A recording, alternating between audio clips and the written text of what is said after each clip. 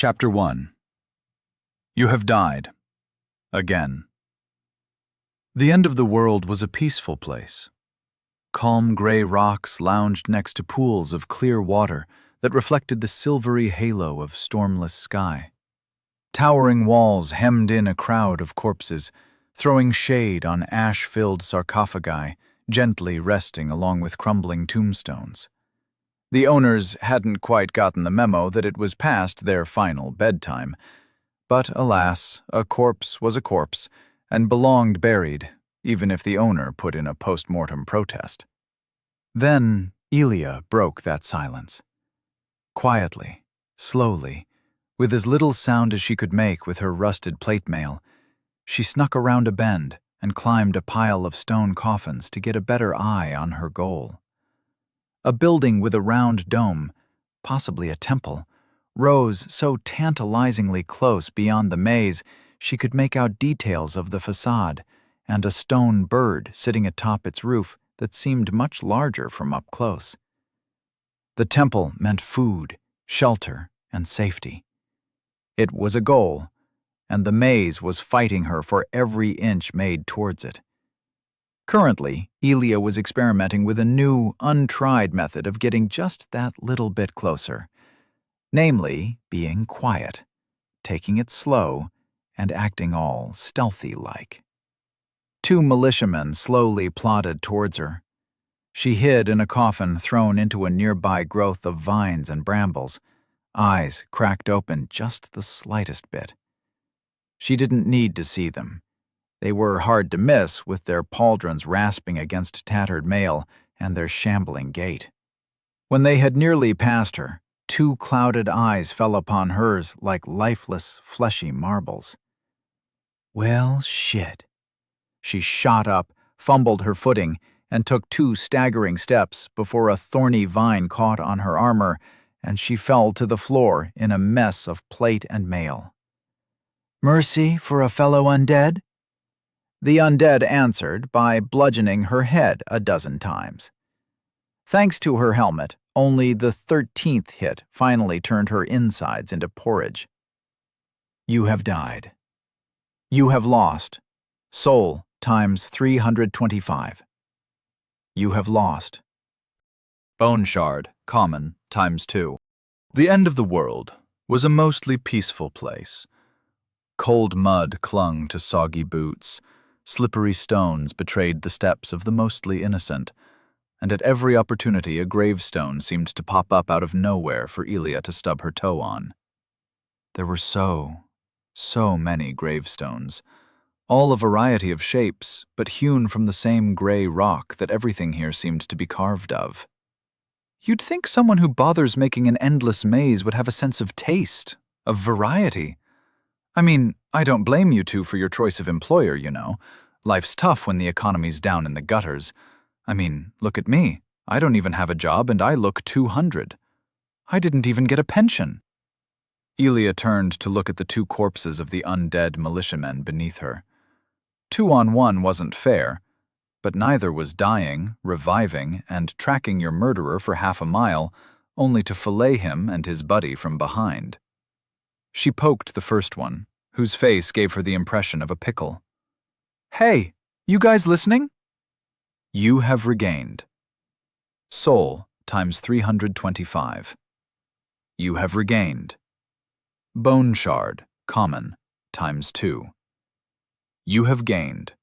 Soul times 158. Guess not. Militiamen. Less than a soldier, more than the common undead that were only wrapped in the bandages or simple rags they had been buried with. Wonder if these guys even are undead, she mumbled under her breath as she finished looting the corpses. You have gained. Bone shard, common, times 2. 1 shard a pop? Jeez Louise, must be my lucky loop. She tugged on her broken short sword that was embedded into the second guy's back. It came loose with as much practiced effort as it had entered with. As an undead, Elia didn't have much in the department of functioning muscles, but she made do. Everyone else being undead leveled the playing field somewhat. It didn't matter to her much that everyone was a head taller than her. She had gotten over that complex years ago.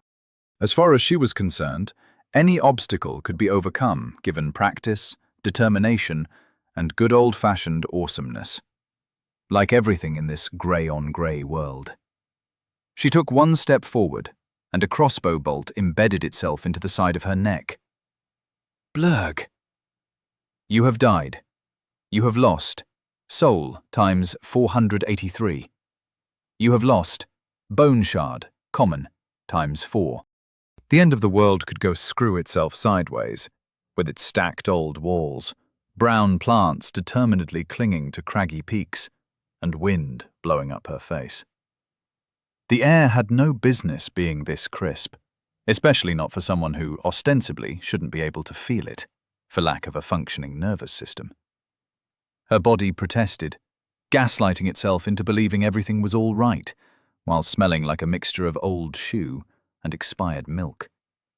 Presently, her impromptu climb was pushing it to the brink of strike. One hand reached for a loose rock and discarded it to the side, silencing the groaning, undead swordsman beneath Elia. Her left foot finally found a misaligned brick, and with a single push, she was out of breath, but up the wall. I am never climbing in full armor again. With shaking knees, she stood upright and beheld the distant temple. It didn't feel far away anymore, now that she had the right perspective. Cheating the labyrinth by staying up here was not a workable plan, and she counted the seconds as she planned her way ahead through the rest of it. 10 seconds left. She made for her descent, blinked twice, and a stone eagle the size of a cement mixer tore her off the wall, launching her a few hundred feet through the air like a silvery frisbee. This isn't fair. I demand a redo. You have died. You have lost. Elia woke up, and not for the first time in recent memory, decided to change her approach yet again. If playing smart gets me killed, maybe the opposite might not? The answer was a clear and decisive no. For the gazillionth time, the gentle silence of a world devoid of all things nice was cut in two by Elia vigorously screaming and running across a treacherous cobblestone pathway. Her metal armor both slowed her escape and made an unnecessary, but very knightly, ruckus. 7 or 8 hooded figures chased in a disorderly pursuit. Their fashion sense was so last millennia, their dull purple and blue rags barely even qualified to keep their decency. Their chase game, however, was on point. This was not a good thing. She bounded over a small puddle, rousing another figure from an alcove it had been sitting in. It brandished its sword, like all the others, and ran after the dead girl running. "Stop following me!" she yelled to the sky. "Gurgle burgle!" the figures gurgled. Most undead looked human, though they weren't truly alive.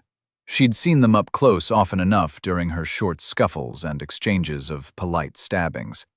They looked less like zombies, and more like old, shriveled-up husks of man. Walking prunes. LARPing geriatric senior citizens. The horde was not exactly slow. No matter how many sharp turns she took, Elia already knew how this run was going to end. They were relentless and would not stop until she was dead. But she was so close. An overgrown passage hidden behind dead vines flickered by her eyes, and she skidded to a halt before doubling back and dashing into the alley she hoped wasn't a dead end. Her bare feet sunk into muddy water, quickly reaching up to knee height. A figure rose from the waters, desiccated skin and bones not showing an inch of bloat.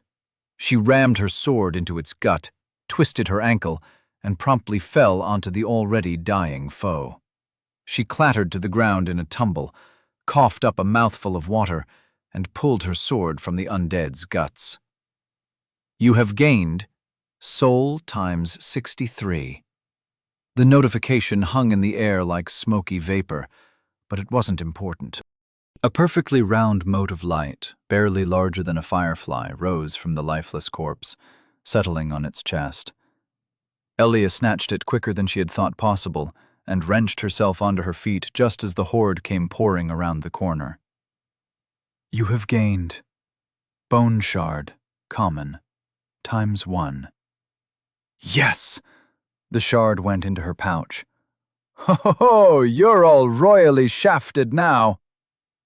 You have fused Bone Shard, common, ×12, into Bones of Boons, common, ×1. From the same pouch along her belt, she pulled a small, many-sided gray die and kissed it. Please be a fireball. Please be super strength. Please be infinite gummy bears. Please don't be shit. She threw the dice, and the world ground to a halt. You have used Bones of Boons, common. All light seemed to be sucked in towards her until she could barely see further than her arms. This part always made her heart race. Gambling did that, especially with the outlook of winning a magical boon or not being carved up into fricassee. Elia was a fervent believer in the cruelty of absolute power, but the endless experience of the same rotten graveyard again and again made her pray for an ounce for herself anyways. The die entered her vision, and her dead heart spiked. Elia watched it tumbled over a nearby sarcophagus, taking in its million sides and wondering for the 1,000th time how she could see each and every one of them without the die being a circle. Magic made magic happen, she guessed, as common gray symbols made way for uncommon greens and the rarest blues, all differentiated by entire orders of magnitude in number. It fell, only to bounce off one of her pursuer's boots and roll across the uneven cobblestone floor, coming to a stop in a clear puddle right in front of her eyes. A million pictures flashed before her eyes. Giants, dogs, swords, frying pans, fishing hooks, pebbles, and fractal flowers. Her gaze was pulled towards a change in color as the die slowly teetered and landed on a green symbol. You have gained a divine boon. Psychometry. Uncommon. Now there was a new word. Psychometry. But what did it do? Psychometry, uncommon, through a touch, a thought, a flight of anger or tear of grief, an imprint of the soul is made upon even unliving objects. Read the traces of an object's soul and reveal a history long past. Elia stared at the die, then at the familiar pop-up made of translucent smoke, then at the die again, with a unique and renewed sense of disdain, as nothing changed. No fireball materialized in her hand, no skill burnt itself onto her mind, nor did the world look sharper or her steps feel lighter. The small picture on the die, 2 circles joined by a pitiable string, seemed like it was mocking her specifically. The frozen moment passed, and as time sped up, Elia only had one thing to say. Fuck! She missed the next turn in the road, slipping on a particularly algae-infested puddle, and slammed face first into a broken stone statue some deranged architect had orchestrated to be put right in the way of her fall. The impact resounded through her skull with a sickening crunch and a gong. Bowl of respite. A proper death denied, the water within these bowls gives comfort and respite to those weary souls cursed with undeath. I thig my nobs brogan again. Ow! Slowly, she got back up, the heaviness of defeat, a concussion, and fun facts about ecclesiastical architecture weighing her down. It was a bad time to be out of breath, out of clever ideas, and out of options besides how and where to die. The chase was well and truly over. There was no way she was making it to the next checkpoint, even if she knew where it was. Ignoring the sharp pain, with a practiced motion, the nose cracked roughly back into place. Elia snorted a bloody glob onto the floor and turned to face her pursuers. All right, Chucklefugs. Who wants a facial piercing or three?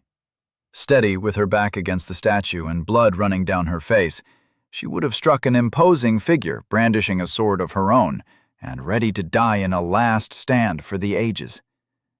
But it was a very short sword, a rusted thing. A dagger, the blade snapped at the halfway point. Nevertheless, with the right motivation, everything became a deadly tool in her hands. The undead horde tore around the corner in a tumbling mess of moans and groans.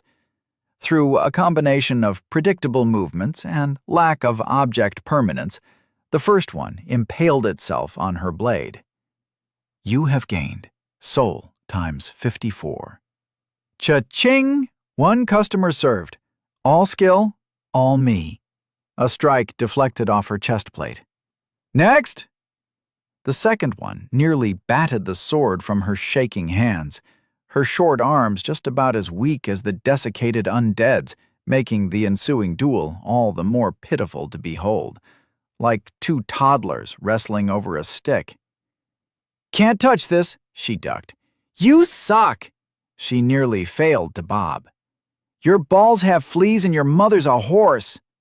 She weaved her head to the side, and the sword bit into her neck instead. The undead never heard of proper sword care.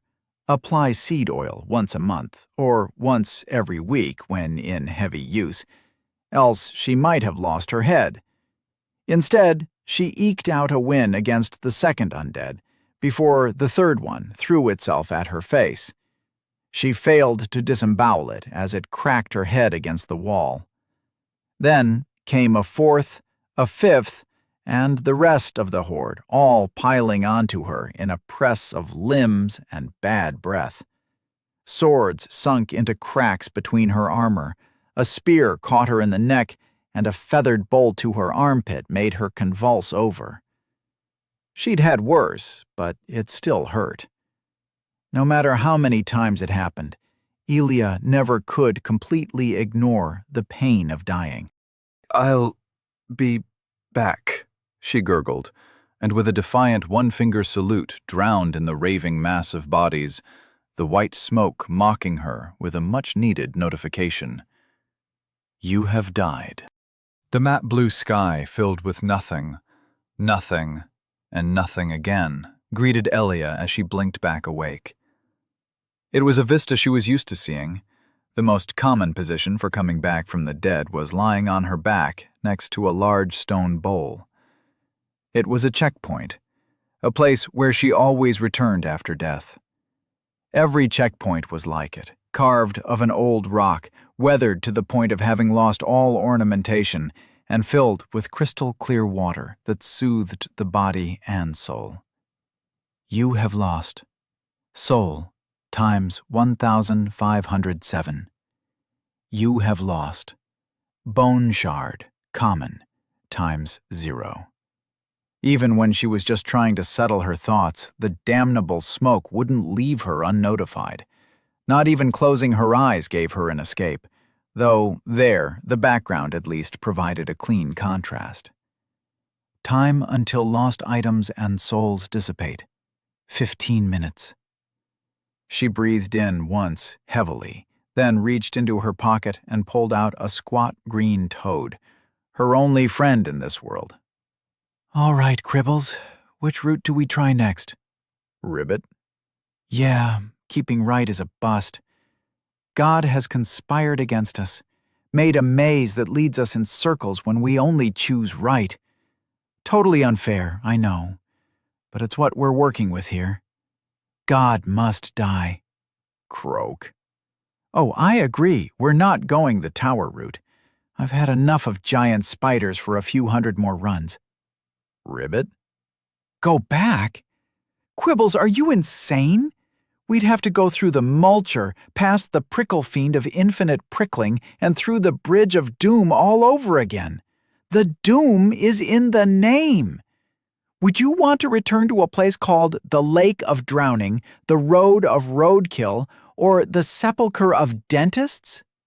Ribbit? Elia stared into the dark, wiggly pupils of her amphibian friend. I'm pretty sure that last one was my own ribbit. I'm not going insane from talking to a toad about my next choice of death again, am I? Quibbles croaked. What a good conversationalist.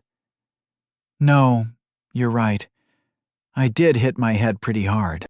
She patted Quibbles and stuffed him back in his moist bag of leaves before returning to stare at the peaceful sky. It wouldn't last forever. Time until lost items and souls dissipate. 11 minutes.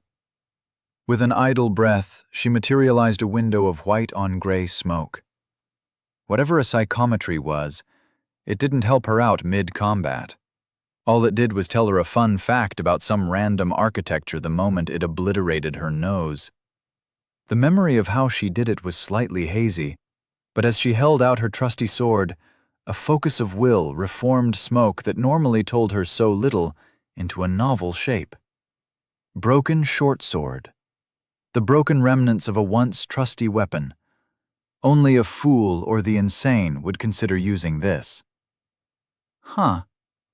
A description for objects. That was new. Intrigued and only mildly insulted, Elia rummaged further through her pockets. Rubbish.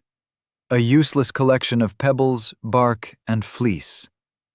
Hey, now it was just being judgmental. The fleece had use because it was soft, the bark too because she could imagine she was eating jerky while chewing it, and the pebble had sentimental value. No pictures accompanied them this time. It seemed swords just had good memories. Pebble. A pebble, shapely and small. Sadly, the pebble's value truly was purely sentimental. No hidden power of friendship here. Oh well, Elia had a whole slew of other bits and bobs to try out, and her mood was lightening as she realized the weight of her newly acquired boon. Information was options. Information was power. Blue brilliant beetle. A beetle with a shell of brilliant blue hue slightly increases magic resistance for a short period when consumed. These insects are commonly found in the Viln or upon the graves of mages, consuming the plants that grow nearby. Well, well, well. Her eyes bounced between the beetle in hand and the oddly educative vapor. This boon is good. Beyond good. This is Wumbo. To top it all off, there was an emptiness hidden inside her chest where the boon resided. A small receptacle. A female USB port, in non-fantastical terms. And she had just the thing she was itching to stick in there. She reached for a weird little ball deeply nested inside a pocket, no larger than a marble. It looked like a pearl, and she would most certainly have thrown it away long ago if she wasn't certain that the milky white substance surrounding tendrils of black smoke was moving. Please be good, please be good, please be good. Essence of ego. An essence of ego caught within a glossy shell of a pearl-like substance. Swallow to imbue a boon with essence. Her face was threatening to tear in half from the manic smile stretching from cheek to cheek. The information on the pearl, the essence, was a neat bonus, and she had used dozens of them in the past to upgrade boons now lost. But this boon?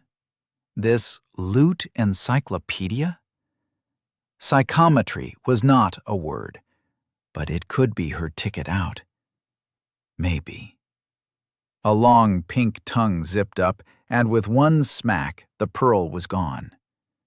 No! Quibbles, you traitor! Elia snatched the toad that had snuck out of his little pocket. His happy chewing accelerated, like a dog that knew the food wasn't really meant for him. "Give it back! Give it back! Give it back! This is the first magic item beside the dice in forever. I am not letting you sabotage our efforts just because your little gremlin ass can't resist the allure of shinies." Elia stared at the toad, applying gentle physical pressure and, once that failed, a lot less gentle pressure. "Give it back!" She was holding him like a hamburger and had barely moments to register the telltale signs of bucking, convulsing, and looking cross-eyed before the ball was regurgitated at blistering speeds, shooting out of its mouth and, still slippery with ick, lodged itself in the back of her throat. Elia swallowed the ball.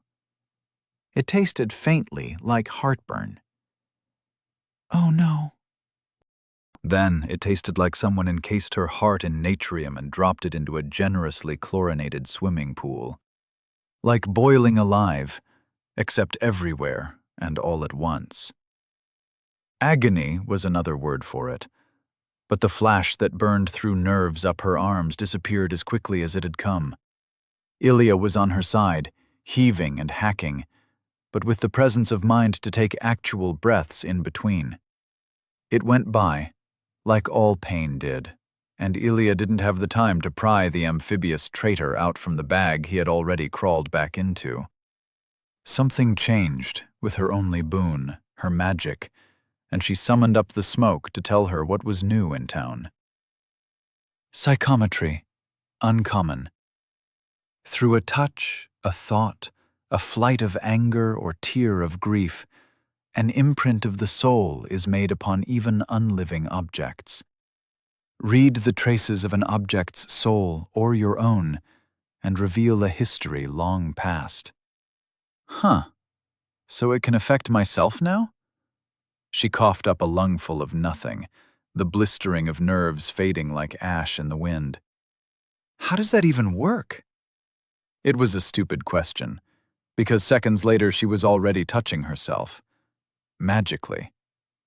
It didn't feel like a burning hellfire this time.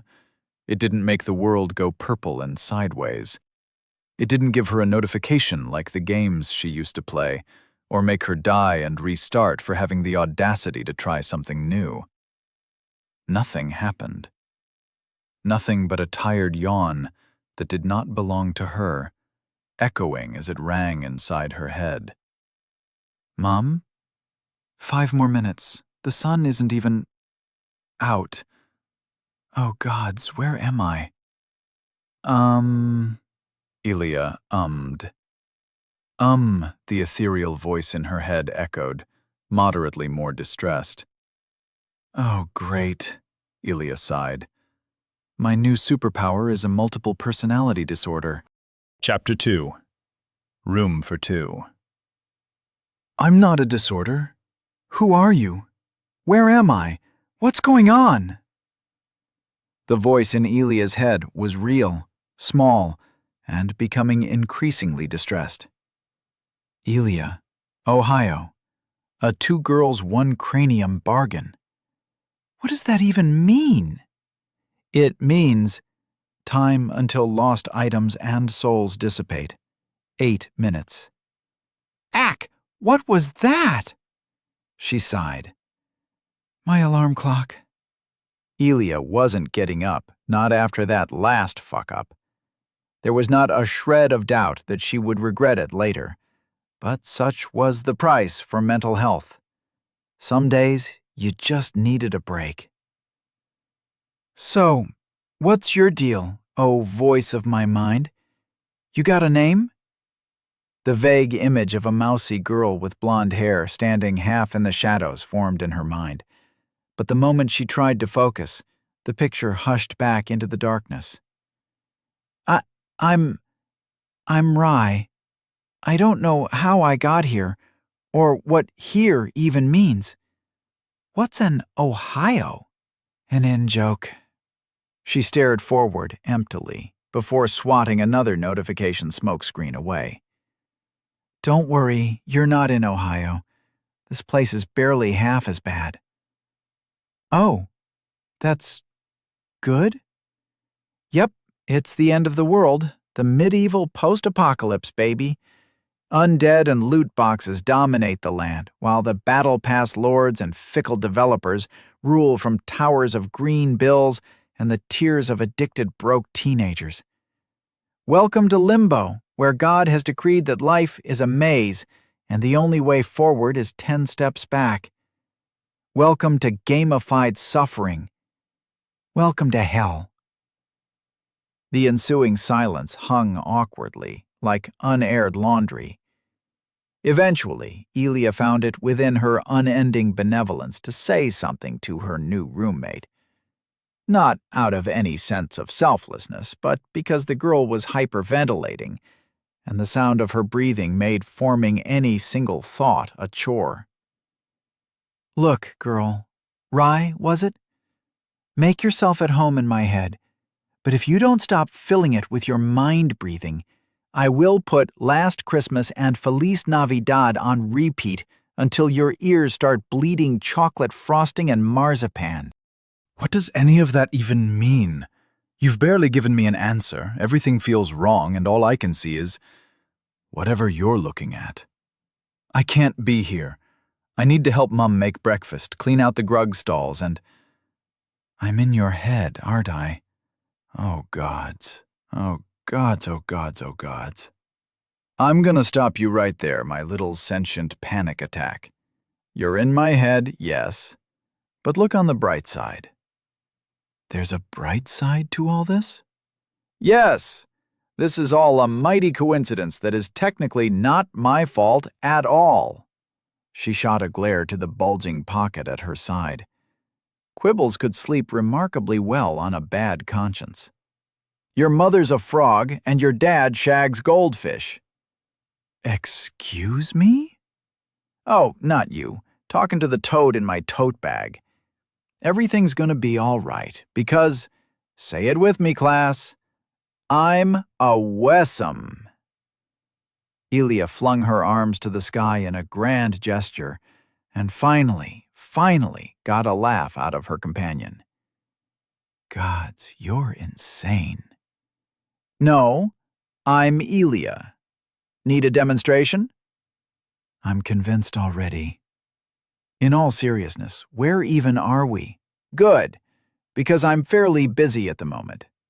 Busy with what, you ask? Waiting, of course. Waiting for a fresh slate, for all stakes to disappear. There was another silence. Elia had barely closed her eyes when the voice piped up again. What stakes? Time until lost items and souls dissipate. 6 minutes. The death penalty. Rather, the penalty for dying. I don't even know how to start talking to you, but shouldn't you do something about that? The girl named Rye, who had every reason to be as scared and confused as she was, had a point. A point that had been noted, processed, and filed for deletion from mid-term memory, if it ever got that far. But the little voice didn't let up. It seems kind of important. It says you'll lose your souls? As in multiple? That doesn't seem right. But if you lose your own soul, doesn't that mean that you... What? Oh, no, don't worry. I'm awesome. Also, immortal. Immortal with a slew of caveats. Everything is under control, citizen. Carry on, nothing to see here. Time until lost items and souls dissipate, 5 minutes. Oh, would you shut up? I'm not making it past 30 dudes with swords and crossbows in 15, let alone 5. Might as well give up, not stress it. You know you can just choose to have that kind of message suppressed, right? Now that got Elia to perk up. Literally, as she shot from casually lying with her hands folded behind her head to sat up straight within moments. How do I do that? This funky smoke didn't exactly come with a manual. I barely figured out how to dismiss it manually. It's Hansarp's Handy Haze. It has a fancier name, but that's how I remembered it. It's an elementary technique, taught in the capital, first given unto us by the great god Ruthe, blessed be his name. When you learned it, you must have been taught to associate certain ideas with its diverse functions. For me, I took the image of a silver sieve to sort out what I don't like. You're a knight, by the looks of your armor. You should really take better care of it, by the way. And so, as a servant of the capital, you should have already learned it. It should be as easy as, well, breathing. Time until lost items and souls dissipate, 4 minutes. Elia never really learned anything. She was simply reborn into this world with this power when God decided to reincarnate her. For lack of a better alternative, she tried to imagine a silver sieve, something she never thought she'd ever naturally do. The constant messages stopped in that instance, delegated to muted background pings. Huh. Good. See, as long as you were a diligent student, you won't ever forget. It's like swimming in that regard, though I never learned how to swim. Can you swim? What is it like? Is there a difference between swimming in an ocean and a river? Hold your horses. She heaved her body towards a nearby fountain. All this talking was straining her rather neglected voice. The bowls she respawned at when time turned backwards and she came back from the dead always had a pool of crystal clear blue water in it, a pool that never ran out and tasted like whatever she wished for. Say, what's your favorite drink? Apple juice mixed with water and half a pressed lemon? Apple lemon juice it is. She drank deeply and calmly from the water. There was no rush, nobody to tell her how to drink or what to eat. Not that she'd have much of an alternative besides exploring cannibalism. When she felt full enough, Elia raised her head and wiped away the lingering wetness. That was surprisingly refreshing. I dig it. You know, I think we might just make a good team, you and I. You really think so? Sure. Long as you help me like you just did, I'll take you wherever you need to be. Once I get out of this fucking maze. Language? Yes, indeed. You are the language person. However many deaths it takes, I will get out of here. She raised her chin a respectable degree. With my unshakable will and your extensive vocabulary, nothing shall get in our way. Bless the 12. I'm glad I happened upon you, Miss Knight. We can go on a quest. No, an adventure together to, I don't know, solve this. Solve me. I don't want to be stuck in here for the rest of my life. I need a new body. Admittedly, I thought you a lunatic, but whoa! Elia shot to her feet, ignoring her passenger's surprised yelps as she threw her head left and right. She was sure she didn't make it to the next fountain bowl, the next checkpoint. There was an epic last stand, a one-liner and everything. But the last checkpoint didn't have a half-crumbled statue sitting in the middle of the water bowl. This one did, and Elia could see where she had stumbled and broke her nose against the bowl's rim. This was new, and being revived this far ahead instead of at the point before meant, I can still make it. Make what? Oh, sorry, don't mind me. I can bear being like this for a while longer. We don't need to embark on our adventure just yet, right? Preparation is key, as they say, and your poorly upkept getup doesn't inspire me with confidence. Sorry. In the few seconds it took for Elia to regain her bearings, 3 exits, a toppled lion statue next to an exit to the front, one under a Roman arch engraved with flowers to the right, one behind where she had come from, she had summoned up the smoke the way she knew it. Time until lost items and souls dissipate. 2 minutes. If she could make it back to where she died, then she could regain her lost souls and shards. Shit, where is it? She remembered dying close by, But just as the bubbling joy shot to her head, she blinked once, and the timer ticked down. Time until lost items and souls dissipate. 1 minute. Where is what? Where is what? Shit! Elia turned, and with a start exploded back into the maze where she had died, old and chipped armor rattling and squealing against itself along the way. It was right here, right around the corner. She turned past the wall, and a figure in rags rose from where it sat among the shin-high water. Elia paid it no mind, ran past it, then screeched to a halt and turned back around. Please talk to me. What is it? Why are you worried? What? There it is! A small orb of silvery light floated contentedly above the water. Elia took 1 step towards it, and the mindless undead brandished its sword. The orb was right at its feet. Ah, shit. It's never that easy. Hey, bozo! I called dibs exactly 1 lifetime ago! The undead took 1 more step, squashing the glowing orb. It broke, dissolved. Wisps of vapor flowed from underfoot, snaking their way up its pant leg before disappearing up the undead's nose. Its eyes, dull almonds sunk way into the skull, grew focused and gleamed red. With shaking jaws, its mouth of horribly decayed teeth jittered open.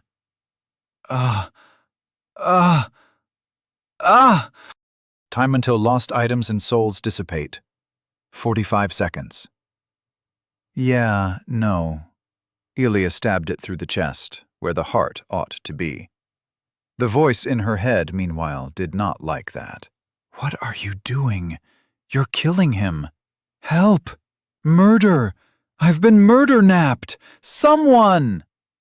Ignoring the pleas for parley and peace, Elia was once again glad that undead still died from simple sword wounds to the chest or face, or from any number of lethal injuries, really. As if to prove the rule by exception, instead of dying, the one in front howled like a banshee and backhanded her against the wall. Her broken sword stayed stuck in its chest. The undead swung at her, missing as it staggered back. Cool. You know what else is cool? She sidestepped a stab she had seen 1,000 times before with ease and kicked out the undead's knee from under it. It didn't dodge because undead were slow, weak, and so predictable. It fell to the floor, trying to get up, but a sudden weight on its back forced it to the ground. Elia pushed its head under water, straddling its back while savagely elbowing it in the head again and again and again. Please, someone, help! Why are you doing this? Why?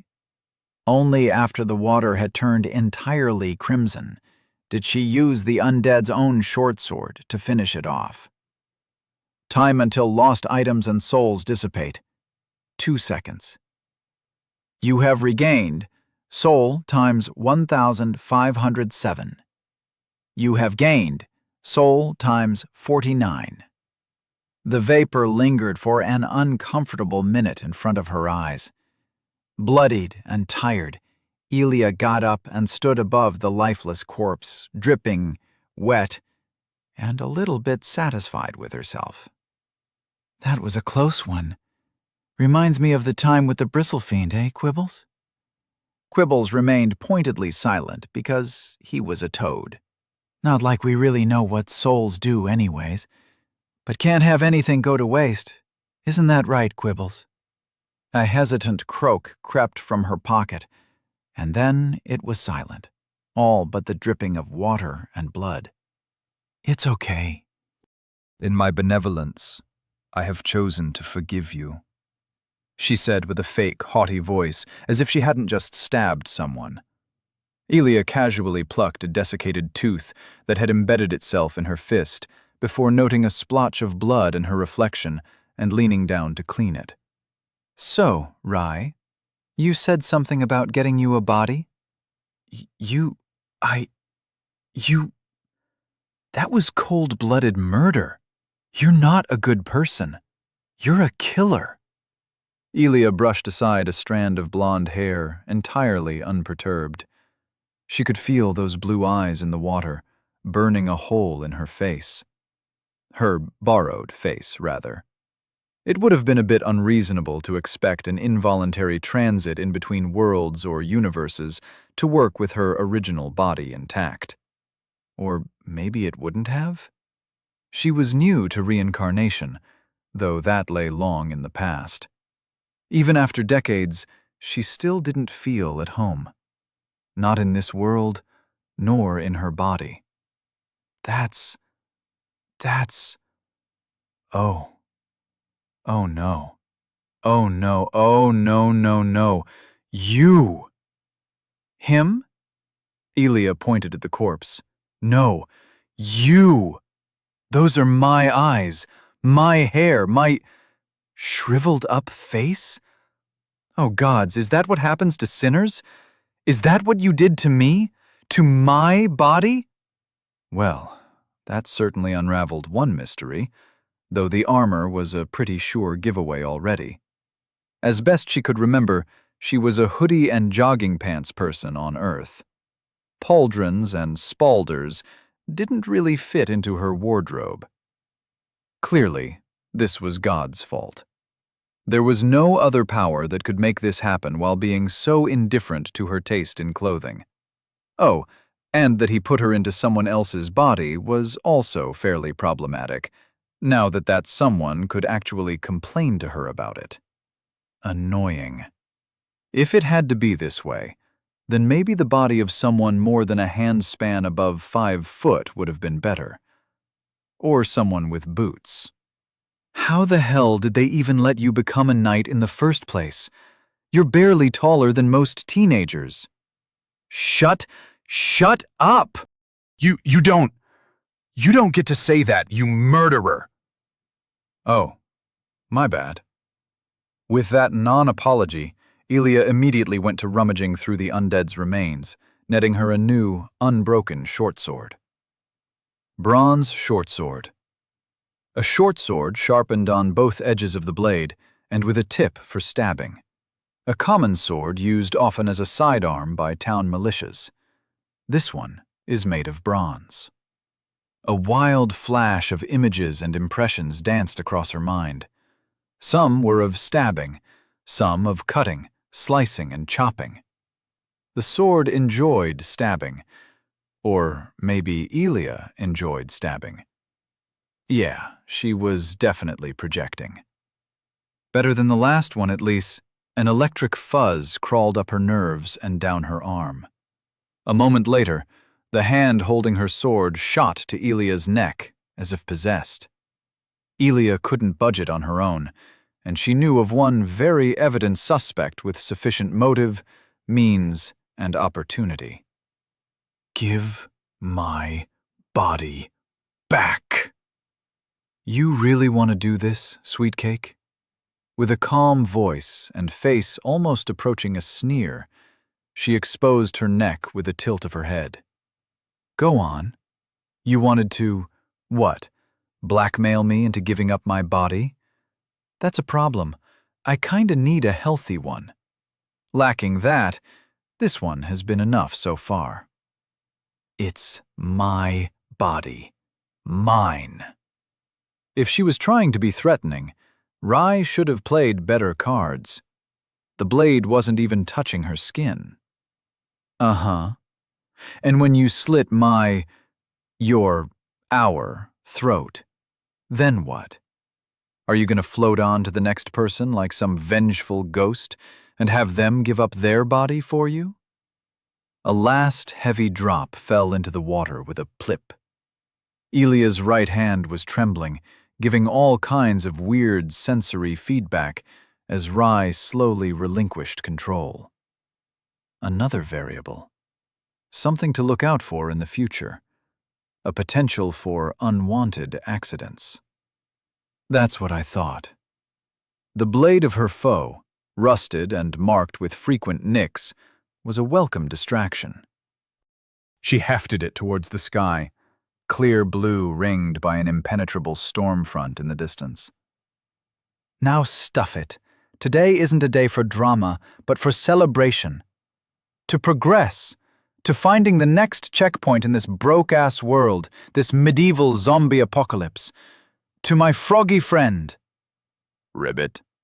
And, most importantly of all, Elia filled her lungs to the brim and yelled towards the sky. to the death of God. I know this is your fault, motherfucker. I'll get you back for reincarnating me in this endless loop of limbo. I know how this shit works. Just you wait. I'll get a sword the size of Wisconsin and go Sephiroth your ass. You're worse than a murderer. You're a blaspheming lunatic. A demon possessing the body of an innocent girl like a puppet. No morals, no ethics, no sense for justice. I bet you don't even offer sacrifices to the gods or brush your teeth before going to bed.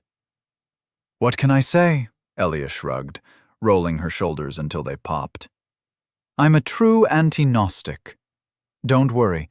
I promise I'll give you your body back once I've spoken to the manager of this place. Until then, you'll have to forgive me for being your designated driver. I will never forgive you. You're a menace. You're a fiend. I hope you have a bad day and step in grug shit. They were going to get along just peachy. Elia could tell. With a smile on her face and armed with an unbroken weapon for the first time in 100 loops, Elia exploded forth to explore this new part of the endless labyrinth and hopefully find a way out. Chapter 3. You can't spell assist without ass. You know, sometimes I feel like a tourist in an unknown land, visiting famous places like the Great Hole in the Ground, Rapunzel's Tower sans Rapunzel, and hallway number 341 with T-section. Elia peeked around a corner, surveilling the area for any threats to her unlife. In the end, she chose the right path under the Roman arch. Despite technically being in a new area, nothing much changed between the last checkpoint and the current one. The walls and vines were the same shade of gray and brown, the cobblestone was still slick with algae, and the goal was still tantalizingly close, yet oh so far away. But now, I've got someone to share this mediocre existence with, and that's a plus in my book. None of the clouds ever seemed to move, and Elia was thankful for it. Without the North Duck cloud as a static point, she would have gotten lost and turned around as soon as the towering dome slipped out of sight. Even then, the temple loomed closer one moment, only to appear infinitely far away in the next. The maze awoke impressions of grasping hooked vines, of a swamp pulling at every step and taking every chance to make her walk in circles. But she was getting closer. She could feel it. Hey, voice in my head, brain bud, Rye, you're getting first-row seats to the medieval zombie apocalypse. Don't give me the silent treatment now. She didn't get more of an answer than the vague impression of eyes burning a hole in the back of her neck, which wasn't nice because Elia was getting bored. Hours and hours of careful mapping out of every hall, interspersed with the occasional enemy that she'd already seen in every previous iteration, didn't make for a compelling tourist log. It seemed the task of entertainment fell once more into her lap. I really hope this isn't an undocumented floor of the back rooms. Yellow tapestry and the drone of cheap office LEDs would have definitely driven me insane in my first year. Shambling undead are preferable to those kinds of monsters, I suppose. Only one rule you gotta remember, and that's, undead things can still die. She stopped for a moment, long enough to notice a pile of rags half sticking out of a hole in the wall at the end of the T-section. A corpse, unmoving, unclaimed. Any second opinion on where the hell we even are, oh silent voice in my head? I hate you, Uh-huh. That's a no, then. And you, Quibbles? Quibbles remained entirely silent. It was much too bright out for a toad of any decency to be awake. As Elia stepped around to the poorly hidden cache, she ducked and swiftly stabbed the undead waiting in ambush behind the next bend. No! Her arm went stiff with 1,000 pinpricks, but the sword was already through the undead's neck. Again, silly undead. Its raspy breath was obvious from 12 feet away. You have gained soul times 65. Sorry, but you brought a crossbow to a sword fight. Your loss. Really lovin' this sword, though. She stared poignantly at her short sword, its tip now pointed at her face. You can stop now, Rye. The only answer was a sad noise of defeat. Rye could only ever take over as much as a single limb, and though Elia thought it odd that she was the dominant one in a body that didn't technically belong to her, she'd take every bone thrown her way. While her brain buddy was in the process of slowly releasing control of her sword arm, Elia took the time to marvel at her loot. Light crossbow. A lighter construction of a standard crossbow. It takes time and effort to load a single shot, but very little time is required to learn to wield this weapon proficiently. It was great, but not as great as the bronze short sword, though the green flakes along its rounded guard and scattered nicks didn't inspire confidence. Still, it was, in her own words, rad as fuck. It would stay sharp enough for a few loops, unlike the crossbow, which was more of a one-use thing. It didn't come with a crank, and she was pretty sure none of the undead were stronger than her, which left her puzzled as to how they were able to even load it themselves. Hey, Rye, are people in this universe stronger than… never mind. You still hate me. Oh well, one shot was all she'd needed for anything so far. And after Rye's first few attempts at sabotaging her by paralyzing a limb, she was only more thankful that the undead weren't exactly smart enough to aim well. I don't understand how you can live with yourself. This is the 7th person you've murdered. Tell me, why? The sound of heavy metal clanking choked her answer. Elia went completely still. A person. Large, heavy, plate armor that wasn't rusted like hers. Approaching from… the left? No, the other side of the wall. Which meant she was safe. As the clanking footsteps grew distant, Elia let out a breath, then continued ruffling through the corpse's clothes. What was that? A new way to die, probably. What? Oh, great. Now you're looting corpses as well. Great. Nothing's holy to your grubby, dirty demon hands. You have gained Bone Shard, common, ×1. Under the circumstances, I'd say I've kept to my morals pretty well. Oh? And what kind of demon has morals? The I'm not a demon kind. That's not true. That's not even a… Oh, I get it. Ha ha, funny joke. Monster. Elia sighed while ruffling through the poorly hidden cache. Nothing but poorly smelling clothes. I don't know what you think demons do, but in case you haven't noticed, everything around us, she gestured lazily with her sword, is dead and still moving. They're not people. We're in a medieval apocalypse a la Dawn of the Dead, and you don't seem all that aware of exactly how screwed we are in this sink-or-swim world. Elia stared into a nearby puddle for a few seconds before trying to rub the exhaustion out of her face. Her drawn-back cheeks and sunken eyes, nestled in darkened, shriveling flesh like a pickled plum, had an uncanny resemblance to the other undead. The skin was paper-thin, and clung so tightly to atrophied muscle and bone that she would have seemed more at home in a graveyard or a haunted house on Halloween than wherever this was. She didn't let it bother her too much. Not now, when she was 1, maybe 2 checkpoints away from getting out. Gaining as much distance between herself and the loud, clanking threat was the current goal, and to that end, she took a left. "Are we undead too?" Rai asked it with such a brittle voice that Elia almost contemplated not to reveal the obvious truth. But the previous hours of nagging and judging had already drained her nerve. "Yeah, in case you haven't noticed, we're only slightly better off than the average brain-rotted schmuck. Everyone else isn't quite there, which is why it's so easy to kill them, physically and morally. We even get loot for it.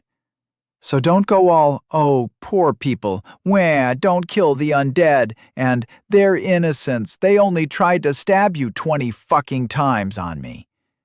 I've had all the time in the world to think this through, and you've only been here for 20 minutes. So take your noggin, add 2 plus 2, and stop being such a judgmental bitch." You didn't have to be so mean about it. "Oh yeah? I didn't, did I?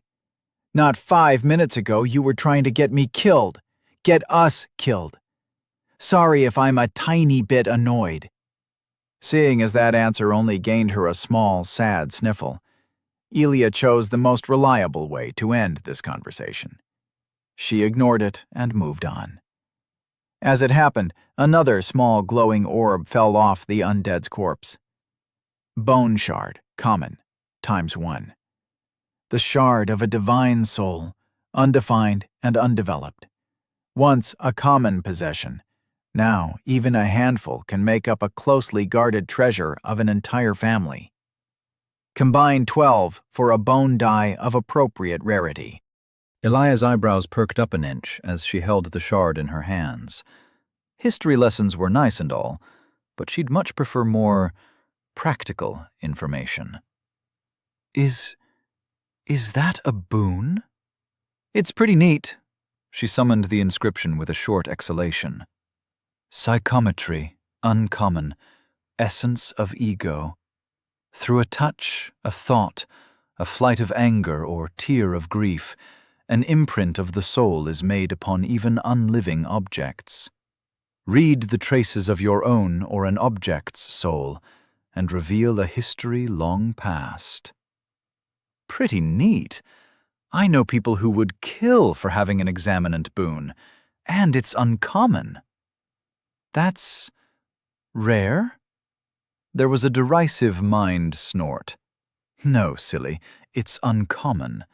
Rare is one step higher. But even a common boon is worthy of praise, as few can gather enough shards for one. I cannot believe you don't know something so basic. Every village idiot knows the rarities up to rare at the least. Welp, I can only speak from experience, and experience says, common boons are too specific or too weak, and uncommon ones aren't even that much better for their relative rarity. That is simply not true. Even a common boon that tells you the price of fish can make you unfathomably rich. You just need to know how to profit off of it. Gee, what a way to tell me I'm an uncultured moron. At least they found a topic somewhat removed from holier-than-thou rhetoric. See, this is exactly what I need. A good explanation, no lore, no vagueness. Without you telling me that, why, I think I might have needed to gamble for a psychometry for my... Why is blue? Is an essence of ego better than an essence of wrath? How does any of this even work? Nobody told me everything because everyone was busy being dead or trying to stab me in the gut. You really don't know anything? Yes, and I'm tired of being left out of the loop. So, if you have something to contribute to us both getting to civilization, or the end of the level, or whatever, then please, do that instead of sabotaging my proactive self-defense. There was a silence filled only by the crunching of dead, dried leaves and the clatter of her armor as she rounded a corner into a dimly shaded area where she could clearly peek through some holes in the crumbling walls. It was prime spider territory, and Elia decided that now she needed a modicum of focus. Stepping on one of them was one of the worst ways to go. I say I believe that you're not a demon. What then? Elia shrugged. Then you'd save us both a lot of grief. You're stuck with me, and while having company is nice and all, I am not giving up this second life just to die, or spend the rest of eternity inside someone's head. She paused for a moment. Huh. I never voiced that thought that way, did I? Makes me look like a hypocrite. Because you are. I am stuck in your head. My head. Ugh, this is the worst. You're going to keep killing people on the way there, and I can't stop you, can I? Nope. Not unless you want to kill us both. I'm not stupid, you know. Contrary to common belief, she muttered under her breath. Hush now, O voice of unreason. We've a maze to explore. And just as she said that, her path turned a corner, only to terminate in a dead end. There was a statue sitting on a podium, though its head and arms were broken off, and any details could have been withered representations of clothing, just as much as cracks and grooves in the rough gray stone. That was quick. Don't worry. God is here to spite my every step, but the attention alone is gratifying. It means we're worth divine bullying. Did one of them burn your house down, or why do you talk so poorly about the gods?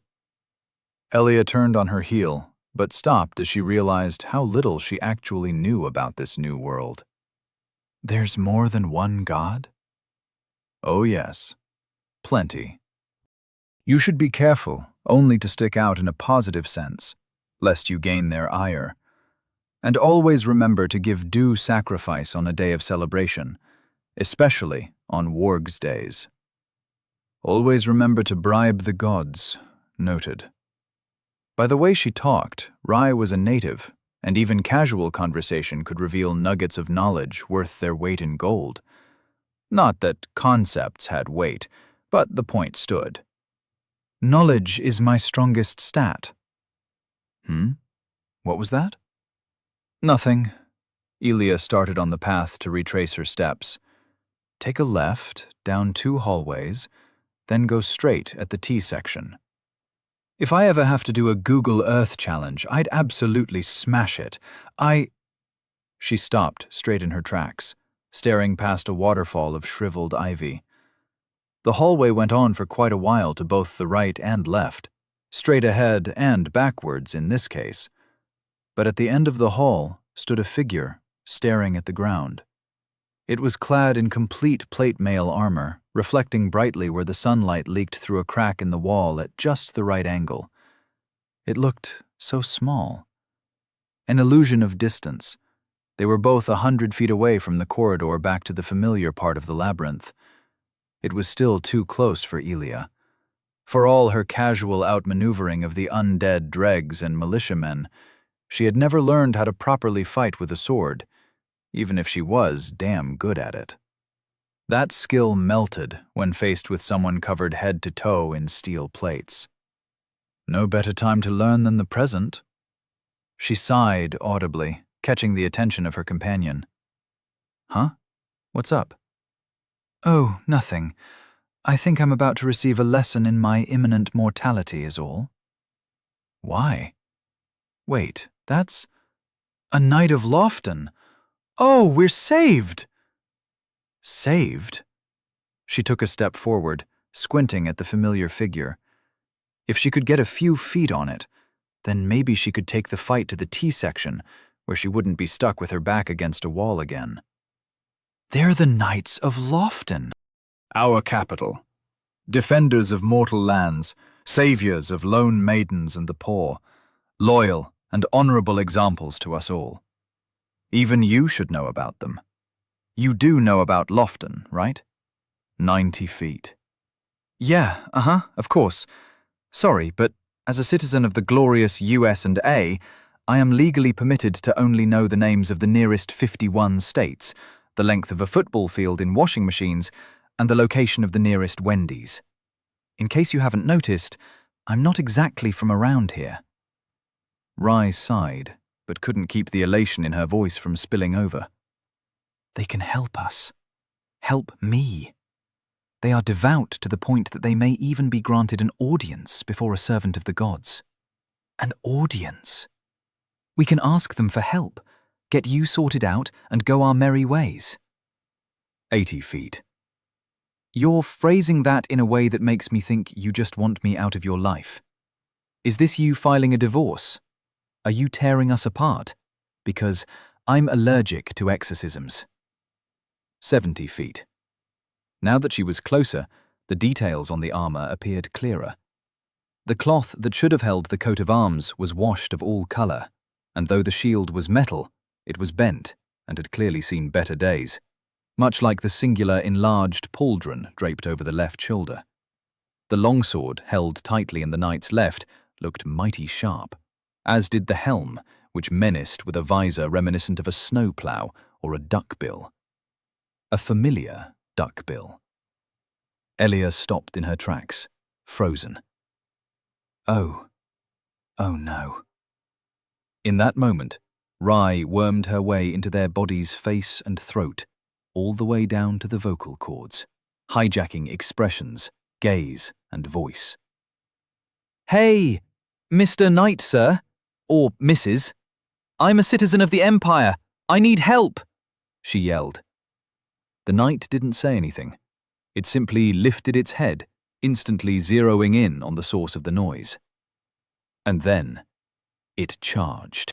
Chapter 4. Clank, clonk, clonk. Oh my gosh, look! They want to help us so bad they're running right for us. Elia didn't bother to wrestle for control over her voice. Rye could have it, for all she cared, as long as she didn't asphyxiate the both of them. As friendly as a French bulldog, Elia thought as she sprinted towards the exit between her and the knight, who was easily 1.5 feet taller than her. Forget fighting. She'd be lucky if she managed to outrun them. They both had plate armor, but while hers was limited to a helmet, shin and arm guards, and a battered breastplate over tattered padding, her soon-to-be death was encased from head to toe like a full metal crab. Contrary to popular belief, good plate armor didn't inhibit the range of movement, nor did it turn someone into a janky marionette. Instead, it worked the numbers on the acceleration and deceleration axis. Elia felt like a child trying to win a fight against an SUV with a snowplow. She had a good 30 feet of lead on the knight, a lead that was rapidly shrinking as they charged towards each other, one to kill, the other to run the hell away. Why do your legs have to be so short? She thought.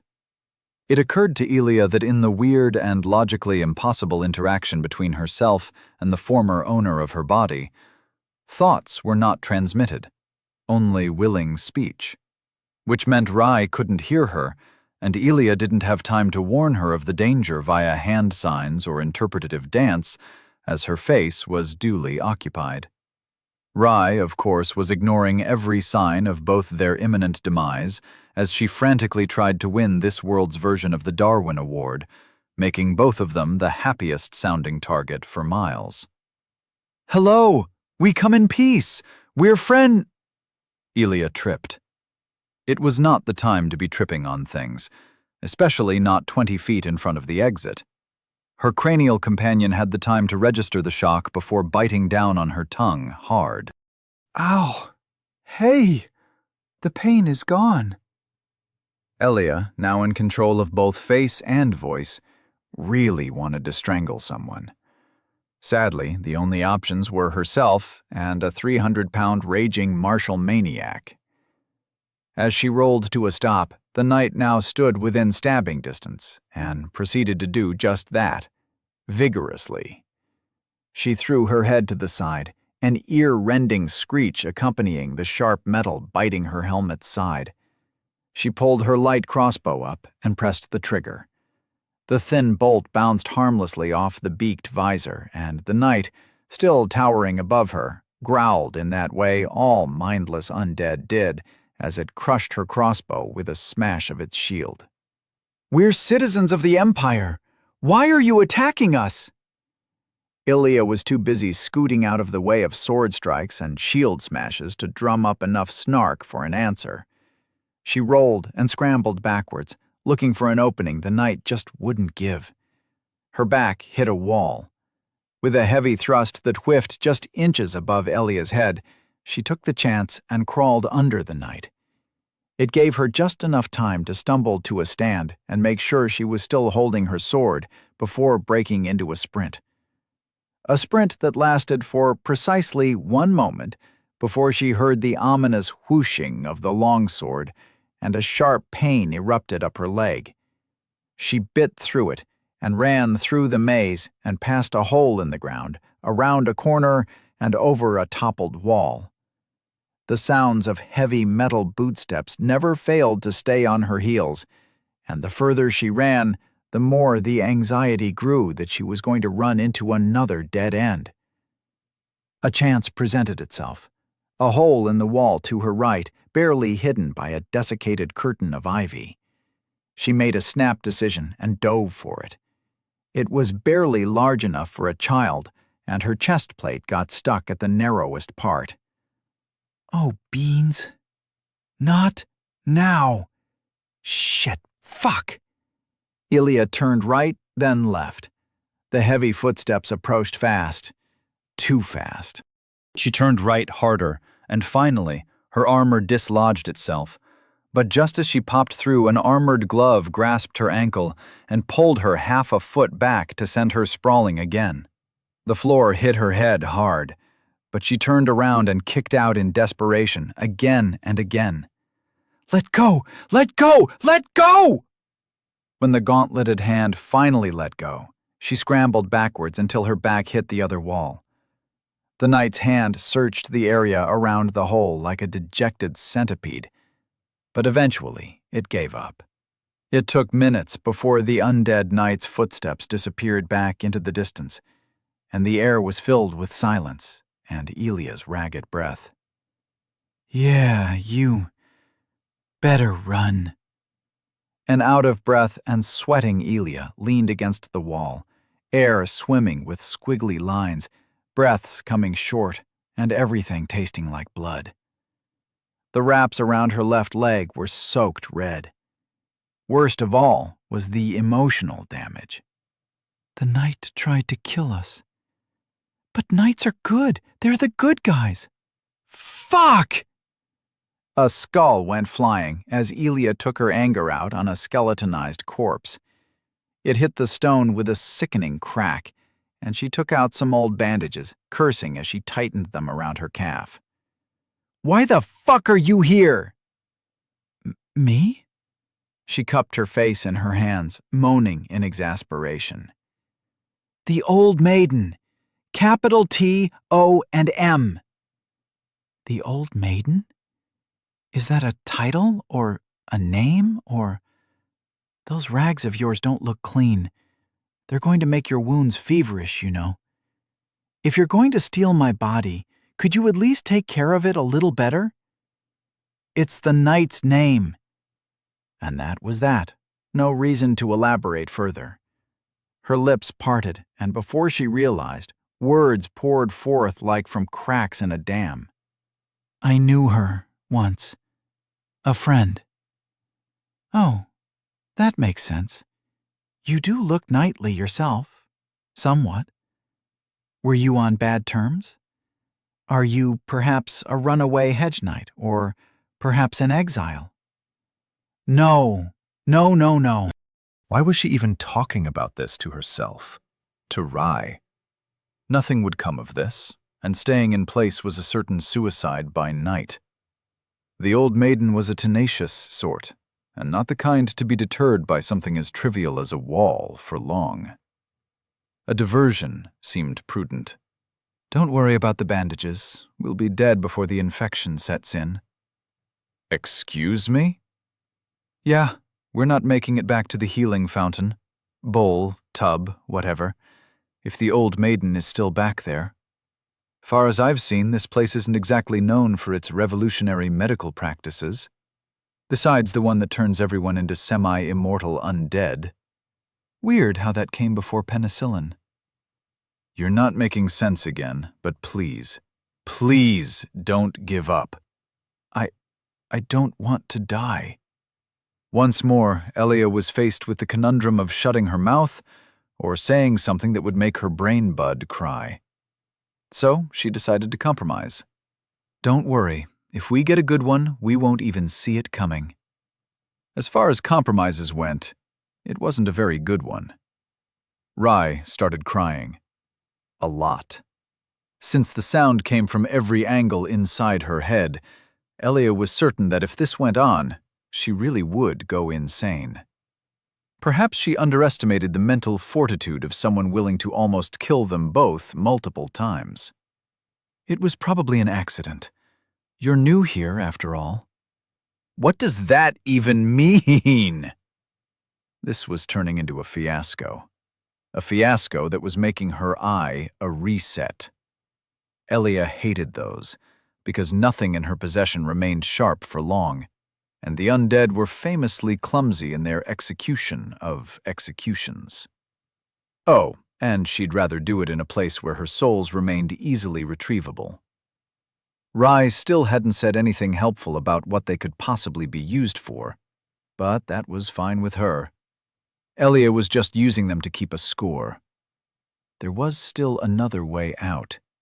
Something that helped Elia through the most trying times. She pulled Quibbles from her bag and held him gently in front of her face. Rai, look at me. Look at what I'm looking at, Rai. The crying turned into wheezing sniffles. It's a frog? This is Quibbles. He is a toad. He is my friend. Do you want to be his friend too? Me? Yes. Just look at him. He is such a good boy. And one of the few things that anchored her own sanity. If it worked for her, it had to work for the sad girl. Isn't he good? Look at his little eyes, his stubby toes, his shapely posterior. He wants you to hold him. I don't know. I don't really like frogs. Good thing he's a toad, then. Elia took a deep breath and ceded control over both her hands. She could feel Rai flowing into one, fitting naturally like water into a cup. The hand moved on its own, first gently in the fingertips, then in roiling wave motions as they squished and massaged the toad all around. He's so squishy. That's right. He is a squishy friend. And now he is yours too. Mission accomplished. Crisis averted. Now, let me do my thing. Both our lives are at stake here. Rai continued petting the toad for a while, Quibbles evidently enjoying the attention. After a few minutes passed, Elia felt her hands return without friction and only moderately moist. Thank fuck. Language. Thank language, too. Now, onwards. Elia slowly looked around and failed to find any sign of the temple or the North Duck Cloud. With only one way forward, she marched on, though her leg was fairly stiff and her walk turned into more of a hobble. She was mentally prepared to face another few hours of walking through endless, hemmed-in corridors until she keeled over, but when she turned the corner, the road opened up behind a flowery arch into an open field. It stretched out hundreds of feet ahead, and at least 90 to each side, sown with half-broken arches, stone benches, and toppled-over gravestones, some as tall as her and taller. More than that, the sheer scale of openness made her gape. Her enthusiasm dampened as none of the sides showed any sign of entry or egress, and a nervous glance to the sky finally tipped the scales towards restrained unease.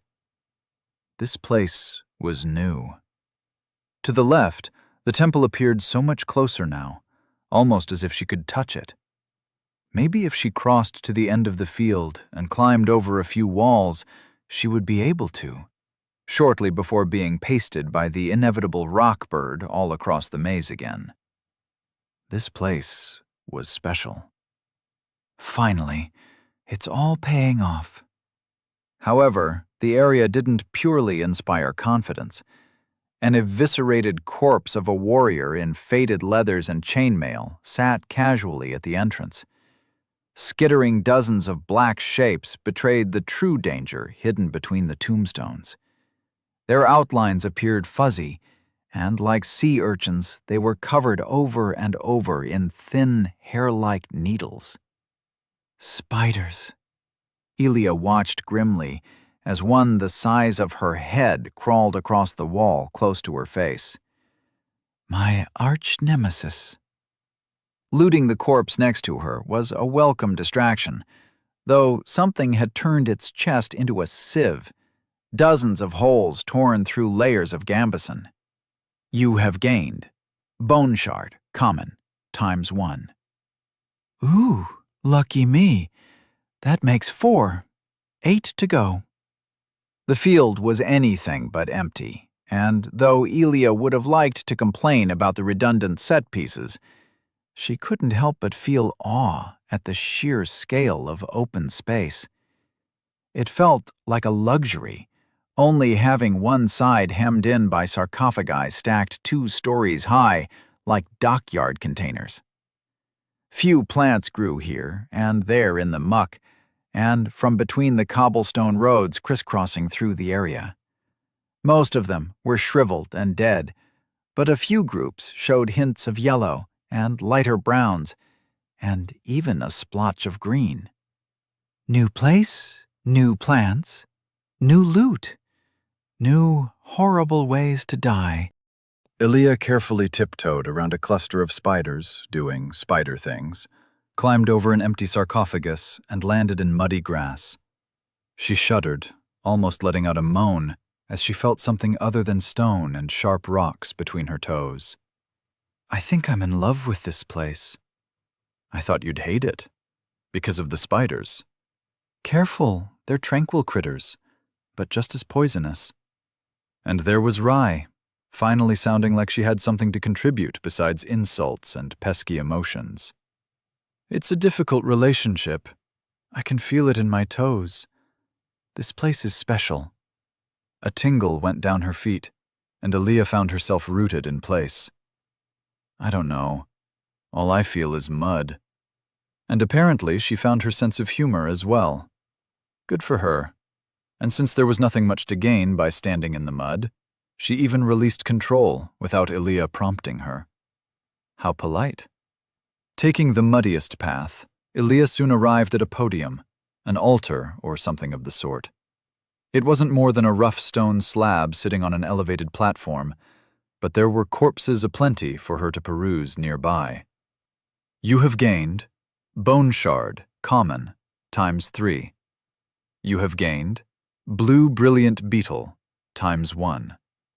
Okay, this just turned from a lucky loop into a suspiciously lucky loop. Elia, could you do something for me? As long as it doesn't involve pointing blades at my throat, sure. Sorry. I was scared and I did something stupid. Wow. Elia's eyebrows remained raised as she deposited the loot in her loot bag. I sure do feel like a piece of toast right about now.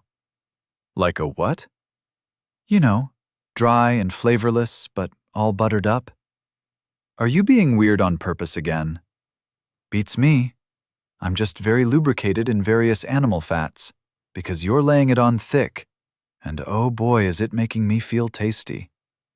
Okay, don't take this the wrong way. I'm happy you're not mad, but you sound like you're mad. No comment. Elia smiled, before she realized that Rye couldn't see it. You were saying something about a favor? Yes. Could you put one of those bone shards on the altar? Ooh, more suspicious behavior. I'm in. Anything for a friend of a friend. Elia took the smallest shard and placed it square on the rock. Okay, now repeat after me. Say after me, all things have a price. We offer our due sacrifice. All things have a price. We offer our due sacrifice? A small gust of wind picked up, and before her very eyes, the shard dissolved into white smoke, leaving behind nothing. You have donated a bone shard. Blessings of the sun upon you. Explain. Well, I wanted to pray to the gods. I gave them an offering so they would listen and grant us a bit of their bounteous fortune. Usually there's more ritual around it, but I figured this was the only chance I'd get, so... And the shard is gone. Like, gone? Elia checked the altar, then next to it, then beneath it. Nothing. Well, yes. That's what a sacrifice means. You give something of your own and gain more in return for your generosity. So, you threw some coins at the rich in the hopes more would trickle back down to you? This was the worst trade deal in the history of trade deals, maybe ever. I'm sorry to say, my little brain bud, but you fell for a pyramid scheme. A what now? It's the oldest trick in the book. You should have asked for money, or a sword, or 2 bone shards. That's not how this works. It's not a bazaar where you bid for godly attention. You have to give willingly before you receive, and I wasn't so sure they'd even accept stolen shards like yours. But they did, and now fortune smiles upon us. Well, you still got ripped off, which means I got ripped off, and for something as intangible as luck. She gently nudged a spider from her path with the tip of her sword. Last time I'm listening to you. Wind whipped past her ear, followed by a stream of whizzing sounds. Elia didn't even have time to dodge, as a barrage of something missed her face by an inch. She immediately dove behind a row of gravestones, and moments later was showered with powdered and shattered flakes of ice. Fuck, that's cold! What the hell is this, magic? Yes, I think. We're being attacked. Oh gods, this is horrible. We're going to die! Where's Rye's voice was loud. Elia was rather monotone. Oh no, the humanity. She peeked over the edge just in time to spot a distant distortion, like reflecting shards of glass twinkling in the sunlight. A barrage of icicles ricocheted off the top of her helmet, dissuading her from peeking again any time soon. But she had seen enough. So, Rye, can spiders learn magic? What? No, don't be ridiculous. What about giant spiders? That's still a no? She risked another eye to peek in between 2 gravestones. Well, we've got one enormous shelob hanging out roughly 2 football fields and 5 washing machines in that direction. She seems to be pulling on blue strings and cutting the air with all her many legs. Oh, and she has a wide-brimmed, droopy hat. Oh. Oh, no. The hat all but confirmed it. The giant spider knows magic. A large icicle shattered the stone podium to the side. Elia didn't flinch, not as the huge spider coated her immediate area in a rain of sharpened ice. Gotta be a way out. Gotta run. Any comments? We're gonna die! Yep, thought as much. On 3. 1. Her words were cut off as a single shard found its mark and stabbed her right in the face. The air was filled with a string of inventive curses entirely new to this world, as Elia rolled around on the floor for a good while, the odd stray shot pelting against her armor. Oh my gosh, oh my gosh, oh my gosh, are you all right? Your face. It's... you... can I knew it. This was... shit, was a boss arena. God, that burns. Boss? Arena? Like with gladiators and chariot racing? Oh no, What do we do? What do we do? What do we do? Hoo-hoo! Just dodge, she laughed mirthlessly to herself. The incoming stream might as well have come from a Gatling gun. There was no way to get back the way she came without being turned into a finely ground mist. Honestly, I've faced better odds. With one hand covering her eye and the other in her pocket, she popped a blue beetle in her mouth in the hopes it would tilt the odds a bit. She never tested how far slightly increased magic resistance went, and now that she was loaded up on 6 whole bone shards, it was a bad time to find out. You have consumed Blue Brilliant Beetle. Your resistance to magic has been temporarily increased. I know! Mute! Elia counted to 3, threw herself upwards, and set into a mad sprint from cover to cover, evading the shots with mixed success. First a pile of sarcophagi, then a 1-story tall gravestone with half an Odyssey inscribed into it, then a particularly gnarled and twisty tree served as temporary cover before the creature adjusted its aim. The barrage of icicles strafed her more than once, and where it barely left a mark on her metal armor, on her skin the projectiles still pierced uncomfortably deep. The protection wore off, like an invisible blanket being lifted, and she felt twice as vulnerable as before. Note to self: blue bug duration is around 40 seconds. Oh, beans, that's not very long. Not very long at all. Oh no, oh no, oh beans! Slow down, Gonzalez. Or stay quiet. I'd much prefer that. She took a quick peek over the edge, eyes bulging out of her head as a blue pillar of condensed ice, at least 10 foot tall and 1 wide, sped towards her like a cruise missile. The impact shook the ground and turned the tree into wood chips as Elia rolled away to protect her face from the worst. She was still blasted away a good dozen feet as the pillar detonated on impact, kicking her like a mule. 2 mules. With track spikes. You have gained soul times 3. You have gained the condition poisoned. Elia's gaze fell on the 3 bristly spiders she had rolled over. The adrenaline had kicked in, and she wasn't feeling the most of it, but a slither of something hot wormed its way up her insides.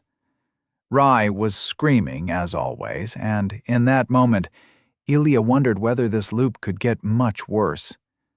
The sound of rapidly approaching metal footsteps were a good indication of the how, though the why still remained unclear. The old maiden seemed incredibly driven in finding and killing specifically her and no one else. It made sense that she would eventually find a way around the hole in the wall. Why her once friend was now a mindless undead, she could guess, just not why she was being targeted in specific. Even as she struggled to stand, Elia refused to go down without a fight. It was as much tradition as it was a matter of principle, a show that, in spite of everything, she would not stop. She'd rather be killed by a friend than some random arachnid hopped up on an astral ice slurry anyways. This'll hurt me a lot more than it will hurt you. Unless you're an empath. Don't worry, I'm not going anywhere this time. There was no time to regret the irony in her words. A second pillar of ice was flung at her from behind, but instead of detonating, it ricocheted off the muddy ground, and, now traveling at a slight upwards tilt, took Elia square in the rear. 1 second, she was facing an old friend, ready to be cut down. In the next, she was soaring mere feet over the labyrinth at blinding speed. The acceleration made her black out for a moment, and when she came to, it was a split second before being pasted against a fountain. Scream, crunch, death. At least this is closer to my checkpoint, I think. You have died.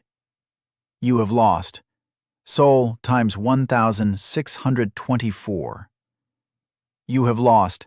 Bone shard, common, times 6.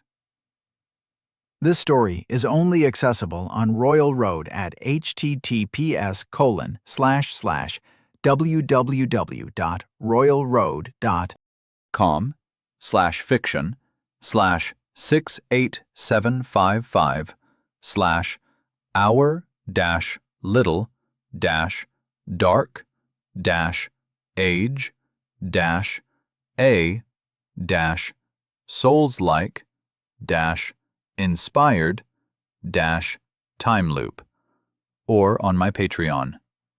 This story is not on Amazon. If you find my work, or something like it, that seems to have been copied and run through an AI on Amazon, it is the work of a thief. Chapter 5. Have you tried not dying yet? With a start, Ellie awoke from death, greeted by the pale blue sky as she lay next to the checkpoint, the bowl of respite. She shot up to her feet, missing not 1 second before submerging her entire head in the bowl of fruity lemon water. Oh boy! Oh man! Gosh darn golly gee dang! Wowza, what a death that was, eh, Rye? You got a good one as your first, isn't that right, Quibbles? Nothing like a high-velocity impact to wake you in the morning, eh, Quibbles? She practically tore the sleepy toad from his bag filled with muddy leaves, a confused croak escaping his lips before Elia started kneading him like dough. Quibbles did not want to be bread and managed to struggle his way out of her grip and back into the pocket. But that was fine. Everything was fine. So fine. She unmuted her death penalty notification, calculations flying crisscross inside her head as she drummed up as much gusto as was artificially possible. Time until lost items and souls dissipate. 14 minutes. Rye, my bestest of brain buddies, what do you say? How was the flight? Did you enjoy the view? With her best melodramatic voice, she added in a whisper, Do you believe me now? Silence was the only answer. It was to be expected. Rye was possibly the toughest single-person crowd she'd ever met. She'd barely even laughed at a single one of her jokes. Who even did that? No one could resist every single one of her rapid-fire strings of nonsense and half-sense. I'm going to count to 3, and if you don't say anything, I'll take that as permission to go do my thing. 1, 2, 3. Nothing. Silence once more. Elia rolled her shoulders until they popped. Oh boy, here I go killing again. And off she went, sprinting ahead past the toppled lion statue and onwards to unexplored lands. It was in this rough direction that she had landed, and thus where her souls and, more importantly, her bone shards could be found.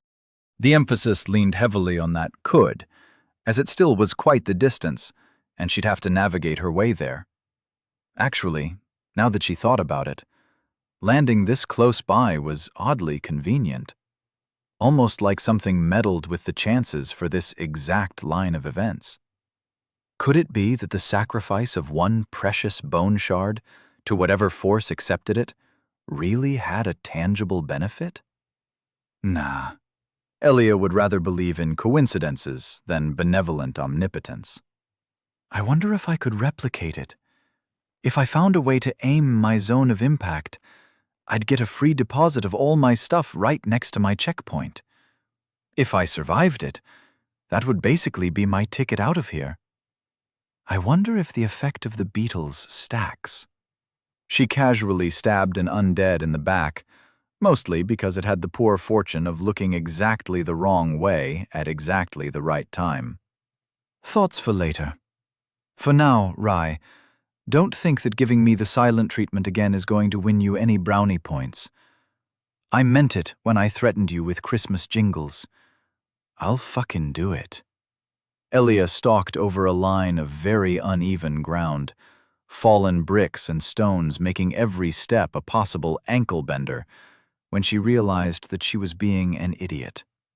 Rai wasn't there before the last checkpoint, and time had turned backwards, as time was wont to do whenever it saw her die.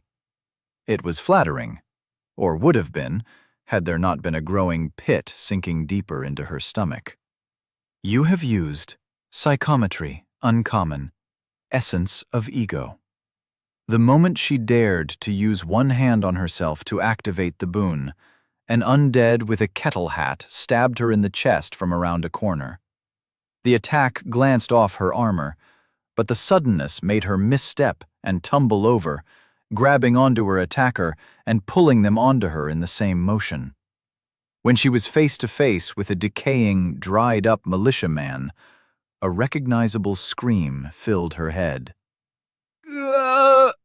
Glad to have you back too, Rai. Ah! 1 second. We've got a bit of a situation here. Her sword was stuck under the undead's weight, but she punched it in the side of the head multiple times until her hand ached. It went slack atop her. There. Handled. Ah! What? Where? Who? Why? What is this? What is this? The poor girl was confused, but that was all right. Dying did that to people. As I was saying, Elia huffed as she pushed the weighty corpse off her. Everyone underestimated the weight of a human body not supported by any muscle at all, and her borrowed body was not of the strongest kind, but the weakest. She could do exactly 1 push-up, and was fairly certain that attempting to bench any respectable weight would tear something in her arms. Enjoy the view? The what? Yes, I know, dying is a bit novel of an experience, but don't worry, you'll get used to it. Rai was far from Elia's own casual experience of dying, but she'd get there. It sucked to be her, but they were stuck together now. It was better than staying dead, Elia figured, and while the road ahead was long and arduous, finally, an end was in sight. She had glimpsed it from high above, and there was no doubt the way out was right ahead.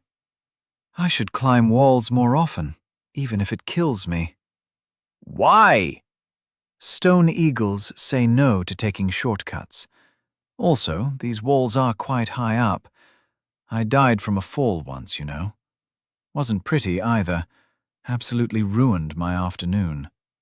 All in all, getting yeeted across the sky by a magical spider is an 8.5 out of 10 for me.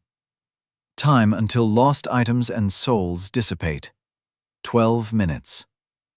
Oops, forgot we're on a timer. Time to scoot. Taking 2 large breaths, she stood up and continued her search at a jog.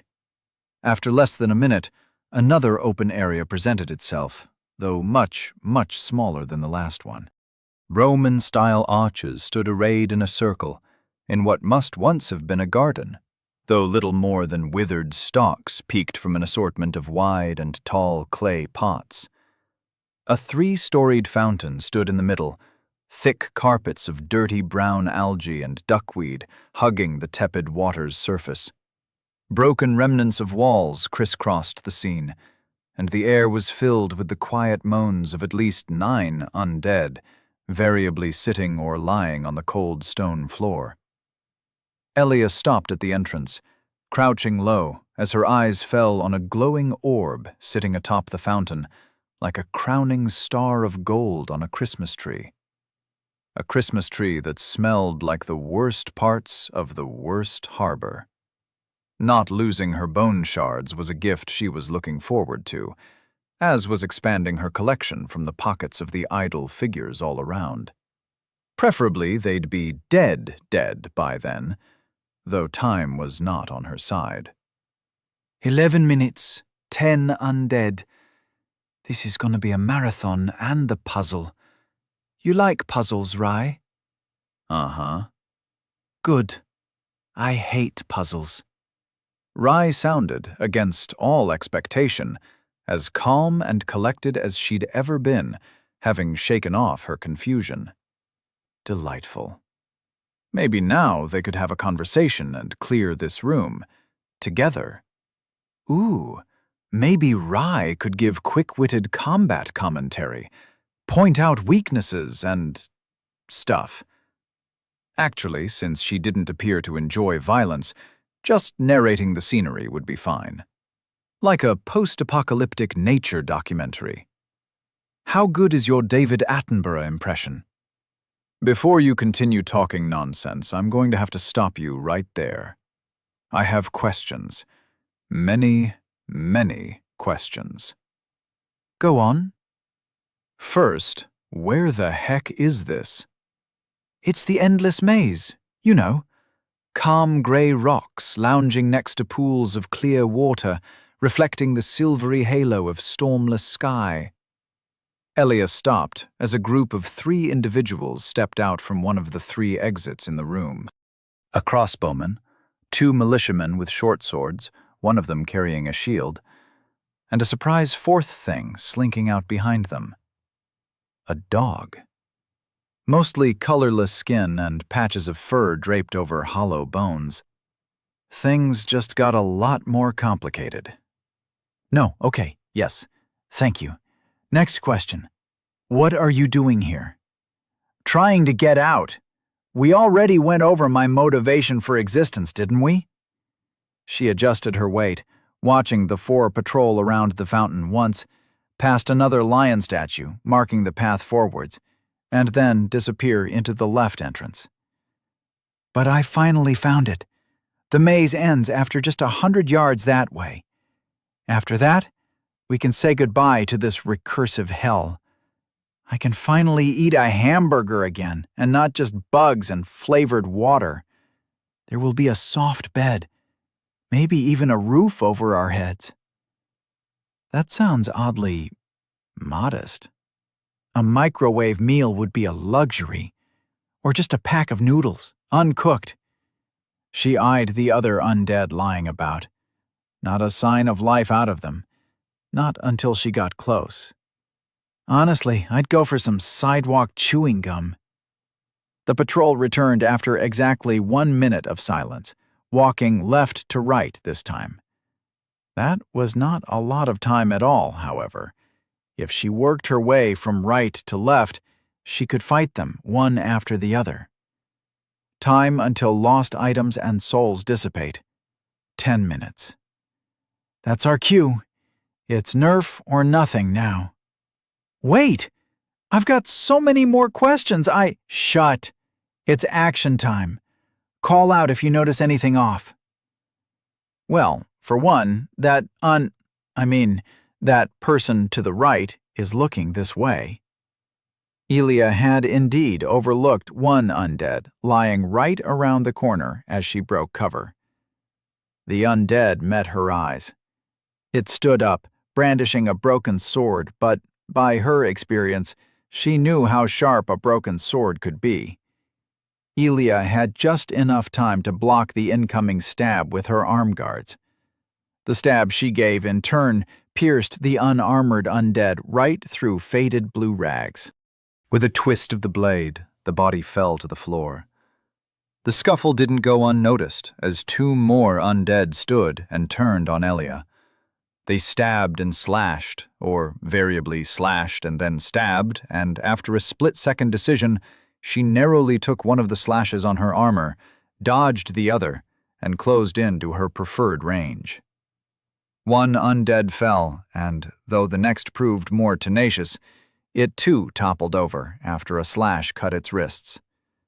Elia, panting and sewn with a few shallow cuts, looked up and caught the patrol entering the room. They didn't meet her eyes as she let herself fall to the ground behind a broken half-wall, staring at her latest victim's lifeless face as she listened to the quiet footsteps walking on by. They just attacked you. You didn't even do anything. Right, she whispered. They are baddies. We kill the baddies. You quiet while I kill baddie? I'm not 12, you... I'll just keep asking questions, and you answer whenever you get a breather, all right? Time until lost items and souls dissipate. 9 minutes. Sure, she replied, and got up on to the next group. This one was a smattering of 4 undead to the left, all arranged closely enough that Elia wasn't sure she could stealthily kill them all. This left her with the next best tactic after stealth, namely speed and great violence. Elia jumped the first one. It raised its head tiredly, and with a mighty 2-handed swing, Elia cut it right across the face, smacking it back onto the floor. The next one roused, and Elia was just about to stab them more thoroughly when she noticed the last 2 grabbing for crossbows. Shit! She only gave it a hefty kick to the temple before diverting her attention to the 3rd and 4th enemy. They raised their crossbows, but not quick enough, as Elia tackled one to the ground and wrestled with it for brief seconds before slipping a blade underneath its ribs. A whack to her head made her vision go sideways, but Elia had the presence of mind to roll away and get back up in time to bat another swing of a wooden cudgel away with her sword, nearly knocking it out of her hand. She recovered a split second sooner and stabbed the sneaky undead in the chest. A twang rang out, and she choked down a scream as a bolt slammed into her thigh. "The crossbow! To the right!" "Eep!" Rye had a good head on her shoulders, as Elia was already reaching for it. Holding the gurgling undead with one hand as a shield, she reached for the crossbow, aimed, and perfectly domed the last opponent between the eyes. "All me, all skill," she huffed, before letting the club swinger fall onto her. She leaned against a wall and played dead as the undead dog entered at the front of the patrol. They passed so close by her that if she extended her hand, she would have been able to touch them with the tip of her sword. "Can I open my eyes yet?" She watched the patrol disappear and tried to stand, but failed. Sure. Ah, fuck, that stings." "Are you okay? Do you need anything?" Time until lost items and souls dissipate. 8 minutes. "A few minutes of rest." "Oh, is it okay if I continue asking you questions?" "Yeah, sure, fuck it." "Language!" A loose tongue invites loose morals, and loose morals open you up to the worst of sins. "Oh yeah?" She focused entirely on her breathing as she pulled out the bolt, binding the wound swiftly with dirty rags. "Fuck, I'm dizzy." Rude. Questions then. "So, I've noticed that you react pretty quickly to all these so-called undead, almost like you know what they're going to do beforehand. But then you stumble, because they're bigger and stronger, but still, you somehow manage to come out on top. How the heck are you so good at this?" "Practice." "That's it? No boon? Not even a common one? I find that hard to believe." "I fear not the man who has practiced 10,000 strikes once, but one strike 10,000 times." Wow. Elia chuckled. Somehow it was funny that all it took was a Bruce Lee quote to wow Rye. I get all my quotes from the greatest master of all, the Internet. I see. This Internet person must have been wise indeed.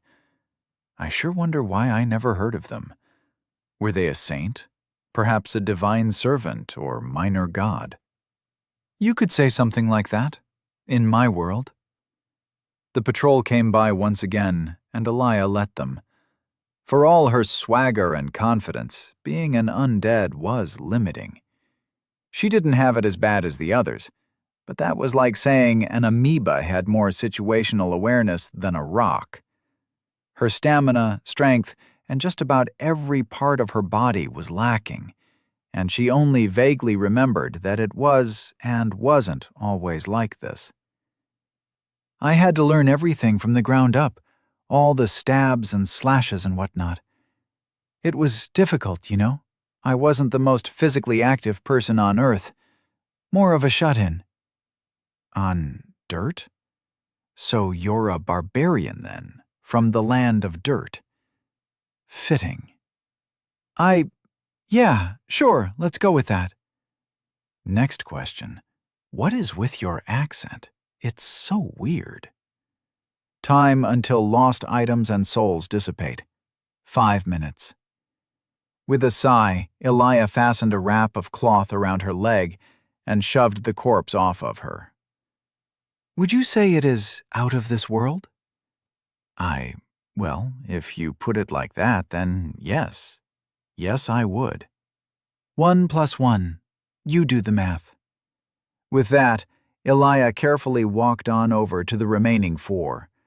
They were 2 groups of 2, and by the time Elia had reached the most armored militiaman she had ever seen, she regretted not looting the wooden club. Helmets were lifesavers up until blunt force turned her brain into a slushy. Elia chose to double back for it, then smashed in the brains of the first undead before entering the most awkward sword fight she'd had since having to fight without both her arms. Escaping out of the undead's reach was impossible with her wounded leg, and so she went about parrying 6 or 7 attacks until it finally whiffed one, allowing her to disarm and disembowel it. Almost done. As she staggered over to the remaining 2 undead, ready for the worst fight yet due to wounds and exhaustion, she nearly barked a laugh as she realized that one of them wasn't actually alive, and the other only had a crossbow. It died. The crossbow changed hands. Time until lost items and souls dissipate. 4 minutes. And done. Whew. What an encounter. But there are still 3 left. And a dog. Elia sat down, leaning against the withered lion statue as she waited for the patrol to pass by from the left. Nah, we can do them after we're all healed up again. Now, we just need our souls, then loot this place, and then we're out of here. Awfully pre-planned for self-defense. Some might call it a bit overzealous. Undead are humans too, you know. I'm surprised you're not calling me a murderer or a demon brain bud. And when the patrol didn't enter from her far left, but from right next to her, one word summarized all her thoughts quite well. Fuck. Chapter 6. Again. They weren't really friends, she and the person inside her head. Even if they were, the voice known as Rye was probably not even real. This was all just a stupid hallucination brought on by long-term exposure to this recursive labyrinthine hell. Worse yet, just when she thought something good had happened, and to herself, no less, the world found a way to sour the pot yet again. They couldn't be friends, not like quibbles, not when Rye didn't remember the loops. Without that, there was no way anyone could understand Elia. There came the patrol, but Elia didn't care. Everything was so distant, so muted, so bereft of sense. With a sword in one hand and a crossbow she could only fire once held loosely in another, the world narrowed until it was only Elia, 3 faces, and the dog. The bolt flew. One face moaned, falling on its punctured leg. The shield face came. It was the envy of all its peers, and Elia, too. It swung its sword. It hit metal. Sparks flew. A bolt hit Elia in the side. More sparks. The chest plate saved her life, twice. Elia fainted, staggered forward, and stabbed a face in the face. The dog threw her to the ground. White fur, white teeth, white bleached bones. Chomp, chomp, chomp. Her left hand hurt like 1,000 cuts doused in apple lemon juice, crawling with greedy ants. But she was stronger than some imaginary ants. Brittle bones broke after too many swings against the skull. Someone was screaming. Elia stood. Another bolt dinged against her helmet, and she didn't care. The haze was back. Not Hansarp's handy haze, nor any kind of watery vapor. A fog of the mind, walls on every side, a narrowing of perspective away from all things pleasant and grim. Nothing mattered. Just one step, then another, then another. She stabbed and was stabbed in turn. The undead died. The dog got back up and died again. The one with the crossbow was still shooting her, and for that, its death was less nice. Silence. Finally. Still, Elia couldn't find within herself a mote of care. She didn't even know why she was here, why she was standing at all and not sitting on the ground, catching her breath, and binding her wounds to make the haze disappear. No, that wasn't right. Sitting felt wrong. She had to stand, even if it made the ants climb up and down her leg. Elia had to go. Go somewhere. But where to? And why? Time until lost items and souls dissipate. 1 minute. Ah! Her eyes fell on the smoky nonsense, then on the glowing orb atop the fountain. So that was it. That was the goal. She moved as if swimming through mud, pushing the air away with every step. She lifted her legs, one at a time. She fell, then climbed the fountain again. You have regained soul times 2,474. You have regained bone shard, common, times 6. The smoke felt nice, tingly. But that was it? That was all? She went about, searching for more of the same feeling to clear the haze, to fill the emptiness. First, she searched the corpses. She knew how to search corpses, even half-blinded by the emptiness inside her mind. You have gained bone shard, common, times 2. You have gained blue brilliant beetle, times 1. It was nice, but somehow this wasn't it. Maybe she just needed more? Then she went on to make corpses. She knew how to make corpses. You have gained soul times 61. And more corpses. You have gained soul times 350. You have gained bone shard, common, times 2. And more still. You have gained soul times 1,891. You have gained bone shard, common, times 9. The haze was still there. It surprised her that it didn't leave after closing and opening her eyes again. The dissociation, at least, tended to stop when she left them shut for a while. Perhaps she was just tired then?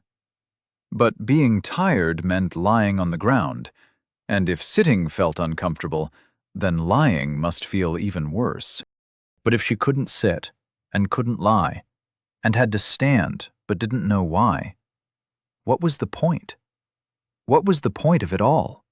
What was the damn point of it all if she couldn't even remember why she was walking in circles? Elia. But she had to walk. Elia, stop. She had to go forward and never look back. Because she didn't do backtracking. Forward was where progress lay. 1 step at a time, no matter how many steps it would take. Please, Elia, I'm sorry. And then the haze was gone, replaced with a soul-deep, soaking fatigue of every cell in her body. A fuzzy feeling known as rye left her arm, leaving her to pull the short sword out of an undead militia's face. Yeep! I killed someone. Oh no. I'm going to hell. This is your fault. Elia! Please, Elia. Answer me! Her tongue rasped against her lips. Dry. She could go for some water. Need a break. Elia? Brain. Bud. Elia! Oh my gosh, you're back! It's been days! How long? Days! How long? I just said days! It felt like that at least, even if night never came. Elia, you need to eat, drink, sit down, and rest.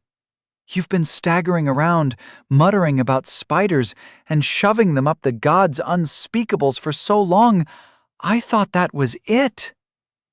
Water. Dry. No, you silly, water is wet. But you're all right. Bless the gods. Bless Warga and Rutha. Bless the 12. The surroundings were familiar, at least. There was the lion head statue, toppled over and completely defaced by time, and there was the fountain. She was right back where she started. As she checked her pockets and her soul count, her eyes bulged. Soul count times 4,776. Bone shard, common, times 17. Enough shards for another boon, and she was approaching her last record in souls. Let's take break. Okay, good. Thank you. And I'm sorry. I lied to you. Lied? I thought this was a dream at first. A horrible, visceral dream, but not real. I can remember how you died. We died together. I didn't want to admit it. I don't want to now. I still think I'm going crazy, and that the next thing I'll know, I'll be back in bed. Elia wasn't in much of a mood for answering. Steadily plodding along, she walked on the path to return to her last checkpoint, leaving bloody footprints in her wake. Even before, I had been thinking, of all the rude, blasphemous things you said, nothing really felt like it had a point, like you were playing the madwoman more than being one. I was quite shaken after seeing my own face in the puddle, but later I wondered if you would have acted any different if I hadn't slung those accusations at your face. And so, I pretended I didn't remember. A clean slate for a clean impression.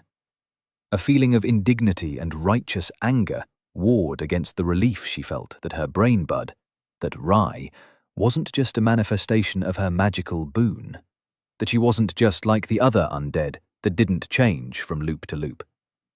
More than that, hearing anyone's voice after so long was almost a physical pleasure, even if it came from inside her own head. Believe me, if I had known you would become like that, I would never have dared as much. I'm no liar. It's not moral. You were all loopy and mindless, like the other undead, more beast than human. It was scary. But I had some time to think, and over those few days, every undead you came across tried to kill us for no reason at all. I tried to take control of an arm, but that just made everything worse. Elia looked down at the undead, then back to her gore-caked and, admittedly, quite cut-up sword arm. Doesn't count. He ran into it. Thanks, but let's say I have a somewhat clearer perspective now. I was wrong in calling you a mindless murderer and a demon. Uh-huh. I'm sorry. Please believe me when I say I am. I'm sorry. You're not evil, just a little misguided. Lost, uneducated. I don't regret saving you one bit. They reached the checkpoint, and a lion nearly hit her face on the cup's rim as she submerged her head in the clear water. A whole tub of it must have ended up in her stomach, but the water level didn't decrease in the slightest, nor did she feel any more full. When her thirst was quenched, she sat down, leaned back, and let out the loudest, meanest burp physics would allow her tiny body. I'm already regretting everything. Oh, really? Elia chuckled. I'm just surprised at the reverb of that one. Did you practice while you were alive? Were you a professional belcher? No. Elia laughed out loud as Rai descended into a mixture of embarrassed noises and half-words. By the end of it, she was on her back, both of them in a maniacal giggling fit. Who knew the voice of another human could be so infectious? Not Elia, and Quibbles didn't quite have her sense of humor either. I haven't laughed that well in ages. Must have been what, 200 loops? 300 since? Gosh, was it that long ago already? Loops as in deaths? You've been at it for that long? Don't ask a woman her age. Elia cleared a tear from her eye. I stopped counting after the last time I disassociated like that. But I'm 21 on the inside forever, baby. At those words, Rai instantly sobered up. This has happened before. I mean, yeah. Most of the times I just keep on going until I die of exhaustion or encounter some new monster in the labyrinth. It's not pleasant, because I tend to walk pretty far, and then I can't get my souls and bone shards back afterwards. Elia, how many times did this happen to you? Rai, seriously, stop asking questions you don't want the answer to. There was a lull in the conversation. Elia idly picked at some bandages around her arm. Did Rai apply these with one hand, or did she do it herself? Okay, we are getting you out of this place, now. Hold your horses, young Padawan. Elia pushed herself up, but paused midway. Wait, do you have horses in this world? We do. They are mostly for important messengers and the war effort. Hard to breed, expensive to maintain, yada yada yada. City people can be so stuck up about the right breed, but everyone else uses the trusty grug.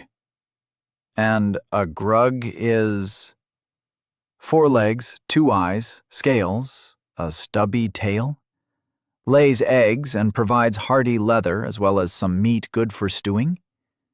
Seriously, you must have grown up far away. I grew up on a farm and we had oodles and caboodles of them. Fascinating. How many oodles make a pound? How much is a pound? You're messing with me again. I can feel you smiling. Helia laughed. How awfully perceptive of you. So, what now? Now? Helia stretched, then laid back down again. Now we take our government-mandated 20-minute per life break. And since I didn't take one the time before, we have a whole 40 minutes to ourselves. Wow. Your country must have been a horrible place for you to live in if you only get 20 minutes of break time. Even I had an hour or two of free time before going to bed. She leaned back, making herself comfortable on the smooth cobblestone floor. Well, as the government of this fine body of ours, we are legally allowed to screw the rules. We can do anything we'd like? Anything. A moment of awkward silence spread like jam. Would you like to watch some clouds? Sure. And they did. A good 2 hours later, they were still lying there, staring at the cloudless halo above them. Like a hole in the sky, it pierced a circle of cumulonimbus that reached from high to low, allowing matted sunlight to shine through forever. And that's the North Duck Cloud. Wow, you are very good at spotting cloud shapes. They all just look like fluffy mounds of cotton to me. Well, I am the 20th world master in spotting clouds back in my world. The Alabaster Eye, they called me. Wow. Yeah, A few minutes passed. Having another friend that didn't want to kill her was pleasant, and one that could talk back as well, though Quibbles would always be number one in her heart. He was the first to wiggle his way into her life after all, and no matter what, nothing would separate them. They don't really move much, do they? Nope. That's why I use them to navigate. Took me quite a while to figure navigating around that one as well. Why did it take so long then? I thought you said you were a master of clouds. Yeah, in spotting. Oh, that makes sense. Did it really? Now Elia was unsure herself. So, what happens now? What now? You won't disagree with me if I say that I want to spend not 1 minute longer than necessary in this maze-like burial ground, right? Oh, hell no. Good. Because I want out. Elia smiled. I get you. And I'd rather not die a whole bunch of times on the way. Neither do I. We have so much in common. I swear I won't interfere with you anymore. No stealing your arm, threatening your life, and calling you names anymore. Great! But I do have a condition. Elia motioned for her to go on. Once we're out of here, you give me my body back. It's terrifying, being nothing but a passenger in my own body, with no control, no real anything. Even if you didn't take it on purpose, please, give it back. She thought long and hard about it, stroking an imaginary beard to kickstart her neurons. Tell you what, If I succeed in getting us out in 10 deaths or less, then I get to keep driving. If I don't, then you're free to take over whenever. Once we figure out the mechanics, of course. Really? Wait, is 10 deaths a lot? Yes, really. I have realized now that I need a longer break.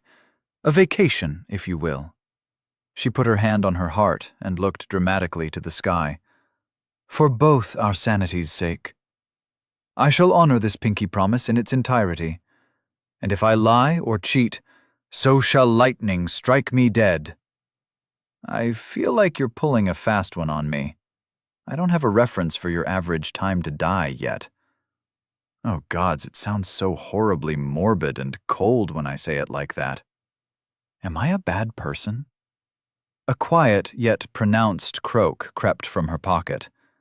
Quibbles poked his head out, meeting Elia's gaze.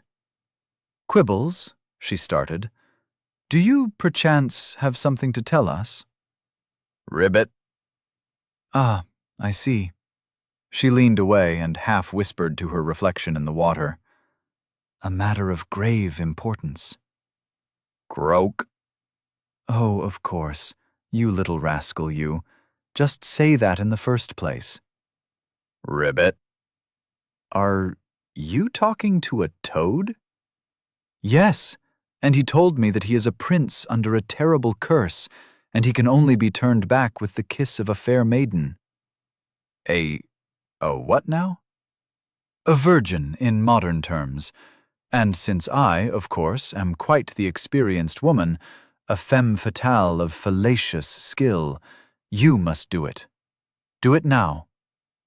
But I'm not a virgin.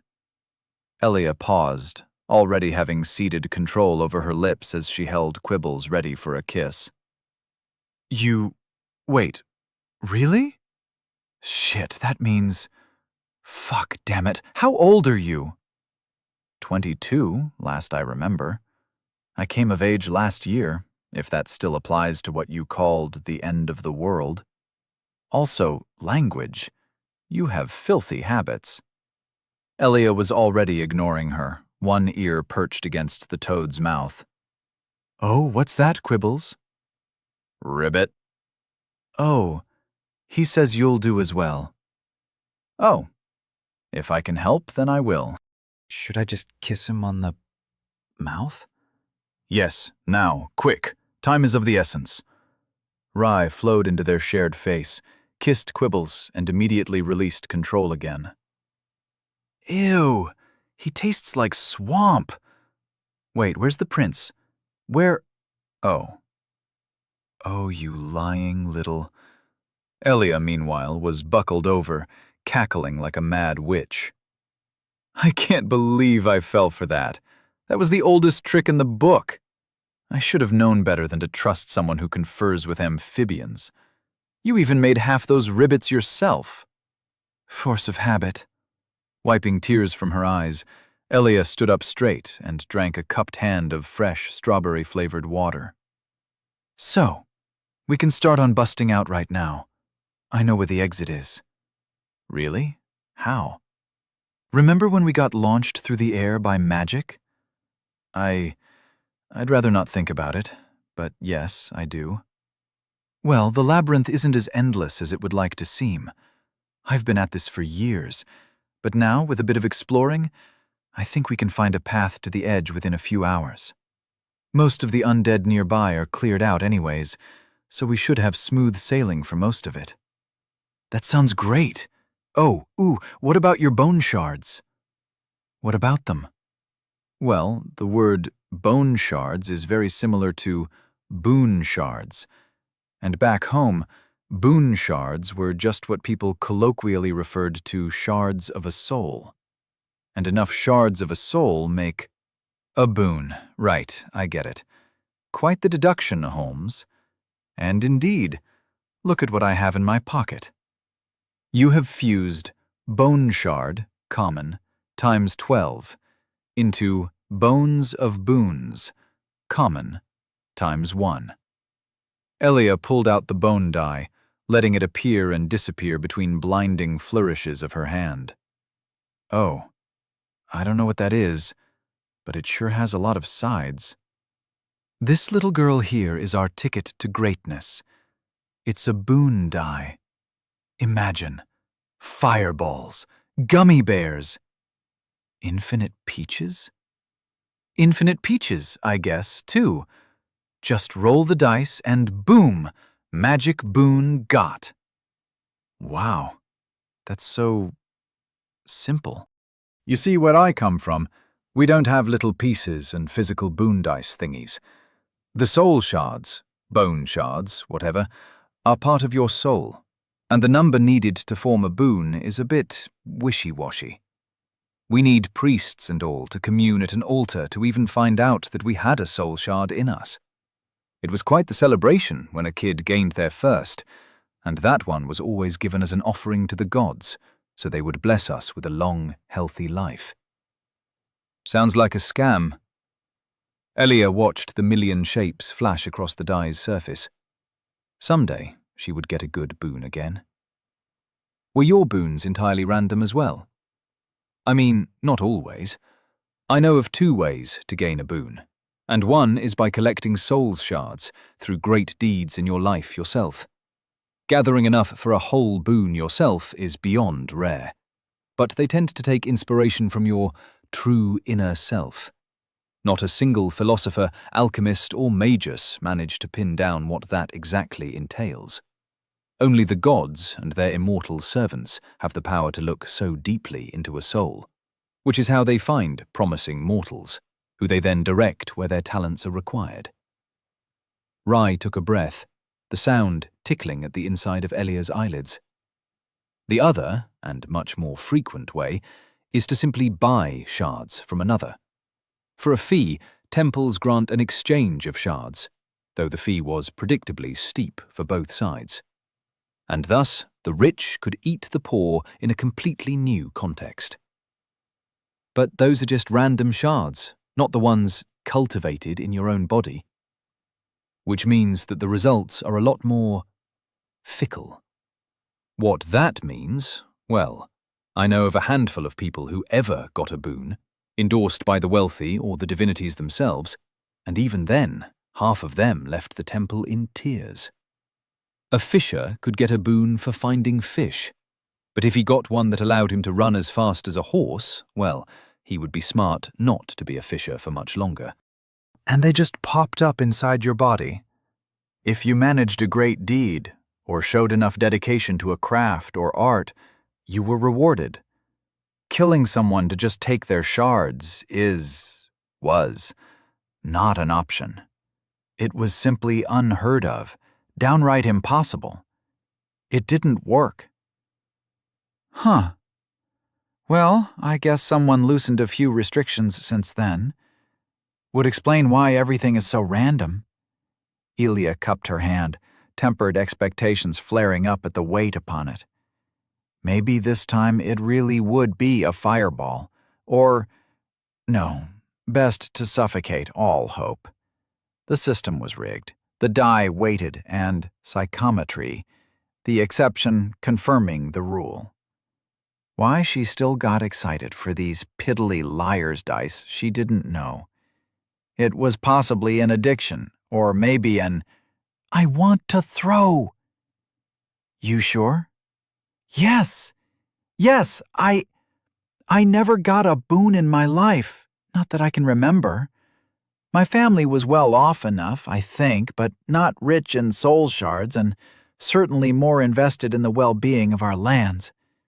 Many would count 4 by the age of 20 lucky, especially for someone stuck doing chores and reading. But I still had to offer one to the gods. Oh, you poor thing. At least corporations only tax your time, but God even taxes your very soul. How unforgivable. Gods, plural. And because people didn't often get the boons they wanted, many people offered their fully formed boons to the gods as well. They then gave back something of equal or greater value that the person making the offering could make better use of. Everyone benefits. La la la, I'm not listening. God's bad. Please just let me roll. Elia released control over her good rolling arm, and she watched as the die landed on a result in an instant.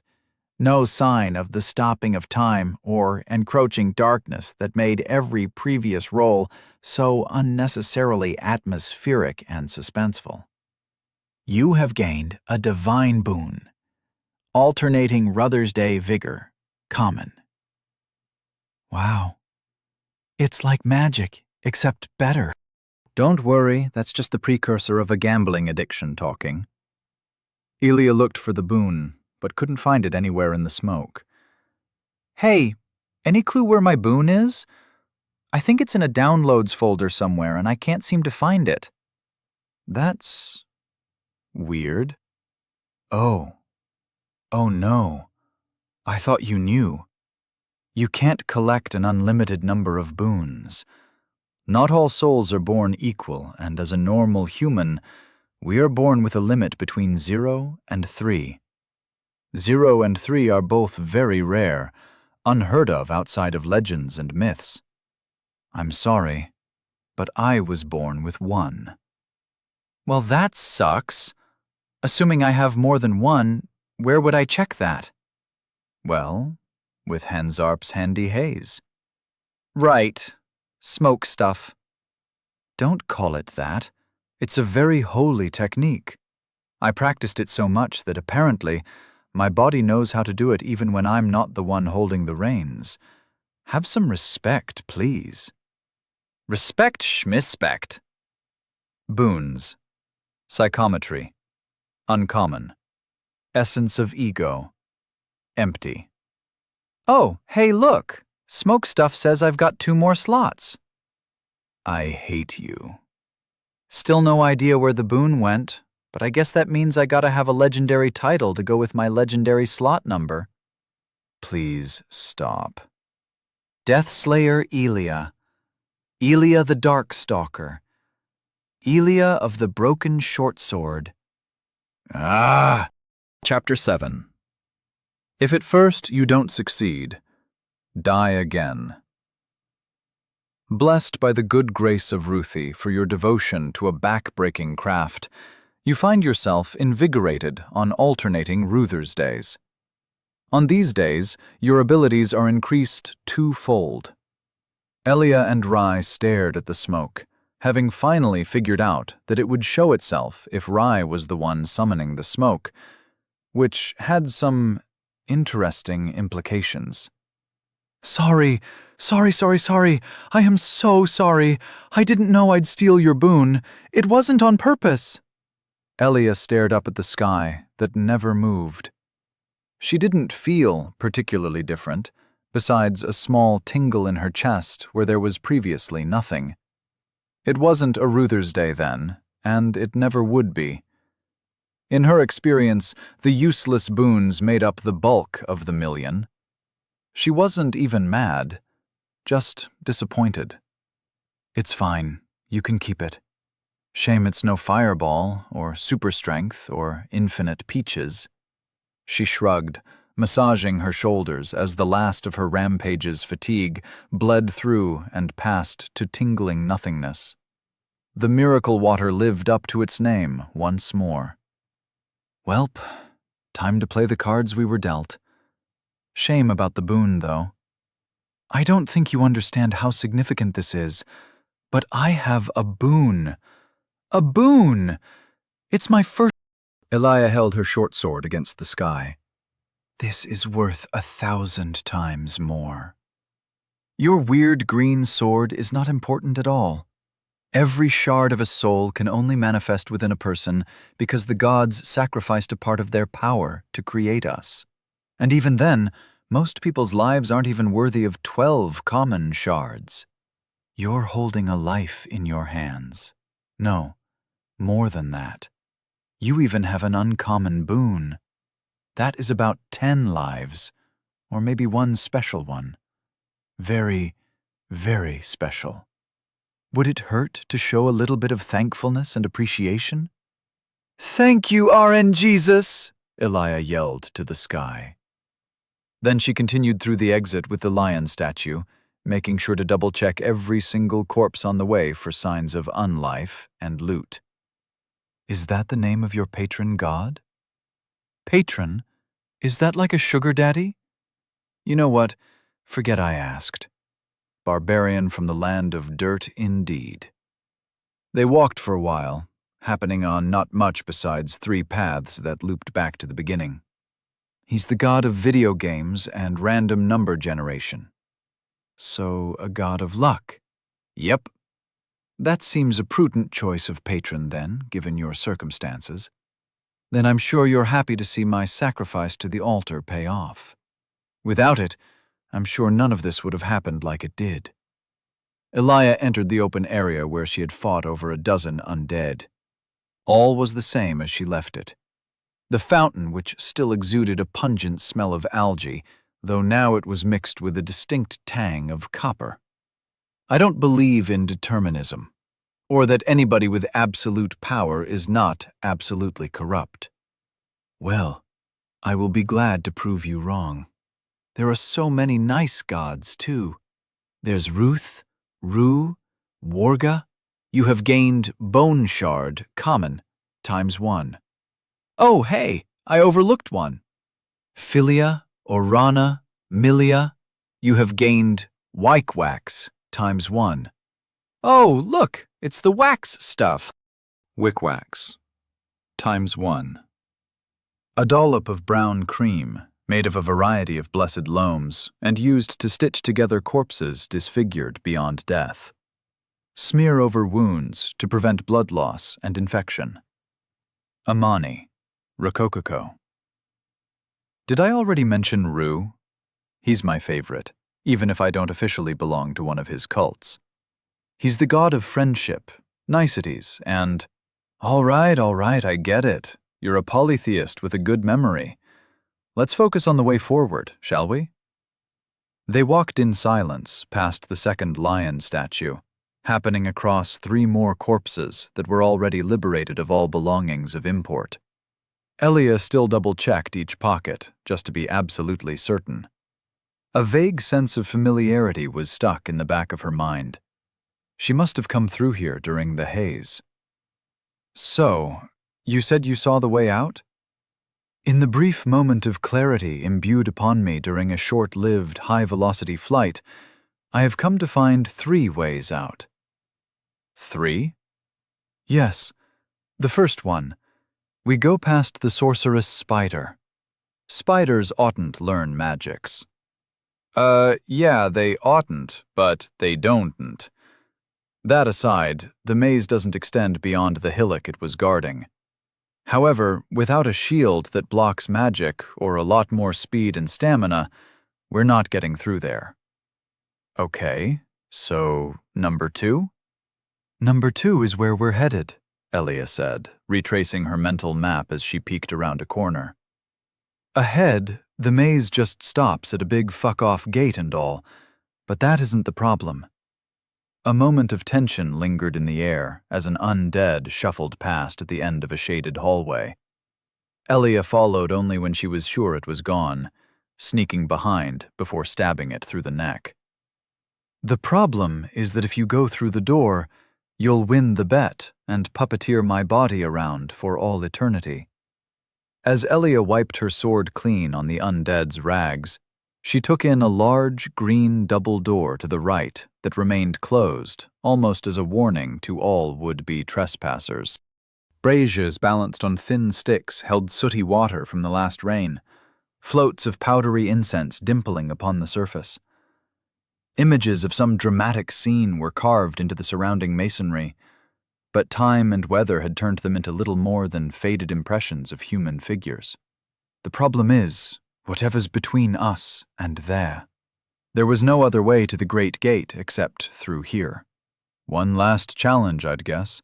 The final fuck you of this goddamned maze. More undead? I hope they're friendly. I still feel shakes running up and down me from your recent killing spree. You don't look it, but you sure know how to stab even while semi-lucid. I'd love to have had your dexterity for late nights at a feast. It would have saved me from a few embarrassing moments. I would have liked some embarrassing moments. Actually, she also would have liked a feast. Elia was absolutely prepared to kill for a slice of pickle that had fallen out of a burger, but despite the pervasive magical gambling, this world's economy hadn't quite reached the fast food stage quite yet. All right, enough stalling. I'll figure something out. But by the way, what's the third option? There is no third option. I lied. Elia placed one hand on each door and pushed with her pitiable strength. Much to the surprise of everyone, the doors started to give. A low, grinding squeak of metal hinges, followed by blindingly clear rays of light that fell through from the other side. The gap in between was just wide enough for someone as small as her to fit through, but when she did, all confidence drained from her face. Fuck me. That is one heckin' large coffin. Embraced within the grasp of two gnarled oaks, there lay a gray stone sarcophagus, 6 feet wide and at least 12 tall. The lid was devoid of all embellishments except for the faded emblem of a 3-headed snake twirling around a white tree engraved into the cold rock.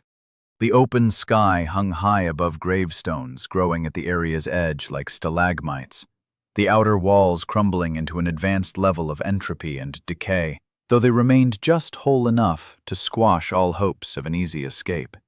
Plastered smooth cobblestone covered the ground, with dead moss growing in between. But of it all, one feature was so unnerving that Elia could not take her eyes from it. Corpses. Dead people lay strewn about in front, to the sides, further away and in every corner, as if a child had decided to clean their room by pushing the trash barely out of sight.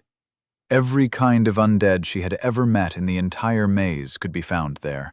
From the most basic robed lunatic, to militiamen with kettle helmets, swords, and crossbows, to 3 knights tossed to the side like toy figurines. The cadavers lay strewn in between a forest of rotting and rusting weapons, and though the prospect of diving into the treasure trove of scavenging delight would have sparked tears of joy, Elia only felt dread. What a slaughter! You are seeing this too, right? So many people. It's horrible. I really wish I wasn't lying about the third option. Her gaze flicked left and right, nervously appraising every corner for the cause of the massacre. Except for the giant sarcophagus. It was the obvious answer, and the most dreadful one. Well, look on the bright side. You can loot all those corpses. Not that I approve. You like looting corpses, don't you? You might even find enough shards for another boon. Oh, in addition, if you just get over one more hurdle, you'll be free. Elia released a breath she didn't realize she was holding. Rai was right, wasn't she? Escaping the labyrinth had been such an impossible task that, compared to it, deicide seemed like a more achievable side quest. But now, her chance was right there. It was the final wall, and she just had to apply her head to it enough times to make it fall. What did she have to fear but the loss of a few thousand souls and some bone shards? Then again, she didn't want to die more than 10 times, for more than just the bet. Well, let's see what God has in store for us today. Elia took 2 steps, and the door behind her slammed shut. Ack! No retreat, eh? She spat on the ground and picked up a battered wooden shield from one of the previous challengers. Wooden shield. A shield crafted from a jumble of wooden boards, missing most of the metal rim. Few would bet their lives on the protection it provides. Not like she had much of a choice. Bring it. The lid on the sarcophagus ground open. A single, bandaged hand grabbed out from the crevice and pushed it over, the heavy thud nearly shaking Elia from her feet. A titanic figure, wrapped in tattered gambeson and frayed cloth, took one step out. Hateful red beads shone from behind its polished steel mask, a false face embedded in a chainmail coif. Though the impassively cast face was intended to give an impression of humanity, with all the dust and ash and tattered chainmail hanging like strings of drying algae, the giant seemed more like a monster from a swamp or a nightmare. It howled a long, hollow wail of pain and empty rage. Both Elia and Rai held their breaths as it stepped out onto the cold floor, locked eyes with them, and brandished a curved, heavy slab of a sword with one singular arm. The other was missing, and the stump was wrapped in bulging cloth, but that didn't make it any less intimidating. Elia laughed as she saw he was missing the other one, a small solace considering how he towered 10 foot high. It's a giant of Morgenthau! Elia, you can't fight! Wait, what are you doing? This is my chance.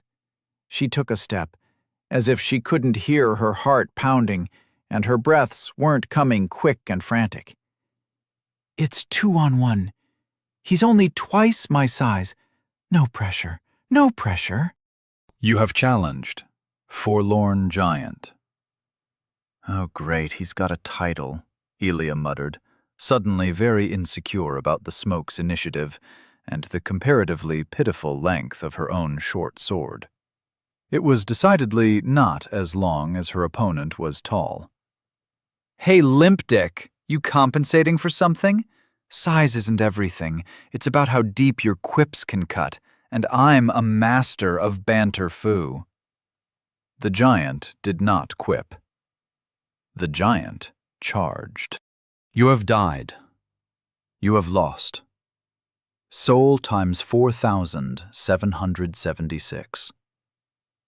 You have lost.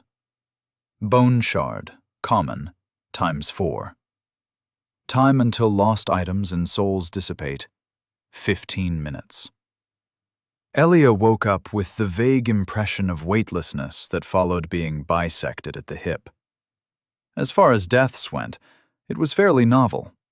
She couldn't remember the last time she got bisected by the hip, but that was all right.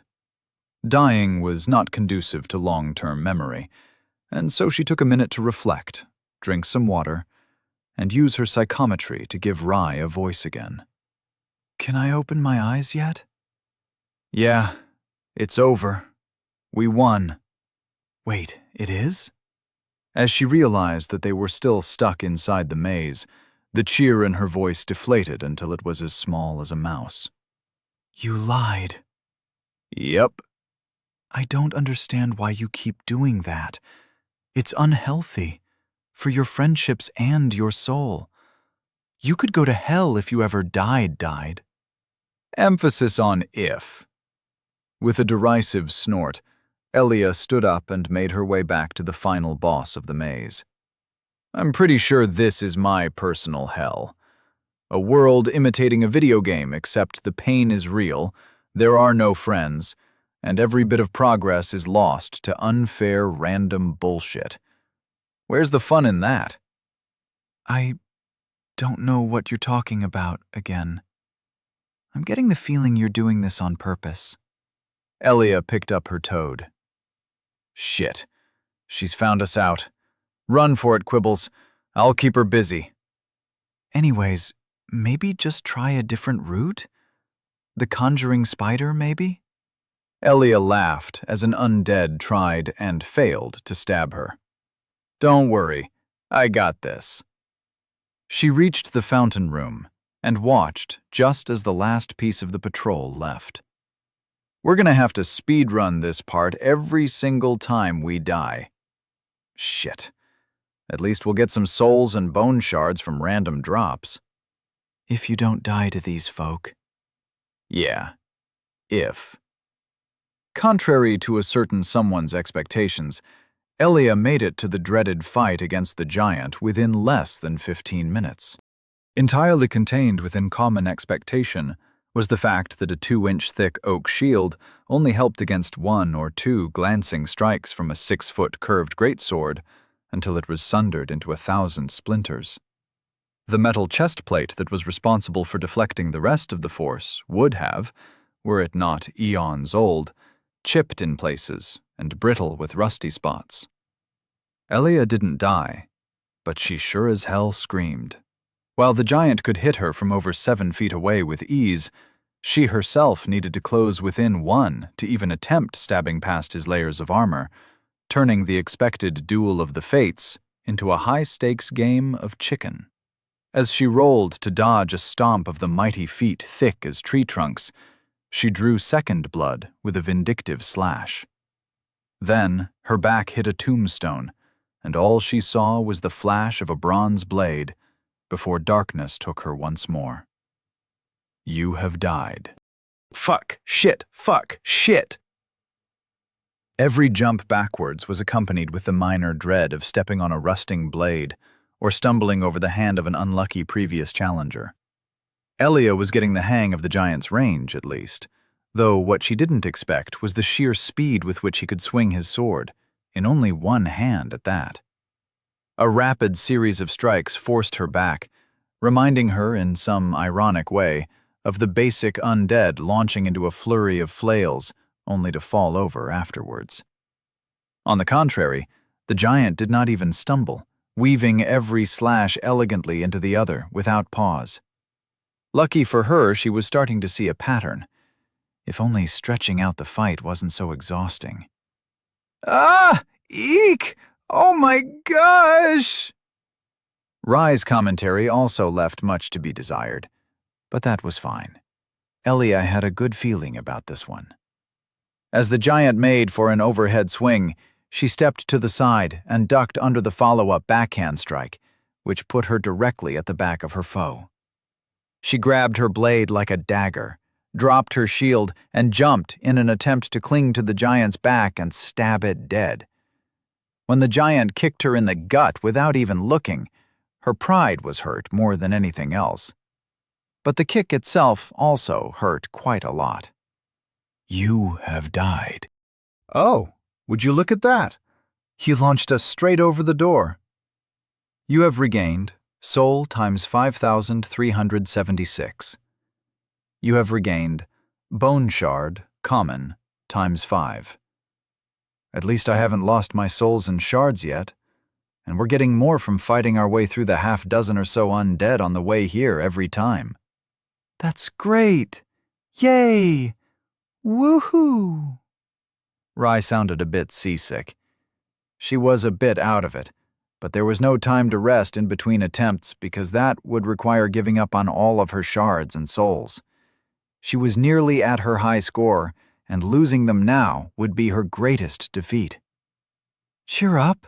Still got 8 deaths until I lose the bet. We can go try the spider instead afterwards. Elia checked her reflection in a puddle of water. That black vein wasn't there before. 10 deaths would be cutting it close. So, any ideas on how to beat someone twice our size and quadruple our weight? Ask them nicely to leave? All right. Apply head to wall it is. You have died. Turns out, his headbutts are stronger than mine. He's covered in layers and layers of chainmail as well. You think I should try to mulch his head with a club instead of stabbing him in the legs? If you say mulch one more time, I'm gonna hurl. Oh well, can't hurt to try. Worst case, he pastes us against the cobblestone wall again. Blurg. You have died. How can you just get back up and try again like it's nothing? Aren't you afraid? Me? Scared? I'll have you know I possess extensive experience in the art of dying. But how? If at first you don't succeed, try again. Wait, do you hear that? It sounds like metal clunking footsteps. What is the old maiden doing over here? Ach, sabotage! The agents of God are onto us! No one expects the Spanish Inquisition but me. Quick, we must hide behind this suspiciously heavy door. You have died. Elia buckled over, scratching furiously at her hips and shoulder. She found her armor's clasps, but couldn't undo the leather, and brute forced it with her already much too dull sword. After agonizing seconds, the clasps were undone, and Elia pulled the chest plate that was nearly cleaved in two from where it was piercing through her stomach wall. Elia! Holy grug, you're bleeding all over! Oh gods, I think I'm gonna be sick again. Blurg, Elia said, because bleeding out intestinally was occupying most of her brain power. Hauling herself over a few feet towards the water that healed all was as much of an ordeal as 2 fights with the giant, but after taking a good long time to get her fill, she felt fit to respond. Well, that's our chest plate gone. Not like the shoddy piece did much of anything. At least we've got some thin cloth and mail beneath. It's a bit cut up, but hey, we're not flashing anybody who cares. Oh no. That's bad. Really, really bad. Elia shrugged. It's fine. With how it didn't even deflect that last strike, I think we can agree that it was dead weight. Good riddance, shitty armor. But that was knight's armor. And armor is safe. Armor is nice. I won't deny that, my little pious friend. But don't worry. Everything will be fine. Everything was, in fact, not fine. You have died, Elia shot up, face set into a strained smile. Let's try again. No! You have died. And again, Elia. You have died. And again, stop. Elia froze mid-step, appearing only peripherally aware that she was at her 9th loop already. 10 or less was the bet. It was an odd thing to focus on in the face of repeated deaths. It wasn't even binding. Elia, please listen to me when I say that you can't keep doing this. For every nick you give him, he cuts us in half, or beheads us, or sends us flying clean over the wall, and you don't seem to flinch or care. What kind of mockery of a life is this? This isn't human. Heck, I'm not even sure I'd even want any living being to live through whatever it is you think you're doing. I'm just testing the waters, getting used to the giant's range, learning the groove of his moves. It's not working. You can't win. If there ever was a motivator that got her going, it was spite. Fuck you, I got unlucky. I just need time. That last life was shorter than some breakfasts I had. Well, first of all, ouch. Elia casually started stretching. It wasn't her waking up routine, but it just felt right at the moment.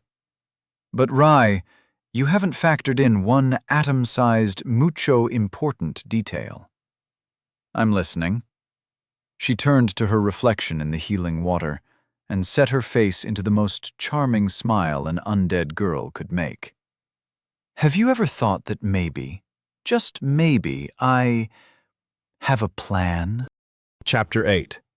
Major Boss Masterclass. You're going the wrong way. Elia jogged through the flower gate, pointedly not going back towards the boss. That's just what I want you to think. It's all part of the plan. Time until lost items and souls dissipate. 14 minutes. All right, I'll bite. What is the plan? The plan, Elia said, taking half a breath to dodge the undead lying in wait, the same as every loop before, starts with a deception. And to make a lie seem true, you have to make yourself believe it. So, what you're saying is you don't have a plan.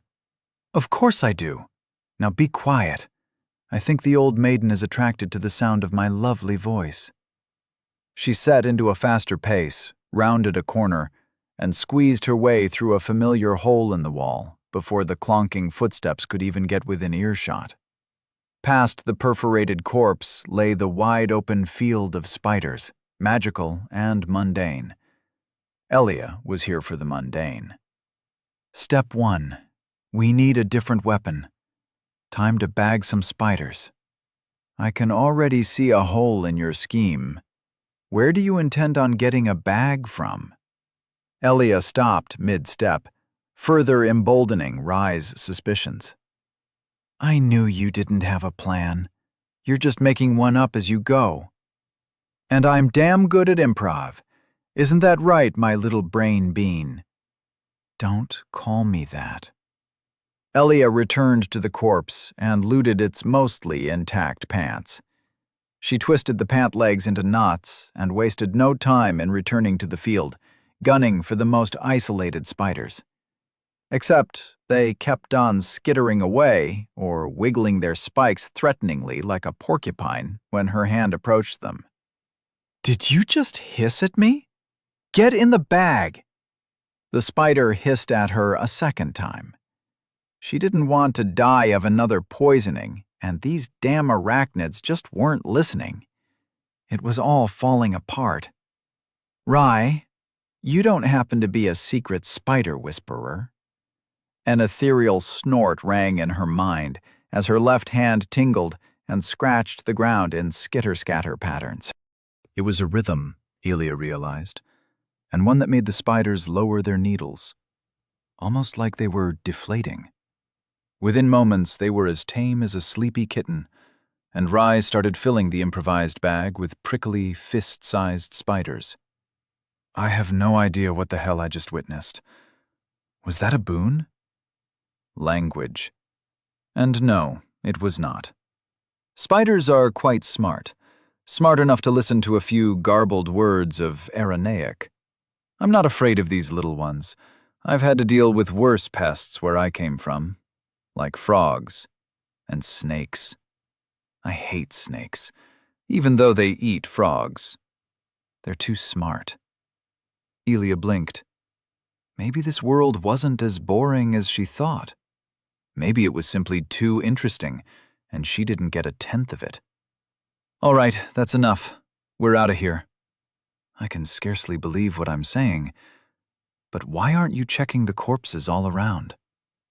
They had bone shards the last time we were here, and we're only one off getting a new boon. Because unlike random drops, pre-placed loot doesn't respawn between loops. She paused, wriggling spider in hand. Huh. That actually only makes sense if you think about it like a video game. I don't know what this video game is you keep referencing, but if it's anything like this hell, then I want nothing to do with it. Elia tightened the half-rotted belt, closing the pants of wriggly spiders fully. Fair. Just think of it like this. Everything we get from our own kills is a renewable resource. Anything we find in a chest or in the pockets of somebody already long dead is limited. Time until lost items and souls dissipate. 9 minutes. With step 1 done, Elia returned back through the hole. Judging by the sounds of nearby clanking metal armor, half a minute later, and she would have been locked in, losing all her souls. She hurried back to the fountain, then down the path of the lion. The fight in the room of 10 undead plus patrol was quick, not because of any trick or grand skill of Elia's, but simply because she only fought the first and last group before sneaking past the second and the patrol without stopping to loot the corpses. Even then, she was cutting it awfully close, with barely a minute left as she arrived at the green double doors of doom and destruction. Her souls and bones were right on the doorstep, just as planned, and she could see the faint light shining through the cracks. With Herculean effort, the doors creaked open, and she reached through, watching the silvery glow dissolve and run back up her arm. You have regained soul times 7,176. You have regained bone shard, common, times 11. Step 2, regain soul stuff. And what's step 3? Feed the giant spiders until he chokes? No. Step 3. Elia sat down in front of the door and crossed her legs in a meditative pose. Wait. Maybe do some pondering. Who built this maze? Why are we here? Are tomatoes vegetables? Do I feel happy in my second life as a Walking Dead reject? How much wood can a woodchuck chuck if a woodchuck could chuck wood? The answers are, obviously, God, just to suffer, no, and 10. I assume that's your way of telling me that everything's going fine. Or not. You could be clearer on that. I think I have more of a picture on what this place is now. And it is horrible. A terrible place for terrible people. But you're by far the least of them. Gee, thanks for the compliment. Yeah, well, if we do make it out of here, I will apologize as many times as you want for being so difficult in our first life. You threatened to stab me multiple times. Please don't remind me. I'll bring it up every time you have an unhealthy bout of pacifism. I was just trying. It's not. Murder isn't moral, but. With Rye failing to find the right words, they sat in serene silence for a while. Can you promise me that you're not just trying random things until you succeed? Yes. Good. I don't think I can stomach having my brains dashed out again and again any longer. Wait, did you hear that? Elia stood up, waiting as, somewhere in the distance, metal clanged on metal and cut through skin and flesh. Someone's fighting the other undead. Elia, we're not alone. We're not alone, do you hear? The sounds soon grew quiet, followed only by the dread clanking of metal boots. I sure hope you're a hugger, Rye, Elia said, just as the old maiden turned the corner, boots and sword absolutely caked in gore. She herself was uninjured, like a slasher movie villain who just emerged from pasting a lakeside camp of horny teenagers. Elia threw herself against the knight, hanging on tight as best she could. I'm sorry for leaving without you. Again. I'll make whoever did this to you pay twice over. I swear, she whispered, and the old maiden halted, dropping her sword with a clatter. Elia closed her eyes, waiting for the knife she knew would come. Despite the shittiness of being reborn as an undead, Elia had tried to live a life. But just like before, this place took everything she had tried to build up. Her friends. Her life. You have died, undead curse overflowing. Further deaths will lead to erosion of self. Sacrifice a boon to gain absolution. Her magic. She was sacrificing no boon today. The process never deigned to give her a choice of which to sacrifice, and without psychometry, she didn't see a future for herself in an unfamiliar world filled with undead. The tools for a victory in detail were hidden well. Every little benefit was earned by clawing her way forward, inch by inch, death by lonely death. Except now, she wasn't alone. Though she knew intellectually that forcing anyone to share in the same ordeal she had been living was wrong, even grotesque, the raised stakes were greater fuel for her determination than petty revenge and spite ever were. The doors creaked open for what would hopefully be the last time, and out staggered a small figure, scarcely armored on her legs and arms, and panting, fighting for air. "Do you have any more witty comments to give? If it's about the undead's body odor or poor perception, don't bother. I am already well aware." Don't sass me. I just need a second." "Oh, I wasn't trying to sass you. I am just genuinely curious how this is going to go." "Thanks for the vote of confidence." Like watching a natural disaster. "Never mind. This disaster is entirely man-made." From where she'd run, the sounds of violence rang clearly throughout the air, marching closer one step at a time. "All right, I'm good." With a straight back, a sword in one hand and a pair of pants filled with spiders in the other, she swaggered down shallow steps and into the arena of the giant. The coffin lid scraped against stone. It fell to the ground with the same bone-rumbling heavy thud as always. The drama was somewhat missing after the 11th time, but if Elia knew how to provide one thing, it was boundless entertainment. "Lady knights, gentle giants, all in between, below, and above, we're back from our commercial break with the million-dollar question.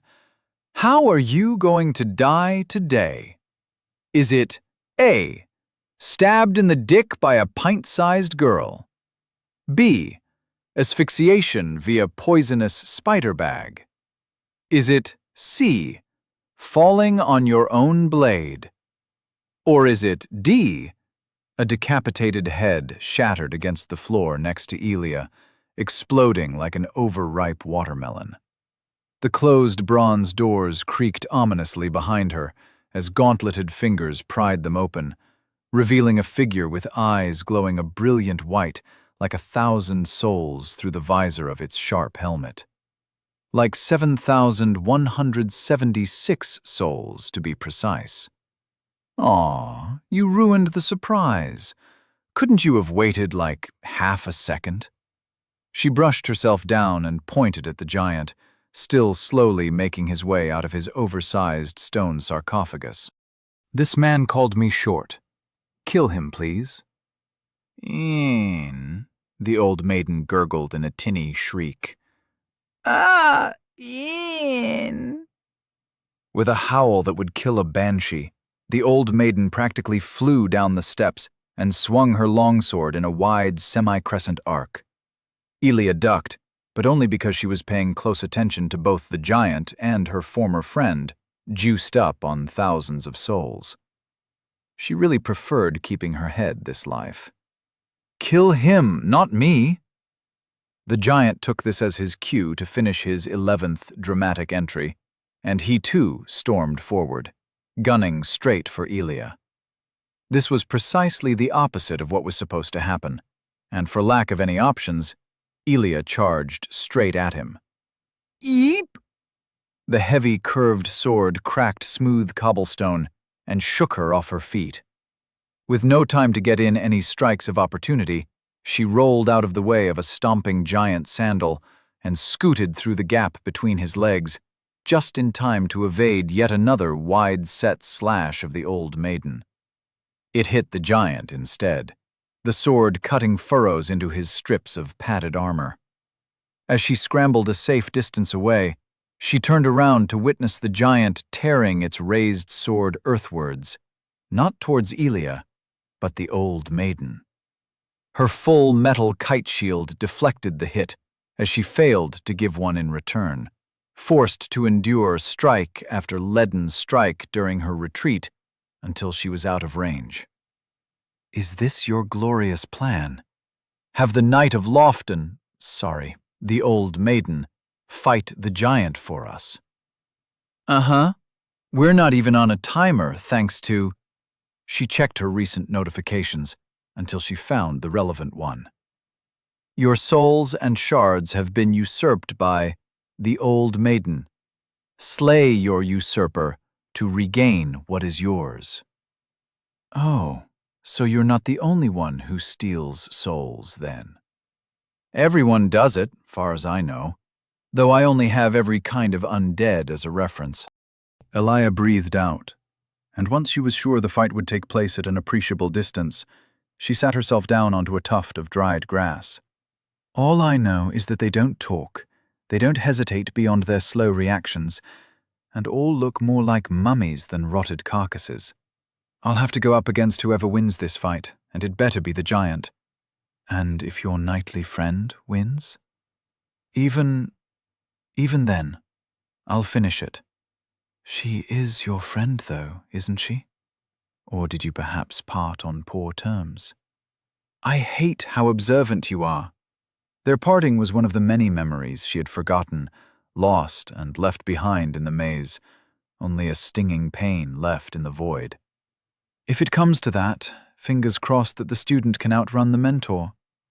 I don't think I'd have it in me to kill anyone that close on purpose either, or anyone at all, for that matter." A yellow rondelle whistling a foot past her ear brought her back to the present. "Let's take a few more steps back." "Agreed." The fight was ongoing and reached a new level of brutality. Their initial clash ended with a clear victory on the giant's side. The old maiden's shield looked like someone had liberally applied a can opener to it. She either didn't seem to realize or care as she held onto the fraying metal to continue parrying deadly blows. The giant advanced, taking advantage of his much longer reach to bully the old maiden into submission. As he reeled back for an overhead strike, she pointed her shield arm at his masked face, and a blue flash shattered upon it. He staggered back, clearly caught off balance, as another conjured bolt of ice, thick as an arm, manifested in front of her shield and shot forward. She did it again. And again. "Oh my grug, Ilya! She knows magic? I knew there was a reason why you put so much trust into her, even in the poor state she is in."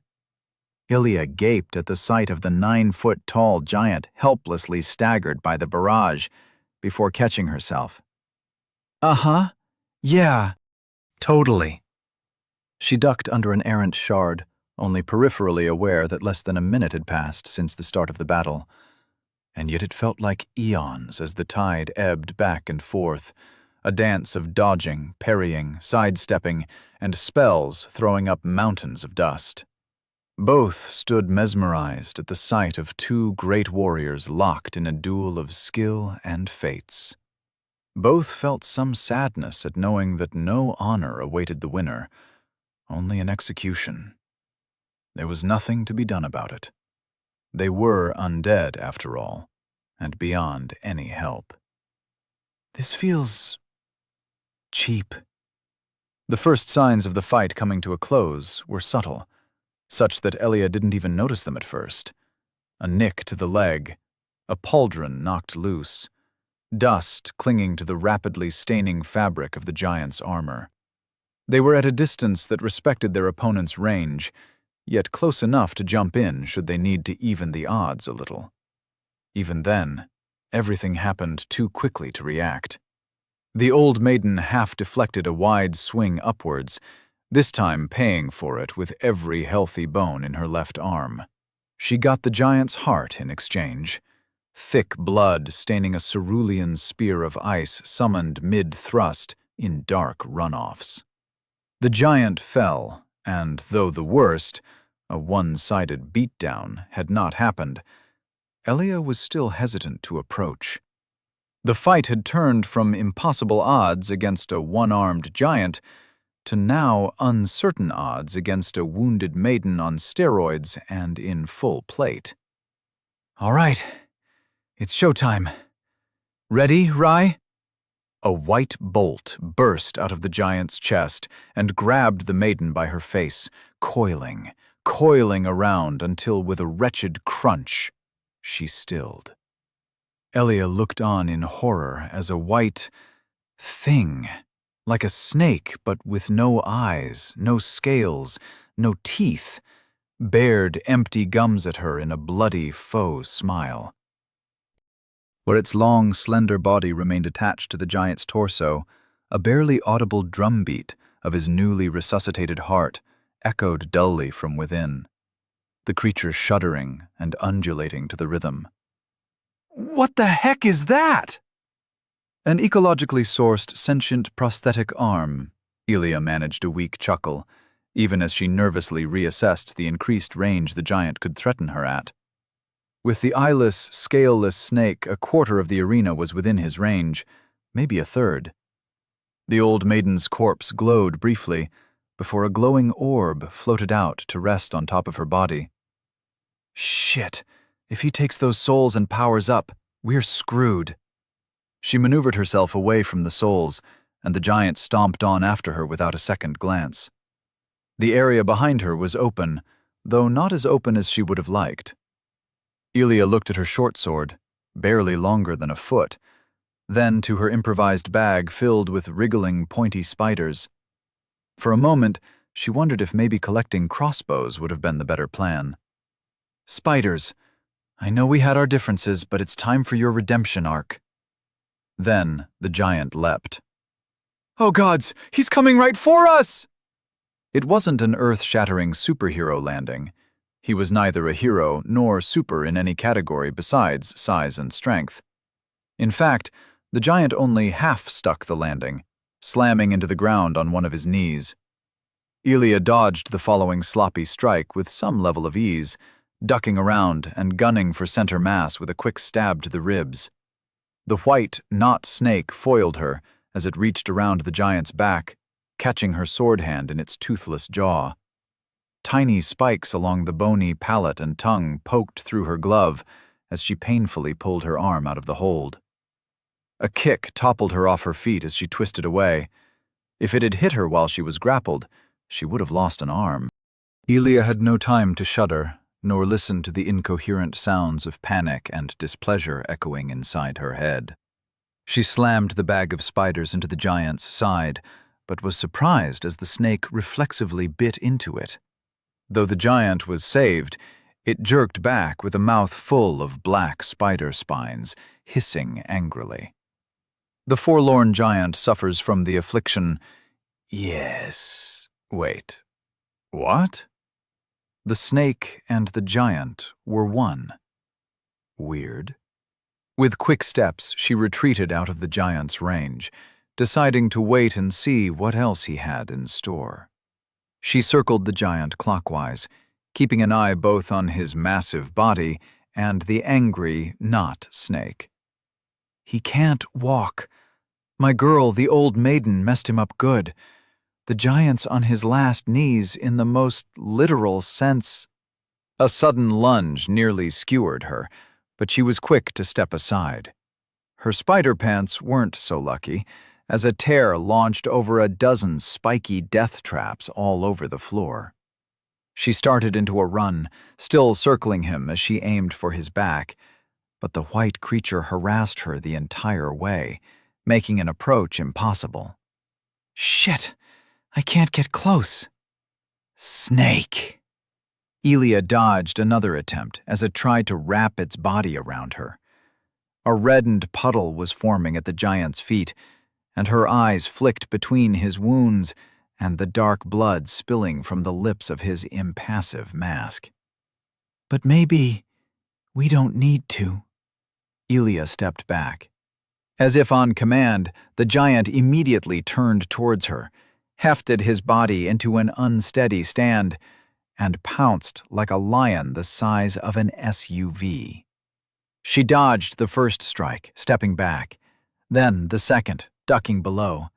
A third and fourth came in an unaimed flail, pelting her with dirt and stone shrapnel on both sides. Elia tripped, and the fifth one came from right above. Ah! Instincts honed over 1,000 lifetimes saved her as she turned her fall into a split-second tumble. Her sword did not survive, a fact only noticed when she rammed it into the giant's side in a counterattack. The now flat and broken edge of the blade did precisely jack squat. Shit! A knee to her chest sent her flying over a smattering of corpses, tumbling to a stop against a tombstone. It cracked, or maybe that was her back. Her next breath refused to come under her percussion of coughs. Something was broken there, something pinching her in between her ribs. The breath did eventually come to Elia, but it was sharp and painful and tasted like iron.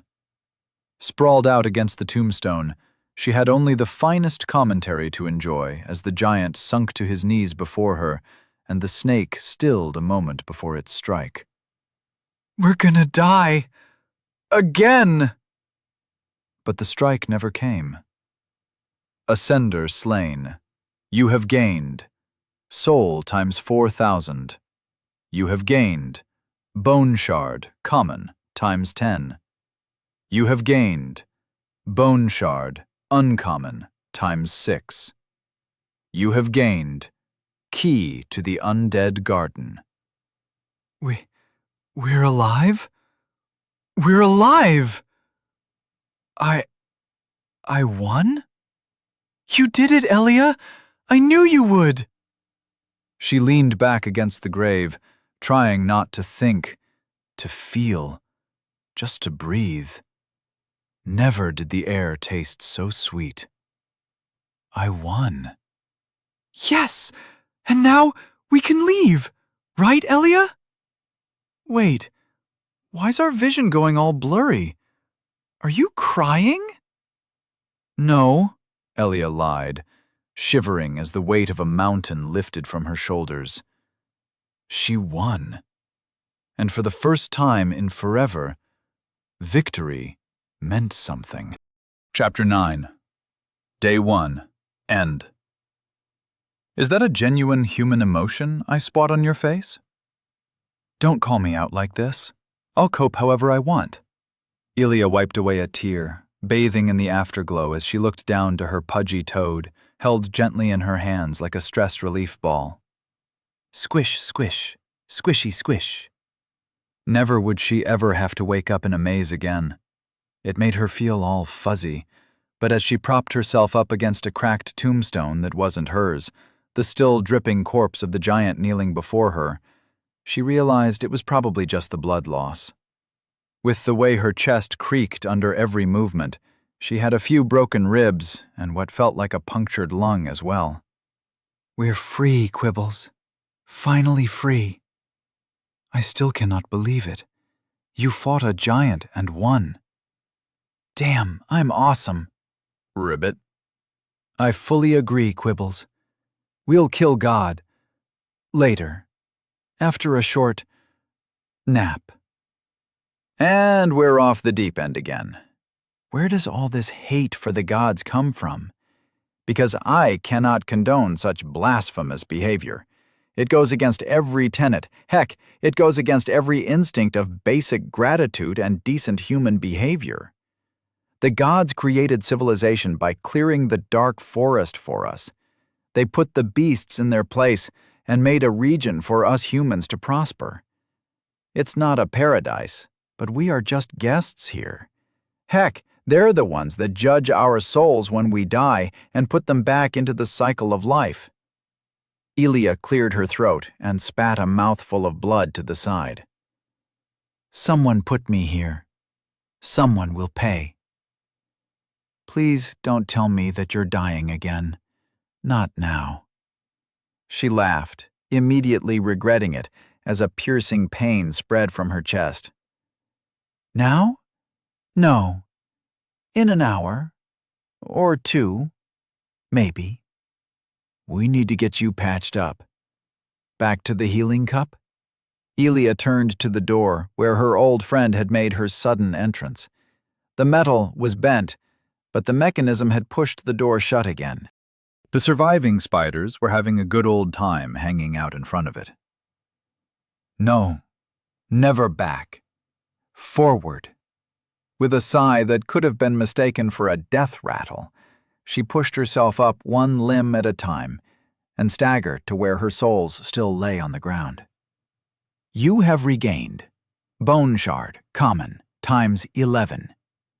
You have regained Soul, times 7,176. Soul count, times 11,176. Shard count, common, times 21, uncommon, times 6. New high score. Neat. As her cache of souls flowed up her arm, she felt a pull like a second weight from close by. It came from the giant's chest, and, on a whim, she tugged at the air, and something came loose. A ball of fire or water, a mixture of both, swirled above her hand. It was the size of a pea, and so weak it looked like it might have winked out at the slightest gust. You have gained Soul of the Forlorn Giant. Oh. Rye wasn't kicking up a fuss about morals this and ethics that, which meant she was probably not paying attention.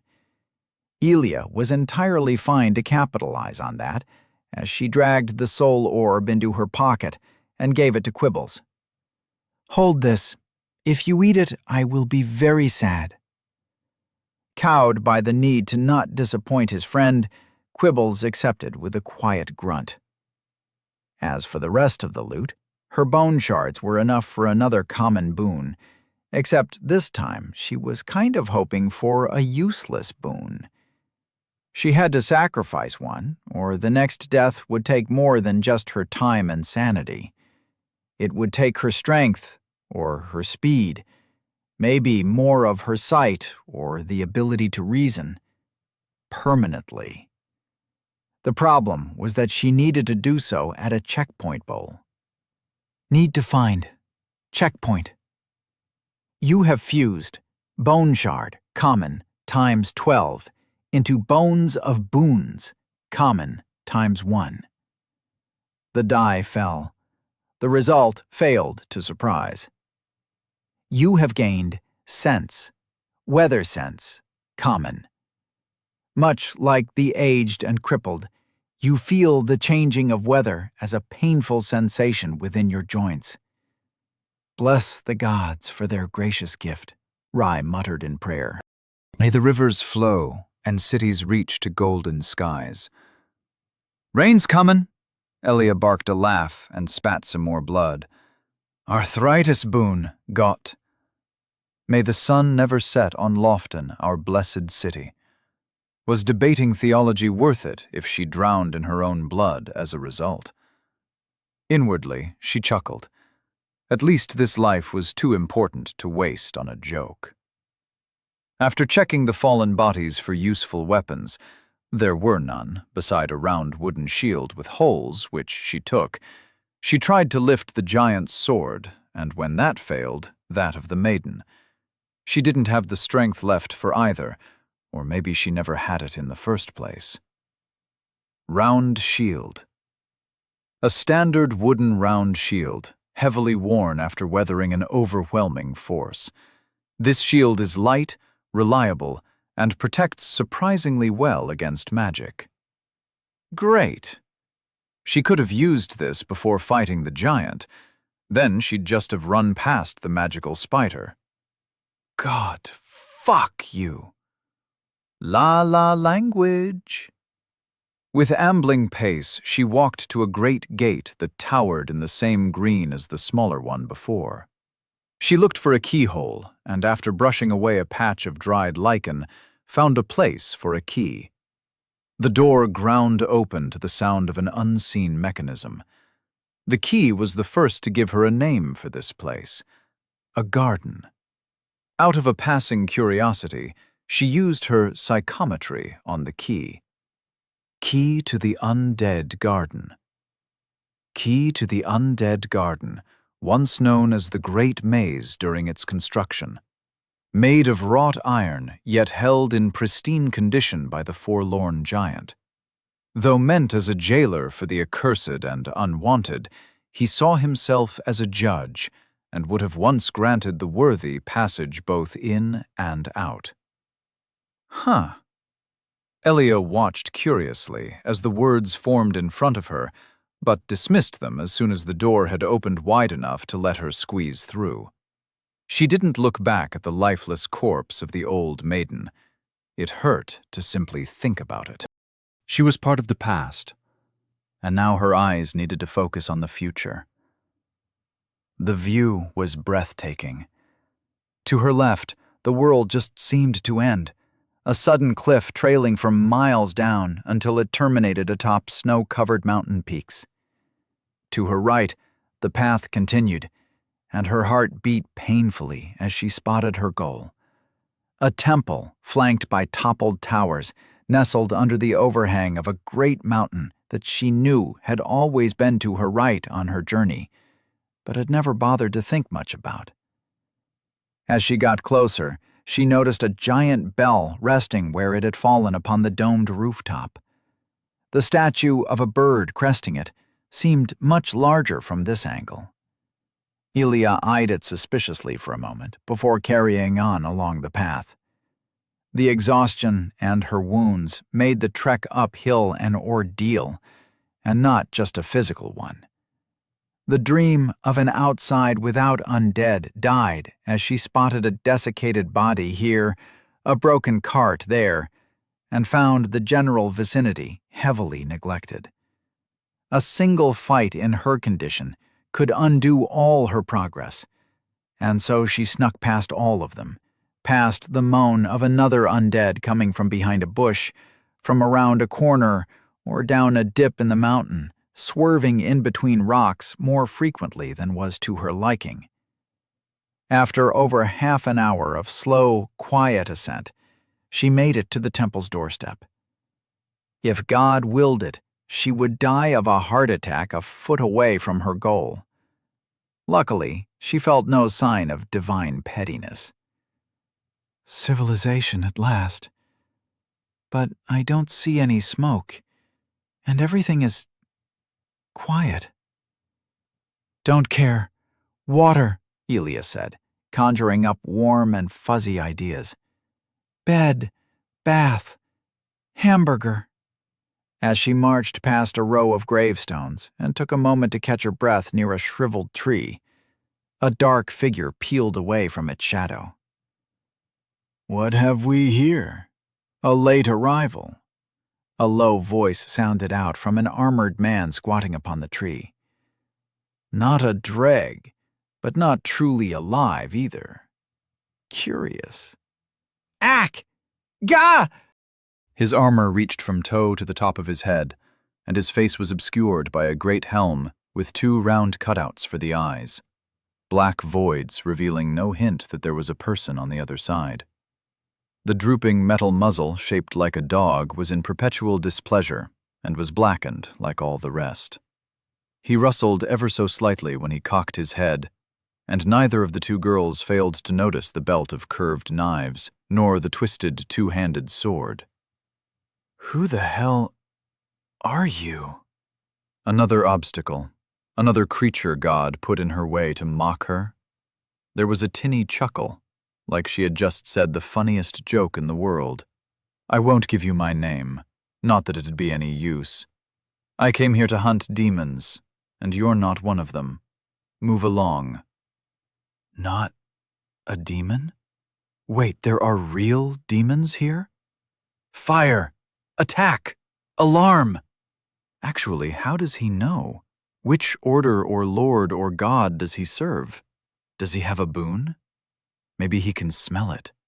I've never heard of any order that wears all black or looks like an executioner, but his voice sounds scary, and knights aren't supposed to be scary. Elia gave her best approximation of a smile.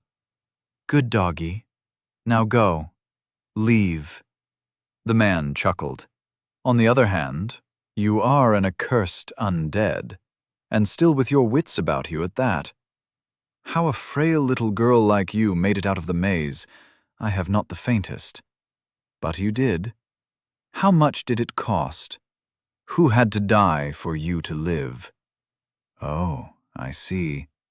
What a poor, wretched thing. There was something vexing about the man's tone. It was not completely arrogant, but his condolences carried more than a hint of condescension. His words, on the other hand, had a bite to them that felt all too piercing. Shove your pity. Ah! Elia bent over to retch blood against the tree trunk. He laughed again, movement setting his armor into a disharmonious clatter. I won't stop you. Go on. Join the mass of lunatics, sycophants, and misguided fools. I'm certain you'll fit right in, just as deluded as all you unchosen curselings. Elia wondered whether lethal force was a moral response to trash talk. With a deadpan expression, she turned towards the wide-open entrance to the temple, ignoring the cackling laughter from behind. She was way too tired for social bullshit. She'd come back to push his face in the dirt when she was feeling better. What a rude fellow, and with a weird accent as well, almost as weird as yours. I don't hold it against you. We can work on your crude tongue together once you give my body back. Not in a weird way. I mean, unless... No, wait, how would that even work? I could have phrased that better. The smell of old stone laden with lichen and dust filled the room as Elias stomped down a winding set of stairs. 1 bet. That is not true. You died 1, 2, 3, 10 times. That means you lost. 10 or less. I never agreed to the bet. Complaining was quite easy from Rye's spectator back seat, especially without the need to stop and breathe. You pushed it on me. It wasn't fair. I had no idea how anything worked, and I still know frighteningly little. Are 10 deaths little or a lot? Where even are we? What year is it? Why am I undead? As Rye continued listing questions of decreasing importance, Elia entered the main chamber of the temple. It presented a rough circle, with stairs leading up and down a single story, and hallways branching off at each and every level. Walls made of large hewn stone slabs, or seemingly carved out of an entire solid piece of bedrock, enclosed the dimly lit room. A smell of age clung to the architecture, and in the middle was a bowl she instinctively knew to be a checkpoint, though it was as large as a small swimming pool. For a place in Fantasyland, Elia had expected there to be more elves, dwarves, and all the other staple races. There was a person with 3 arms who regarded her behind a stone mask like a globe. And from somewhere else, 3 rather loud voices rang throughout the temple walls. But them aside, only undead humans milled about. One was even lounging in a little nook in the wall it had filled with pillows. They seemed non-hostile, all prostrate and either mumbling in delusional prayer or completely silent. None bothered looking at her arrival, like nothing mattered more than counting the cracks in the stone floor. The water tasted like cranberry juice. A familiar feeling of coolness washed through her, and the pool lit up for a brief moment before the light faded with a distant gong she could have imagined. Gong. Checkpoint. Got. Feeling the bones in her ribcage crack and twist to reconnect on their own wasn't comfortable, but was more easily ignored when she considered how the healing water would soothe and stitch her body back together, inside and out. Sacrifice a random boon to gain absolution? But here it was, the world's way of telling Elia that she couldn't have nice things. She had 3 boons divided among the 2 of them, psychometry and weather sense for her, alternating Ruther's Day vigor for rye. Elia bet that it would take her psychometry because every gambling system in existence was rigged. There was no point in crying about it. Boons could be gained again, but degrading her body lasted forever. It was the way the world ran. God hated her, and she simply had to deal with the consequences. You have offered a boon. Alternating Ruther's Day vigor, common.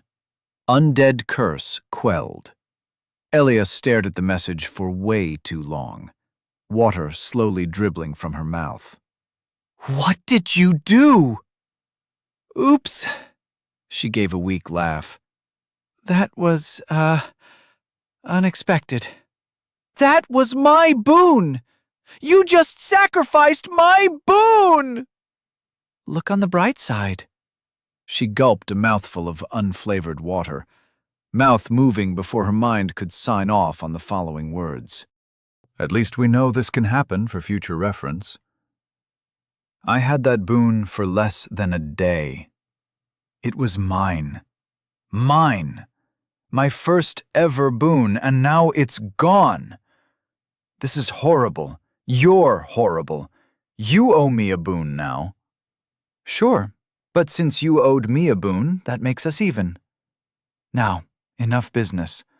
Time to find a bed. You could at least say sorry.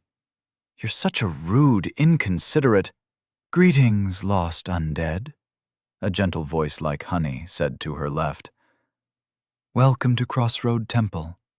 Elia didn't notice the woman approach her, though when she looked up she met a face that welcomed her with closed eyelids and the slightest smile on a perfectly symmetrical chocolate face. She reminded Elia of a nun, if habits were made of tightly knit silver chainmail, and they automatically applied the newest Instagram filters. Her face was too perfect, uncannily unblemished, like an idealized version of herself. It seemed such a surprise to see someone not afflicted by signs of undeath that Elia couldn't help but be suspicious. At least she carried no obvious weapons with her. After a cursory inspection deeming her a non-threat, Elia returned to supping on the cranberry goodness of the healing water. The only thing annoying her more than base envy was the seeming intent of the woman on standing in her way, or worse, having a conversation. Wow, she's so pretty. I am a humble servant of the cerulean waters, and bound to them as I am bound to thee, forlorn undead. You may use me as thou sees fit, for that is my purpose as an attendant. Allow me to lighten thy burden. If thou wishes to look within thyself— Nope. I simply offer— Elia was already leaving. Why are you so rude? That was a real person. She didn't even look like an undead. She was nice. She can help us. She uses too many thous and thines. I don't trust people who speak in Shakespeare. She climbed a set of stairs, peering into one of the halls. It was collapsed, gray roots digging into the rubble. She turned around, stomped back to where the woman was patiently waiting. The mailed nun blinked only once. Hast thou come to gaze within thy reflection, to nourish thy inner strength? Where are the beds? Elia said, while pointedly ignoring how the woman didn't have any eyes. She pointed down another of the halls, evidently having no problem seeing without them. A weary soul may find humble chambers for rest and respite at the end of the hall, she said. But thou art welcome to wander the premises, or give sacrifice to the gods. There is an altar in the garden, though I implore you not to approach it alone. Cool, neat, spiffing. Do you have food here? Burgers, fries, a stack of pancakes, maybe? This time, the attendant pointed to the swimming pool-sized bowl. Maybe she had a form of echolocation or a third eye hidden under her faded headband. All undead may take their nourishment from the cerulean waters. No grub, then. At least the beds were still available. "'Kay, thanks, bye," Elia said and speedily vacated the premises. "Rude." "If thou requires water, warmth, or affection, thou must but call," the woman called, but her gentle tone fell on deaf ears as Elia raced towards the promised dreamland. Rooms were a dime a dozen, and instead of a door, a cloth divider hung airily from the frame. But she didn't care as she practically stripped mid-run and flung her body into the feathered sheets, but found it to be stuffed with straw. "Oh my God, this is the best bed I've ever," she said, and promptly passed out. "Language! I'll keep yelling if you keep swearing. Don't think I'll grow sick of it. Hello? Are you listening?" All that came from Elia was a quiet snore. "How are you already asleep? It's been 5 seconds. And why am I not asleep? Hello? Hello?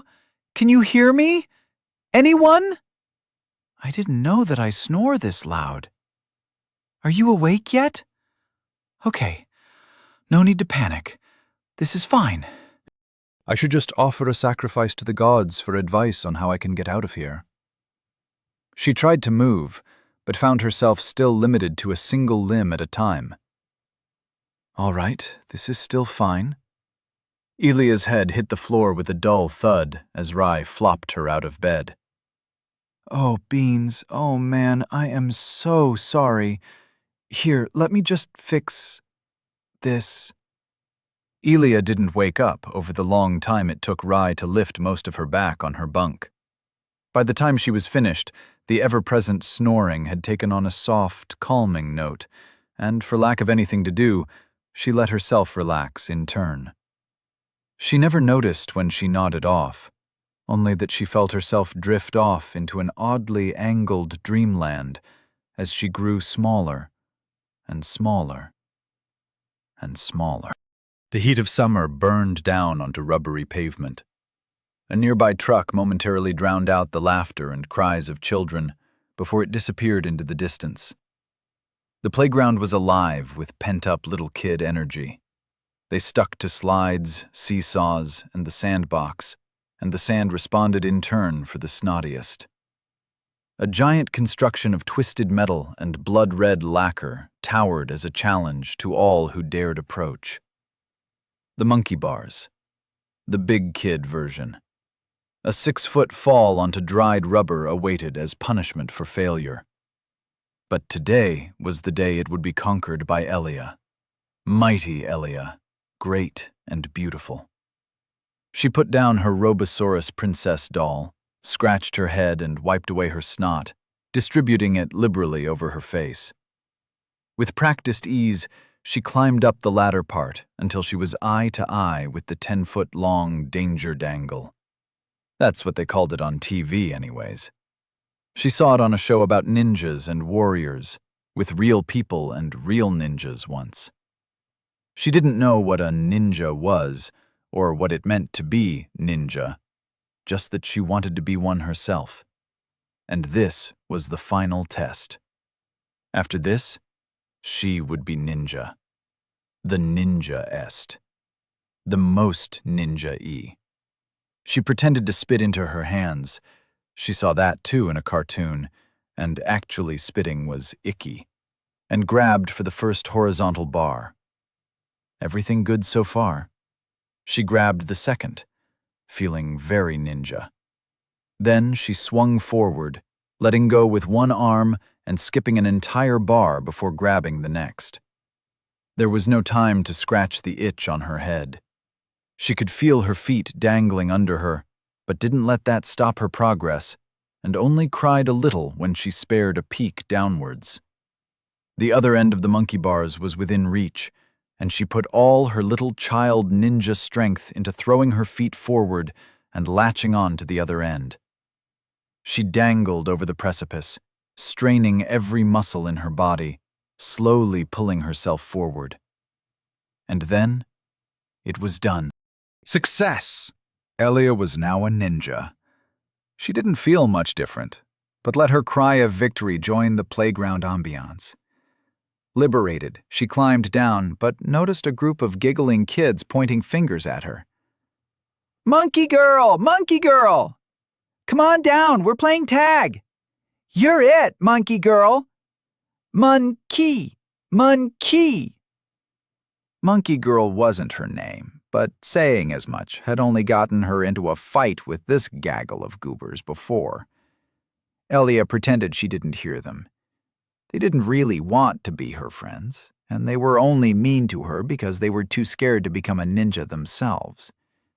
She blew a wet raspberry towards them, delighting in their screeches as she carpet-bombed them with spit. One of the kids, a snivelly one called Tony, who always sucked his constantly runny nose in instead of blowing it into his hand and wiping it on someone's clothes like a normal kid, held up her Robosaurus princess doll. "Is this yours? She's so ugly. My brother has a cooler mecha." "He does not," Elia yelled. "Does too. He has 100 of them, and they don't have stupid dresses." How dare he? Robosaurus Princess was a Disney princess, and just because she lost her head during a little accident involving a runaway skateboard, and just because her dad glued the head of her favorite plastic dinosaur, who also was involved in a similar accident involving her tools her dad now stored out of reach, on top of it, didn't make her any less pretty. She immediately grabbed it and flicked a switch on the back. The battery-powered dinosaur head roared to life with the sound of cheap servo motors and chomped Tony's finger. He started crying, of course, and that's when parents got involved. His parents. Elia's were off at work, and she lived practically around the corner. Her grandma always told her to play nice after dropping her off. But nice clearly never worked out for her. Being told off by other people's parents either made her cry a lot or not care at all. It made her mad, seeing Tony being peppered with nice words and promises of ice cream. She wanted ice cream too, especially since she was normally not allowed to eat any.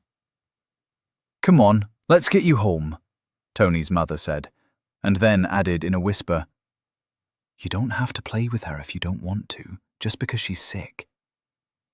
She never understood why adults did that, whisper so loud that everyone could hear them anyways. And sick. Elia wasn't sick, just weird. She couldn't eat ice cream, or drink milk, or have pudding. That wasn't a sickness, just a weirdness. And weird never hurt anybody. She scratched her itchy head as Tony was escorted out, and the rest of the kids went back to playing in the sand or picking their noses. Maybe it was something else. Her hand came away with another few loose strands of ginger hair. No, it was definitely the ice cream. Chapter 10. Adventure Waits. Some hours passed, and Rai was not yet going insane. Waking from the oddest dream just to find herself still unable to move her full body, while Elia was peacefully imitating a sawmill, had turned from novel to annoying to viscerally terrifying. What if she was going to be stuck like this forever? How would she ever live a normal life? What would she tell her father? She should write a letter, maybe find out where she actually was, and then she would need to set off on the way home. A sacrifice or two would have to be given to the gods, just for good luck and safe travels.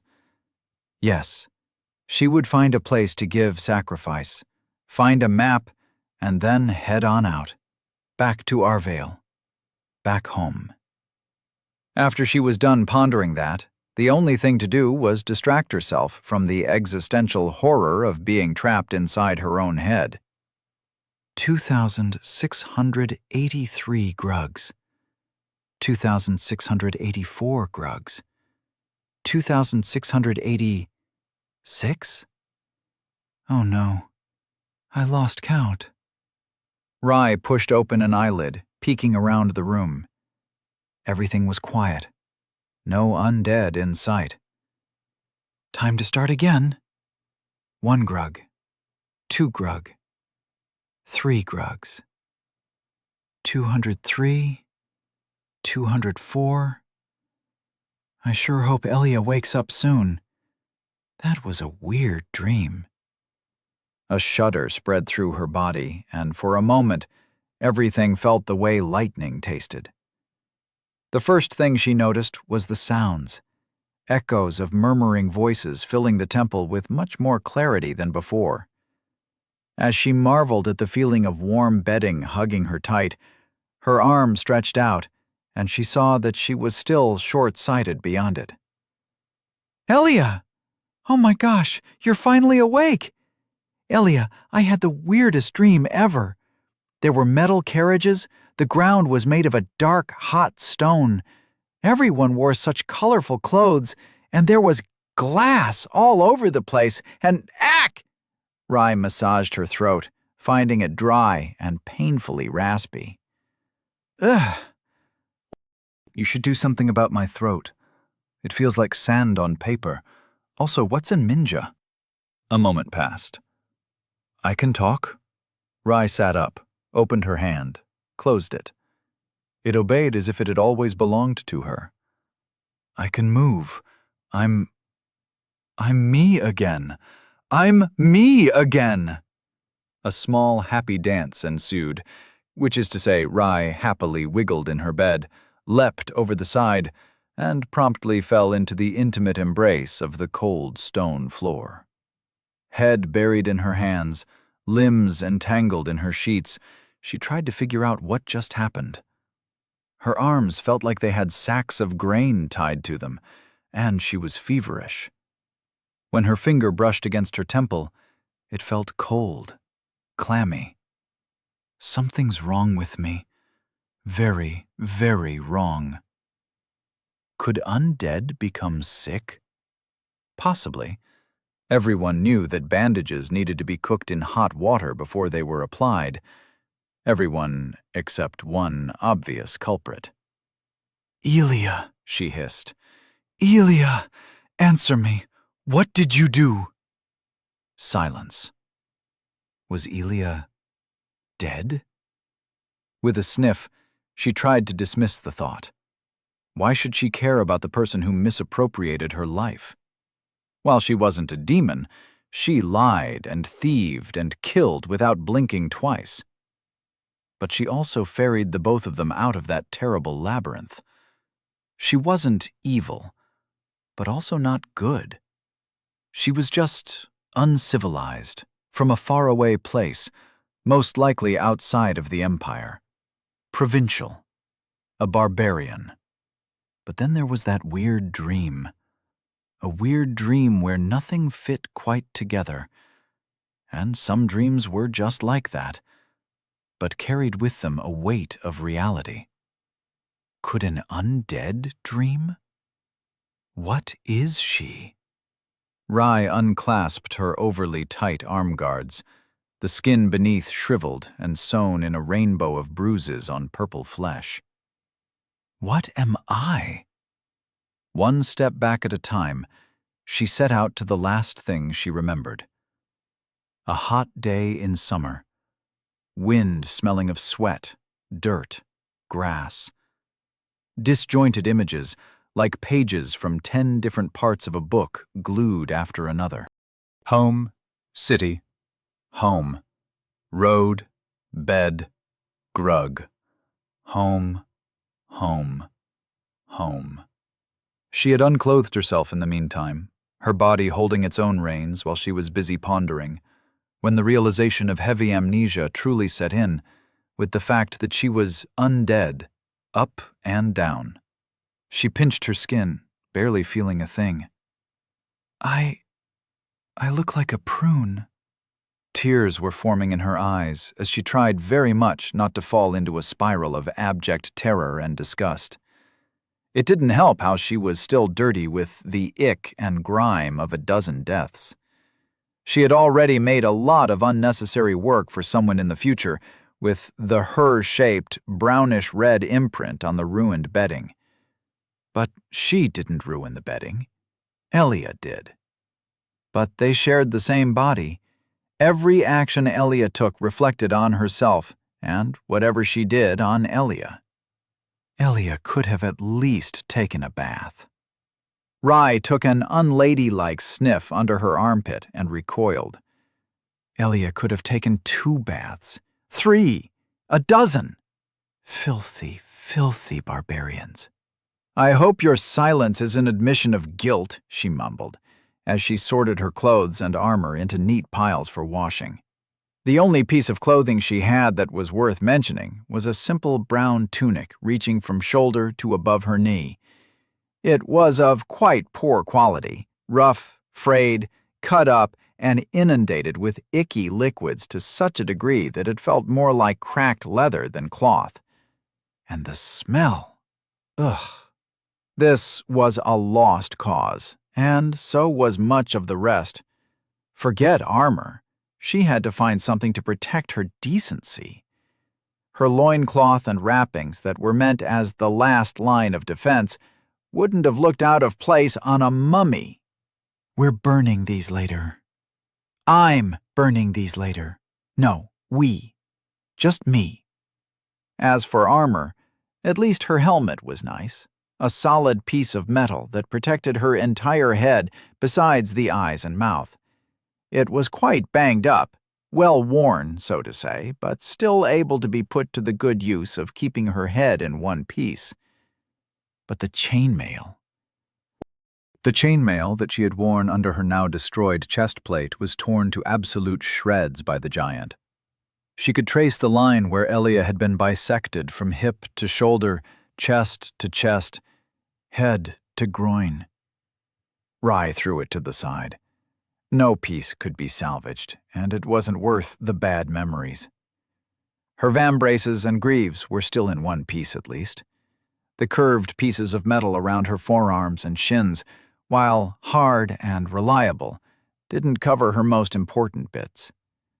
The wooden shield looked usable if one ignored the sizable rent that split down a third of it.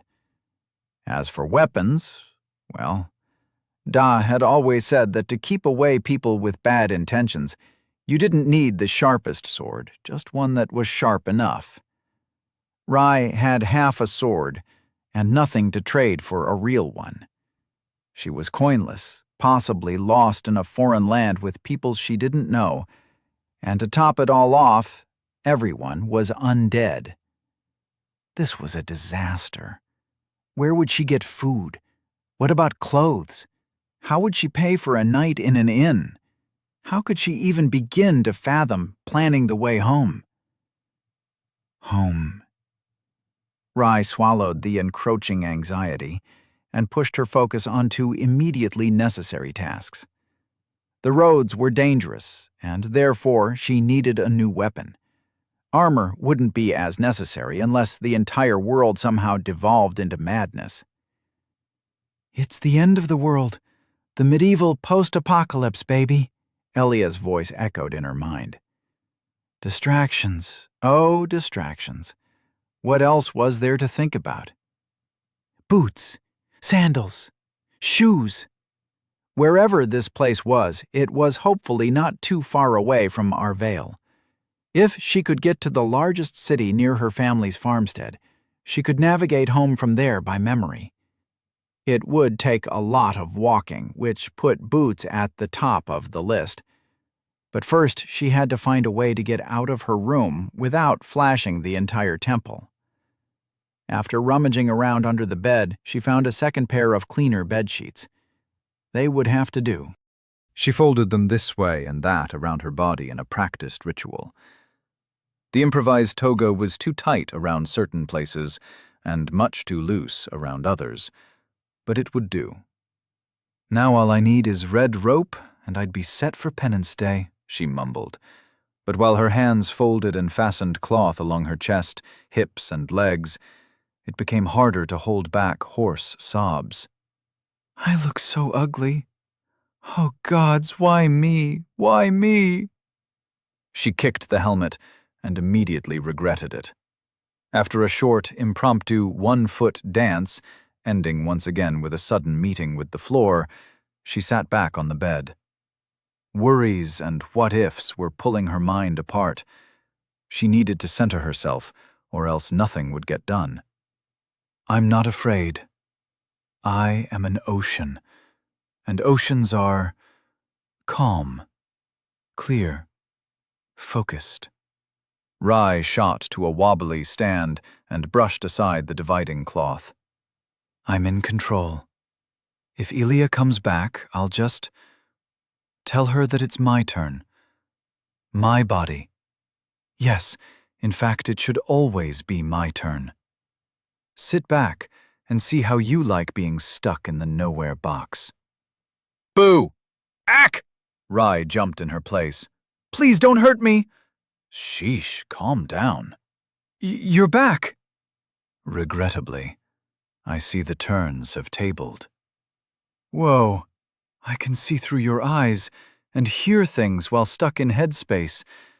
It's like watching a movie in an open-air theater. Lots of empty space is what I'm trying to say. Hey, do you have popcorn in here?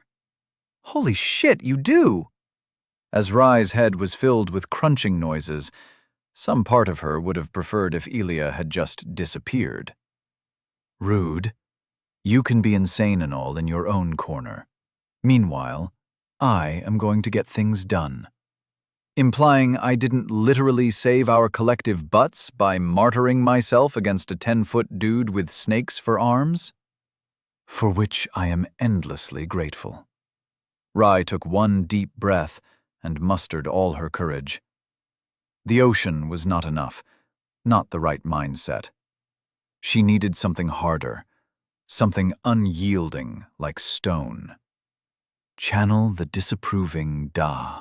Channel the discipline, the stoic poise, the voice like hardened steel. Setting aside how you even got us into that ridiculous situation, I am happy to inform you that we will be doing things my way now, the civilized way. That means making friends, being polite, and no, I repeat, no wanton killing. Sure, I'll take that as a thank you. Guess I can watch you fuck up from the comfy back seat for a change. Should make for a good vacation. The sound of chewing was briefly interrupted by a derisive snort. I give you 3 days tops before your ideals bend and break like a wet cracker. No, never, Rai said through gritted teeth. I am not a murderer. So, the bet's on? It would give Elia the greatest vindication if she accepted. No doubt she was the kind to gloat about her victory at every opportunity. Not that she'd get the chance, because Rai was civilized. Rai had standards to live up to, and Rai knew how to spell the word empathy. I'm going to make you eat those words. She fasted the last bit of bedding around her shoulder. For breakfast. Cool. Winner gets to front for a day. Front? As in...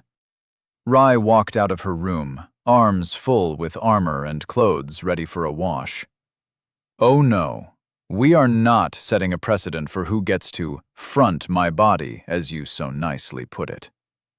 What, afraid to lose? I think I hear a chicken.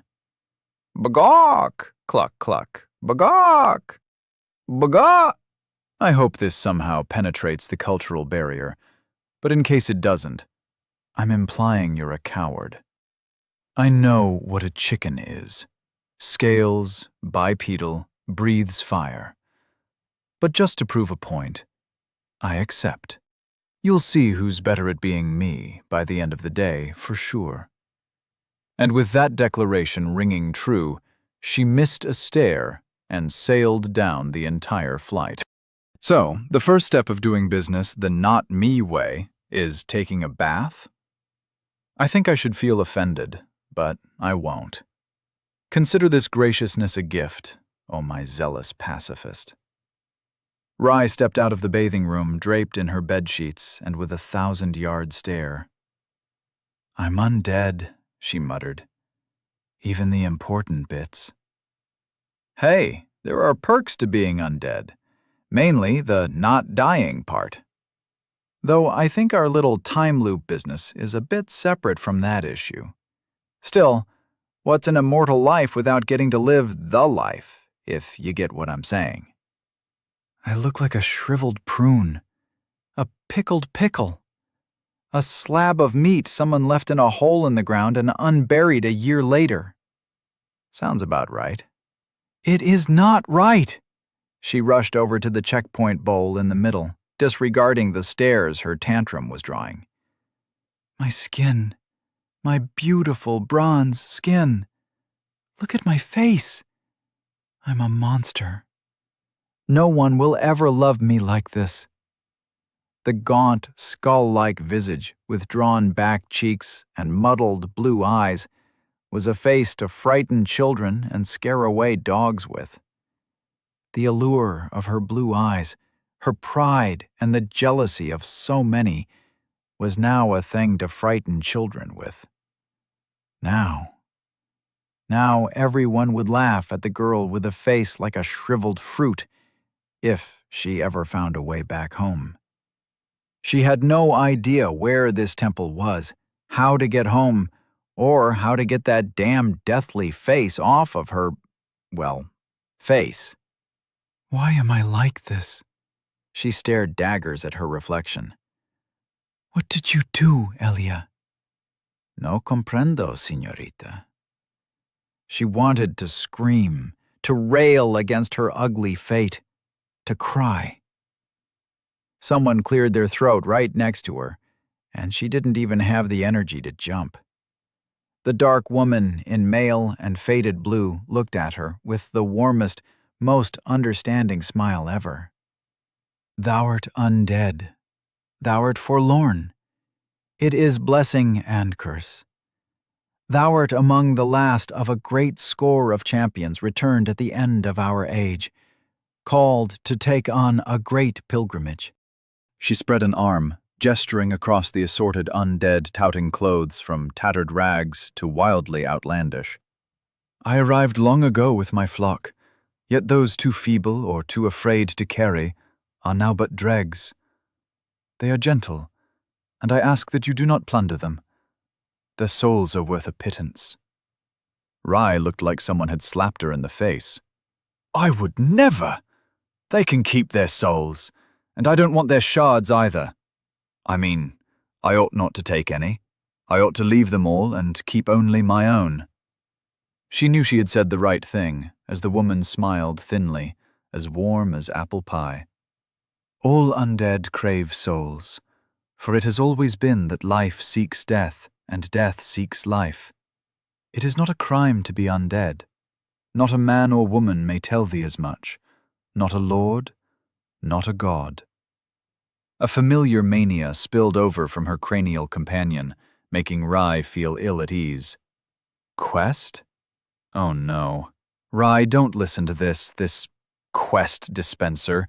This is a classic setup. First, she'll ask you to bring her 10 boar pelts. Then after that, 30 crimson nern roots. And before you know it, you're fighting a massive personification of all evil in the world, God himself, or environmental pollution. Rai toned the insanity out as far as she was able. A champion? Her? Impossible.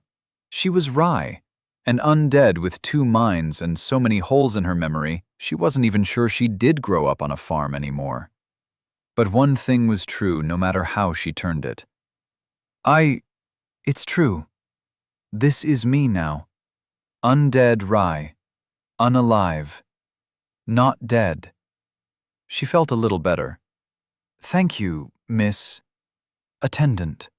That is my purpose, to attend to all undead. I require no name, for I am but a humble servant. If thy journey turns hard, pray, allow me to give thee comfort. I can offer thee many a service if thou but speaks the word. The woman was from far away. It showed in her accent, but it did the opposite of chafe against Rai's ingrained need for propriety. It was nice. Where she came from or what she did didn't matter. Rai was just glad to see a friendly face. And a pretty one. I too am undead, the attendant said, plucking the next question from her mind. Even 'neath the mail. Rye was not planning on asking that, but she did think it. A blush rose to her head. Does that mean there's a cure? A cure to this? She waved a gangly arm. How the heck did Elia beat a giant while looking like this? She must have cheated, definitely. There is a saying as old as the ages. All paths must end in Lofton, our holy capital and city of the gods. And all undead march towards it, seeking glory, seeking the past, seeking their fate, or simply following rumors of a cure to our eternal curse. Curse? As in a magic curse, or a we don't understand biology curse? Oh, I know that! Undeath is a curse, and every creature can become undead when they die.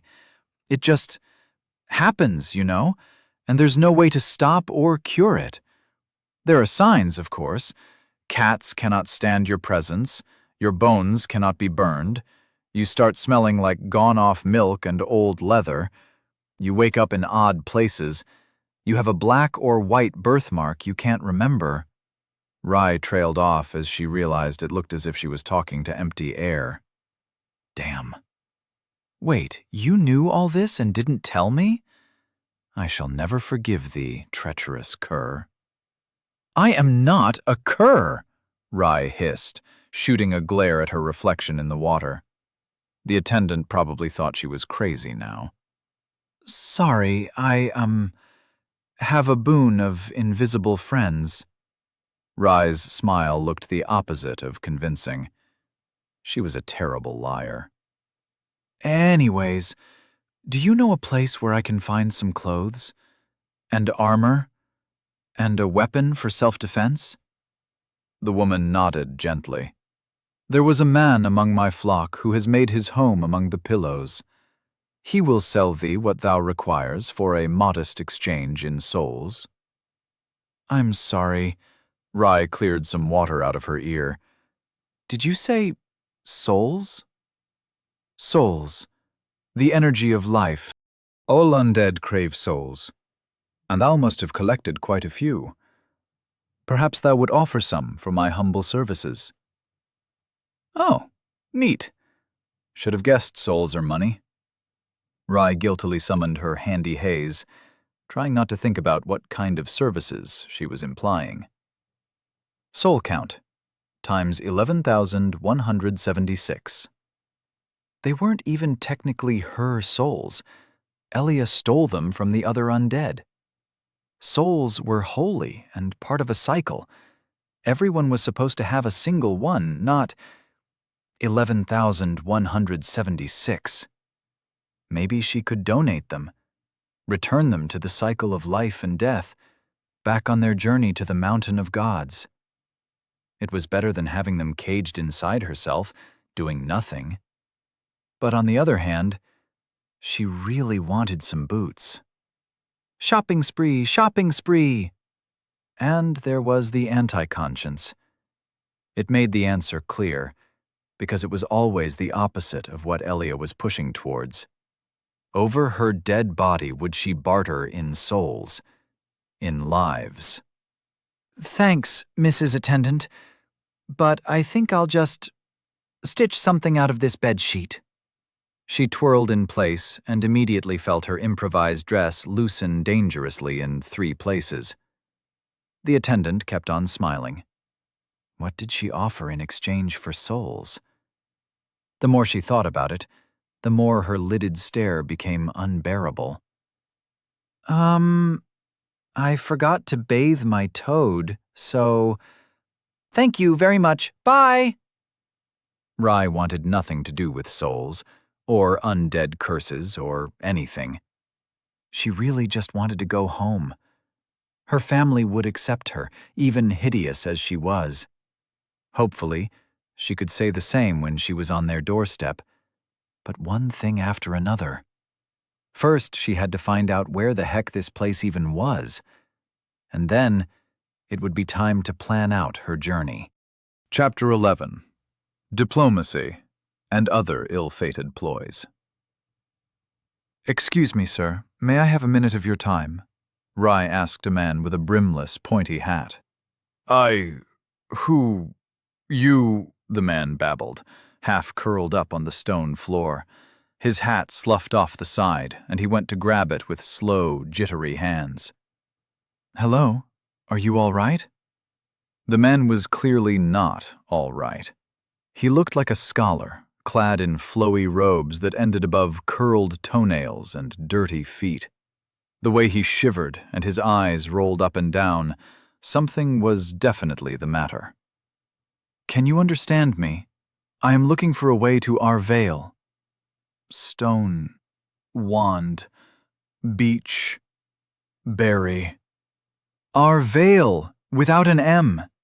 Can you tell me how I can get there from here? Marble. My marble. The undead man let out a hollow moan. He returned to drawing jagged circles in the dust. This was the worst. Every person she tried talking to was either incapable of answering, talked in tongues she didn't understand, or proved entirely too insane for conversation. Degrading faculties came to every undead when they lived for too long, or came back more than once. It seemed less cruel than that a person returned from the grave was expected to stay not more than one night with their loved ones before submitting themselves to priests or the nearest guard for their true final rest. They were supposed to ensure they didn't come back a second time, or a third, fourth, fifth. Elia, can I ask you a question? Long as it doesn't involve me doing anything on my vacation, sure.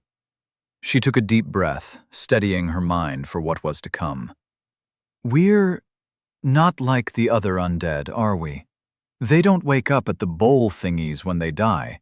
Heck, most of them can't even string two words together. It took a long silence until Elia had gathered her thoughts. We're not. As I said before, whenever we die, we turn back time, back to the last checkpoint we touched, with everything on our person as broken or whole as the moment we croaked. But that's ridiculous. The whole world turns back? That's unheard of, even for a boon of any kind. And Elia did not have a single useful boon besides her psychometry, Rye was sure. You must be mistaken. An ethereal shrug tickled against her real shoulders. Unlike her, Elia seemed entirely at ease, which meant she either believed she was telling the truth, or she was a big fat liar. I don't know what to tell you, other than some things don't reset with us. I once found this absolutely wicked shield, metal, thin and light as paper. I used it for 5 years maybe? Realized I'd walked in a huge-ass circle by the end of it, got a bit pissed, and did something stupid. In the end, I got yeeted by this great fuck-off bird. Birds don't exist, Rye grumped. Definitely a liar. Shush, you can learn something from this little story. Anyhow, I got yeeted, and when I woke up, I thought, crap, I let go of my shield. I don't know what counts as on my person, but when I got to the place I dropped it, no shield. Went back to where I initially found it, and no shield either. Bingo. Took it off a corpse to begin with, so I went back to that, and you guessed it, nada, nothing. No respawn for things I pick up from the ground, but if it's on a person, live or undead, yeah, that comes back, because rules don't need to make sense to be followed.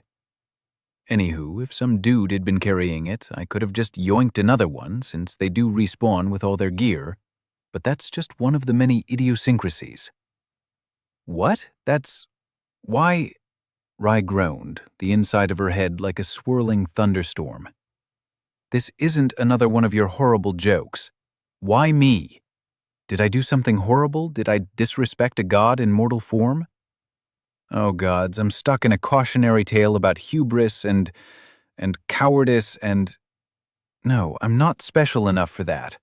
This is horrible. This is the worst. Listening to Elia talk just made the wish to go home all the more powerful. Having to worry about this whole Loopy business only added to the hollowness growing in her stomach. She missed out on breakfast, if anybody even served breakfast to undead. They definitely should. Let's focus on getting home, all right? You're the boss. I can't exactly say no, can I? Good. Great. Well, not so great, but now you know what it feels like being me. She sighed wistfully and drank another mouthful of the bowl of respite water. It tasted like berries this time, with a hint of sugar. Tasty. It's been so long. I can barely remember what home looks like. Actually, I don't remember what it looks like at all. Oh gods, is this normal? Am I sick? Now that's the undeath speaking. Probably a side effect of having a rotten brain. Or the repeated decapitations and concussions are at fault. Nah, what can you do? Probably the concussions and decapitations, judging by recent experiences. Losing a head every hour could not be healthy at all. Rai slapped her cheeks to regain focus, chanting her ocean mantra all the way as she discerned a group of 3 men talking somewhere on the first floor. Their mutterings sounded coherent, and her pace quickened as she got close enough to make out entire sentences spoken in the language of her homeland, Empyrean. And I'm telling you, we do it like in 177 and build a wall to starve 'em out. And then a wall behind us so we don't get ambushed up the rear. The first voice was low, loud, and had an accent so thick she could stir it. A second, puffy voice chimed in. You're an idiot, Tertius, and a double one at that. They're all undead. They don't need no food, no water. And what do you want to make the wall out of? Got an axe, but no carpenter, no engineers, no slaves to carry wood and such. Would take weeks, months, decades. I bet 1,000 souls these guys are planning a coup. Shh, quiet. We are not establishing souls as stakes for a wager, Rai hissed as she rounded the corner, coming face to face with a triplet of Legion soldiers, the smallest at least a head taller than her. Hello, hi, how are you? What are you doing? Rai nervously waved at the 3, the same hallmarks of undeath as her own marring their faces. Their armor marked them as low-ranking troops, and compared to the officers, those were always known for being loyal, supportive people. Her Da said so. He was a soldier, and so was his father, and therefore it had to be true. They are clearly playing a game of Dungeons and Dragons. I can't believe you don't recognize it. See? They even made their own models out of twigs and pebbles. The rather stout one turned from their extensive model of a castle to her, but a larger one interrupted him before he could get a word out. We're planning a siege. Rai jumped back a bit, the voice just that hair too hard and loud. Oh, apologies, miss. The name's Sextus, soldier of the 41st Legion ever since I've been 12. And this is me, Decurion Tertius. 41st Best Legion! The rather portly soldier bumped fists with the silent one swaddled in his scarf, who flashed a complicated array of signs and... Oh, he was mute. 41st Best Legion, Sextus echoed. The silent one's me mate Alexander, like the famous poet. Come on, after me. 41st Best Legion. 41st Best Legion? Rai was immediately greeted with a riotous clamor, and whatever the hand sign for whoop whoop was, as the 3 broke out into a marching song. It was loud. They smelled as mucky as all undead, but the way they took one look and let her partake in their camaraderie made some of her tenseness bleed away. That was, of course, only if she ignored the riotous laughter echoing inside her head. What a time to remind her that she was odd, that she was different, and would likely never fit in anywhere again. Ever. "Stop laughing, Elia," she hissed. I promised not to interfere when you were fighting, so the least you can do is show some respect, and not distract me while trying to mingle. But his name is Sextus! Sextus! Ah, what a child. You said you were planning a siege? She asked. More of an infiltration, actually. The rotund one, who cultivated more of an air of command than the brute and the mute, said. Glenrock Castle blocks the way to Lofton, headed by some lord or knight or what other, with mages, warhounds, and a horde of guards. We heard our capital was under attack, came here, but that rat bastard closed the gates, won't let any undead pass, which is just right screwed, I say. Who cares if we died before? We can still give a life or three for our home when duty calls. Isn't that right, boys? The boys nodded, and Sextus broke out into an impromptu marching song. Rye thought it might have been a fine tune if someone with a sense for rhythm and volume had sung it, and the rather raunchy lyrics turned her head into a beat by the end of it. You can see the castle if you take a step out along the Temple Pass, Sextus said as he finished the last refrain. Right next to the damned swamp. Can't miss it. It's one of a few ways in, but we haven't heard about the others but in rumour. Haven't heard? Rye asked. Not a word. The grim expression littering his battle-scarred face said it all. A small mercy in face of his rather rustic enunciation. Oh. Right, she was talking to them for a reason. Well, this is all very interesting, but I need to go home. Do you know how to get from here to Arvale? Actually, where even is here? Edge of the Great Maze. Tertius gestured on the faded map they had built their model on. Past the mountains, there lies Lofton, city of the gods. We're here, next to the Northern High Road. The Northern High Road? I have to go to the southern one. That's thousands of kilometers away from home. Rye rummaged through her memory, trying to remember all the geography she once had to learn long ago. The Great Maze didn't pop up anywhere on it, but the quickest way was not around the mountain range cradling the Empire's and God's capital, but straight through regardless. With a sigh, she buried her head in her hands and despaired. This was the worst day of her life. How did she even get here?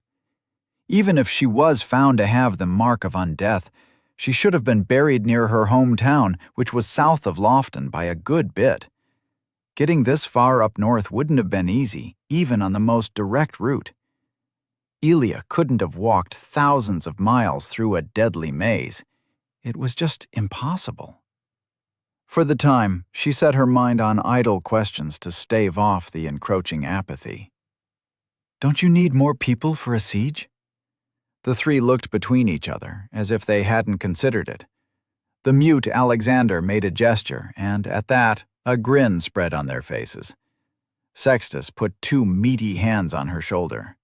Aye, glad you volunteered yourself. We were missing a scout, and you look weaselly enough. Reckon most of the drags'll just look right over you, eh? Together, we'll forge the way forward and retake our capital yet.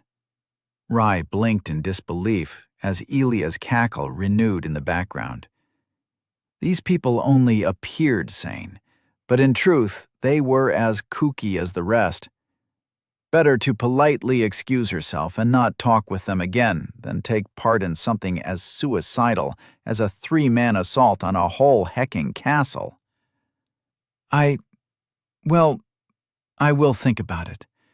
Think about this siege business very long and hard. Now, if you'll excuse me, I must prepare my scouty things. Quibbles croaked from the side, and, together, they excused themselves from the group of lucid lunatics. Holy shit, I'm dying. These people are delusional and hilarious. Can we keep them? We are not taking part in a siege, Elia. Sieges are an unproductive use of our time. They involve little talk and a lot of unsolicited killing. Sure. And Rome was built on the back of handshakes and mutually beneficial business deals. Rai somehow got the impression of someone wiping a tear from their eye. Hey, at least we're making friends, right? That set Elia off on another bout of laughter as Rai grumbled on her way to the next person. They couldn't all be terminally insane. There had to be at least a single reasonable person among them. The bedsheet dress was just not doing it for Rai. It was dirty, it constantly slipped down her shoulders, and worst of all, it didn't technically belong to her and was borrowed without permission. The belt with 2 pouches containing shards and about 30 pebbles. Who needed so many of them, and why? In one, and a now sufficiently moisturized toad, thanks to her care, in the other, was the last line of defense in the fight for her decency. A sorry state for any true civilized citizen of the empire. The torn mail and padding was gone, and she almost felt regret. Instead, she let Elia convince herself to at least peruse the merchant's assorted wares. He had everything, from weapons and armors to jars of bugs, salt, and ground herbs. Lavender, black poppy, spikeweed, crib's rest. She made a mental note to find out how much an undead differed from a live human. They could still bleed, but, as an example, could they catch a fever? Could they heal wounds without the miracle water? Could they get pregnant? She poked the merchant. Sadly, he was fast asleep, and no amount of hellos and polite prodding shook him awake. Oh well, guess we're not trading our common shards for some uncommon ones. I really wanted to feel the disappointment of rolling a useless uncommon boon for a change, too. Shush you! We have no money, and we are not buying anything with souls. That would not be ethical or moral. Also, it would be breaking the cycle of souls, the turn of life to death to life. A great taboo, the kind that would find quite a few people asking quite a few uncomfortable questions in uncomfortable ways. She wanted no part in that, not for all the massages and apple lemon juice in the world. She knew how to get back home, though her knowledge didn't reach beyond follow the high road south. For a journey that far, she would need funds, and, lacking the will to do something drastic, she decided on trying to see if anyone was willing to help her, or would pay for her help. She was willing to do near anything, as long as it didn't involve murdering people or whoring herself out. Hello? Can you understand me? Rai tried to enunciate every word as slow and clear as empirically possible. This pygmy woman could talk, which truly came as a surprise, but like so many others, spoke in some barbarous tongue. She excused herself, mind empty with exhaustion born in part from frustration and in part from the constant fever-like existence of an undead. All right, I'm starting to get bored. Let's go and find some food. As tempting as the idea was, Rai didn't let that keep her from trying. One last person. Hello? Excuse me, miss. The tall woman finally reacted, looking up from where she had been staring at a puddle. Her hair fell in a long stream down her shoulders, and every part of it was white, from the head to the brows and whimpers, though 2 pale blue eyes floated beneath like reflections on the water's surface. Her deathly pale face made for a frightening first impression were she not oozing a steady stream of melancholy. 2 arms cradled a used spear, and a third the smooth stone mask, round and pockmarked like the moon. It looked more impractical than anything, especially given the lack of any eye slits. 2 left hands? Yeah, Rai whispered. She's a pasty. They have 3 arms. Whoa, hold it right there. Is that a slur? It's what my mum called them.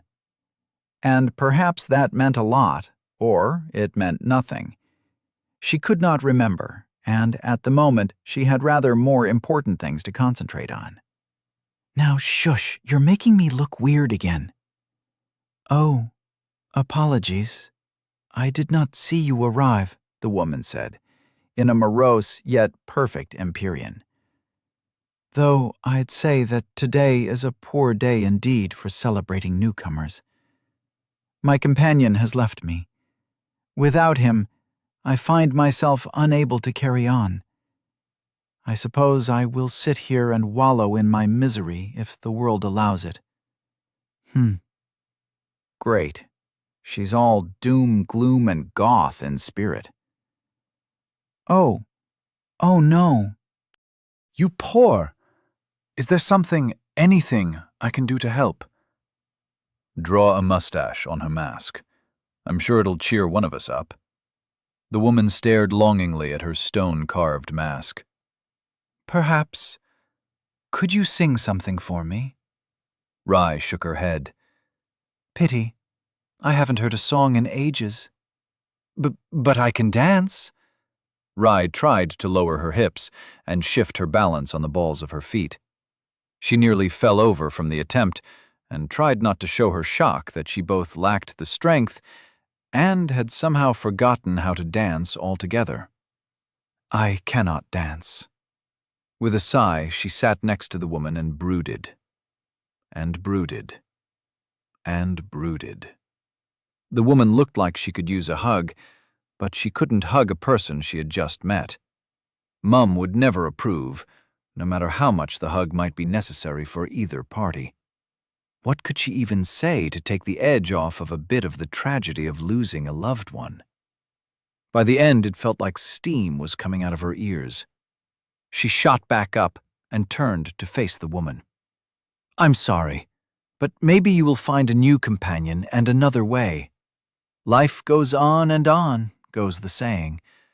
Who knows? Maybe the gods will reincarnate him or her as an animal nearby to watch over you in their second life. The woman seemed lost in thought, as she didn't even bother to turn her head. When Rye was standing there long enough to have made it awkward 3 times over, the woman finally spoke up. Perhaps, knowing that he has passed on, I may return on my path. 'Tis true. However, I find myself clinging to strings of the past. He asked to smell the roses one last time. He is still there, I fear, in the garden out back, gone in all ways that matter. Please, put an end to his sorry existence. I don't have the heart to do it myself. Ha! This place has side quests. What next? A door that says you need to be level 30 to enter. An in-game shop for cosmetics and funny little pets. Microtransactions. Rye touched her throat, finding it dry. He is gone. But he is still here. He is undead, but not like us. He is a dreg, I suppose you'd call him. A mindless, shambling undead without purpose or place, yet still a danger to people like us. I suppose it is the fate of all undead to lose their minds. Like you. Like me. A cold shiver dripped down her spine. If this was true, then Rye herself was already well on her way to the end. The dull sickness, loss of memory, and the way she was shriveled and wrinkled like a knotted oak could be explained by a decay of her body, now little more than a vessel for an errant soul. Or 2 souls. Though the way Elia was handling all this was lending credence to the idea that she either didn't have one, was ignorant of it all, or simply didn't care. None of these answers was in the least comforting. None of them would explain the idiosyncrasies, the horror of being stuck in a hoop of time, Come on, this is an easy one. In and out, 5-minute side quest. Maybe we'll get some good loot. The lack of fear for inflicting death and dying herself. Even if it was an undead, Rye could not do the deed. She started crying every time they had to butcher a chicken. How could anyone expect her to grant the final mercy to a person? I'm sorry, Rye said, and got up to leave. Don't be, the woman said. Not all of us are set to complete our journey. It appears I was simply not enough. I need a moment to myself. She half flew up the stairs, stumbling over a curled-up undead muttering nonsense in a disjointed prayer as she gasped for fresh air. Vertigo played a drumbeat inside her skull. They were out of the maze, but the nightmare wasn't over. The outside greeted her with a fresh breeze. A terrace spread around the back of the temple, and a once great tree stood hanging off the infinite drop. Its trunk was flayed by wind, dead like all the plants around it. Here and there, slightly green ivy searched for purchase between the brittle mortar of the wall. It must have taken an immense number of chance encounters just right for that plant to grow here, where it could find barely enough to survive. She could almost imagine the invisible struggle of the vines and roots, prodding and running up against solid rock all around, until finally, a hair crack gave it purchase. How many seeds must have come this far, but failed on the steps below, on the swamped gardens outside, or been simply blown off the edge without a chance for recourse? Rye stared at the set for much too long before tearing her gaze away and out to the endless maze that stretched beyond the horizon. Now was not the time to be empathizing with plants. Elia? Yeah? She swallowed heavily. You sound awfully chipper for being stuck in my mind. Why aren't you angrier? Oh, I wasn't expecting your inevitable betrayal this soon, but I did get to sleep in a bed, so that's worth it. I don't have to worry about any spiders crawling over me while I sleep. Could probably organize some food from somewhere. All in all, I've achieved the dream. I'm quite happy as things are. There was a pause, interrupted only by a gust of wind and an awkward cough. Also, I might be in need of a major vacation. A break from all the everything. The undead, the life or death struggles, the concept of birds. Real nice of you not to threaten to get rid of all my hard-earned souls and shards. If living inside your head every now and then is the price to pay for this life, then I sure as hell am not gonna skimp out. Not being inside that god-awful maze is the life. Everything else is dressing. Rye's guilt for trapping Elia didn't fade. Not much. Who knew? Maybe she'd be insane too if their roles had been reversed. Still, no matter how much she wanted to believe her, there was always a nagging feeling that Elia was lying, or at least withholding a part of the story. It just seemed like so little to desire. She chose not to dig further. I see. She took in a deep breath. Are you responsible for possessing my body? I'm not the one who's responsible for landing me inside you, that maze, or this depressing medieval zombie apocalypse shit. That dirt's on God's hands, or whatever bitter architect decided it would be fun to make an escape room the size of Texas and fill it with every hostile intention the world could cook up. This isn't the afterlife I was dragged to church for. The answer was delivered with a familiar bitterness that spoke of honesty, Rye hoped. You aren't, then. I didn't want this either, and you just want revenge.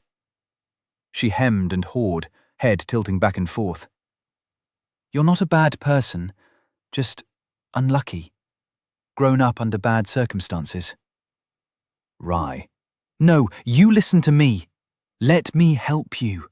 Get you your own body, fix your bad attitude, your murderiness, and all those weird words you keep on using. I don't know how I'll help you do it, but I promise I will. Rye left. Education, that's all you need. The pen cuts as deep as any sword, and violence is a last resort. Take me as a good example to follow. I'm happy to exhaust every other option before I even think about taking up arms. Don't you worry, I'll make a good, civilized person out of you yet. And then you can help me get home, and everyone will be happy. Rye. Dodge! Rye jumped in place, which was not an effective measure for dodging the spear thrust coming from her left. She fell to the ground, clutching the oddly wet side of her stomach. Her hand came back nearly black with blood. Then the pain hit, and she screamed. Her right arm moved on its own, scrabbling for a rock to throw at her assailant, but the blinding pain caused her to convulse, the stone to miss, and her assailant to gain an easy kill. A second stab grated along the vertebra of her neck as darkness crept in, until it was all she could see, feel, or hear. You have died. You have lost. Soul times 11,176. You have lost. Bone shard, common, times 9. You have lost. Bone shard, uncommon, times 6. Chapter 12. Constitution spells friendship. You're ruining my vacation here. Rye was curled into a ball on the floor, filthy and back in her ragged bits of armor once again. Opening her eyes entailed accepting reality, and reality was decidedly unfun.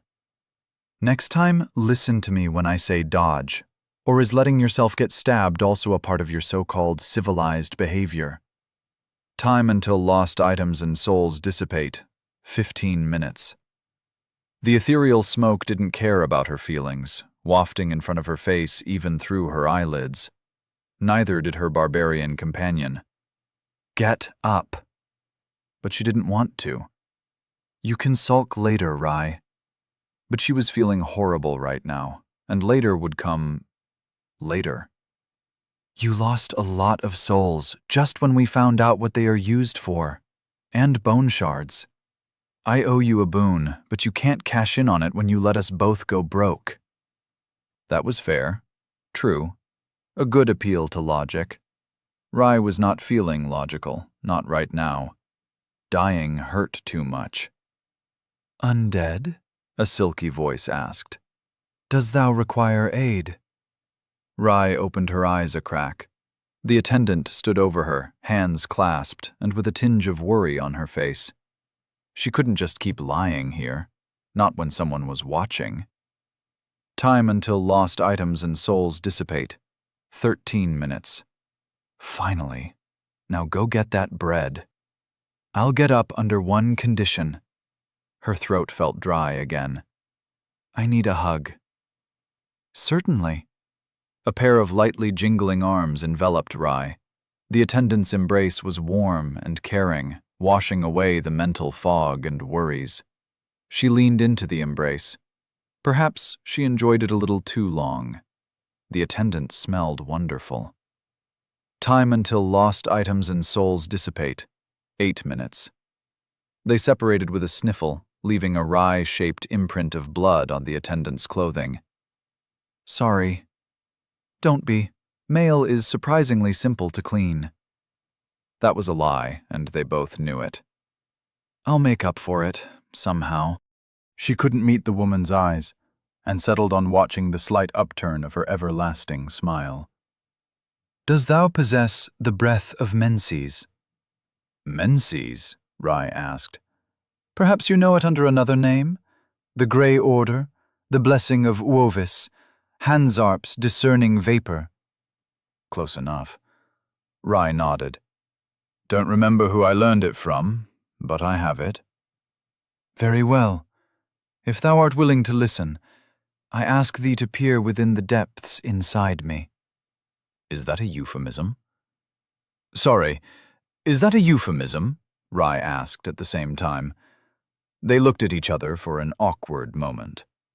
The attendant lifted her up, but only insofar until Rye settled into a kneel by herself. Offer thy hand, and let me search wherein thy path shall flow. She did, and the world turned dim, as if she had just rolled a bone dice for a boon, until the focus was only on the attendant and herself. A gentle, warm glow radiated from where they held hands. Now breathe, and see what you are, what you were, what you may yet become. Rye did, and the fog arrayed itself into a completely unfamiliar set of lines. Name, Rye. Age, 23. Soul count. Time 0. 11,176. Bone shards. Common. Time 0. 9. Uncommon. Time 0. 6. Undead curse mark. Quelled. Greatly diminishes soul. Moderately diminishes body. Slightly diminishes sense and mind. Vessels. Body. Your body is weak, like a sickly human. Sense. Your sense is slightly worse than the average human's. Mind. Your mind is above the average human's. Spirit. Your spirit is pitifully weak, like that of an unlearned child. Boons. 1. Empty. Rai stared at the panels in wonder. They had so much color, so advanced, so wow. No. The attendant's voice came like a distant ring of a bell. This is the depth of thy soul, as represented by a string of breath. Though it differs for us all, thou canst now discern thy fate with ease. No. Within thy bosom, 2 receptacles for the soul. Thy boons, wherein shards crystallize and take on the color of thy being, and thy vessel, for nurturing wandering great souls, to lift thee to greater heights. No, fuck, shit, ass, humus, god fucking damn it. Rai ummed with increasing nervousness as Ilya exploded into an avalanche of expletives in the background. This doesn't look like my breath at all. I only know about the boon part. No one told me I could level up. I lost so many souls, hundreds of thousands, millions. Rai tried to focus on the barely moving lips of the attendant, learning a heap of new words from both ends. It has been some time, then, since thou hast learned thy breath. As an undead, thou yearns for souls, and souls yearn for thee. Thou art a vessel for 4 facets, each in turn strengthening themselves and another. Thy body builds thy sense, thy mind, thy mind, thy spirit, thy body. She offered a hand, and a shining object floated out of her pocket. Quibbles looked like he had been in the middle of a nap, and an object like liquid flame, or perhaps flaming liquid, glowed where his stomach was. Quibbles, stop eating my shit! Did he eat something important? The attendant was somewhat hampered in her speech as she rotated the rotund individual with her mind. To his credit, Quibbles didn't make a single peep. He was a dignified toad, rotating on his own terms. Squish him! Mr. Toad, sir? Rai asked, though she didn't feel her mouth move. Could you perhaps give up what you have swallowed? I promise to feed you any tasty-looking insects we find on our way.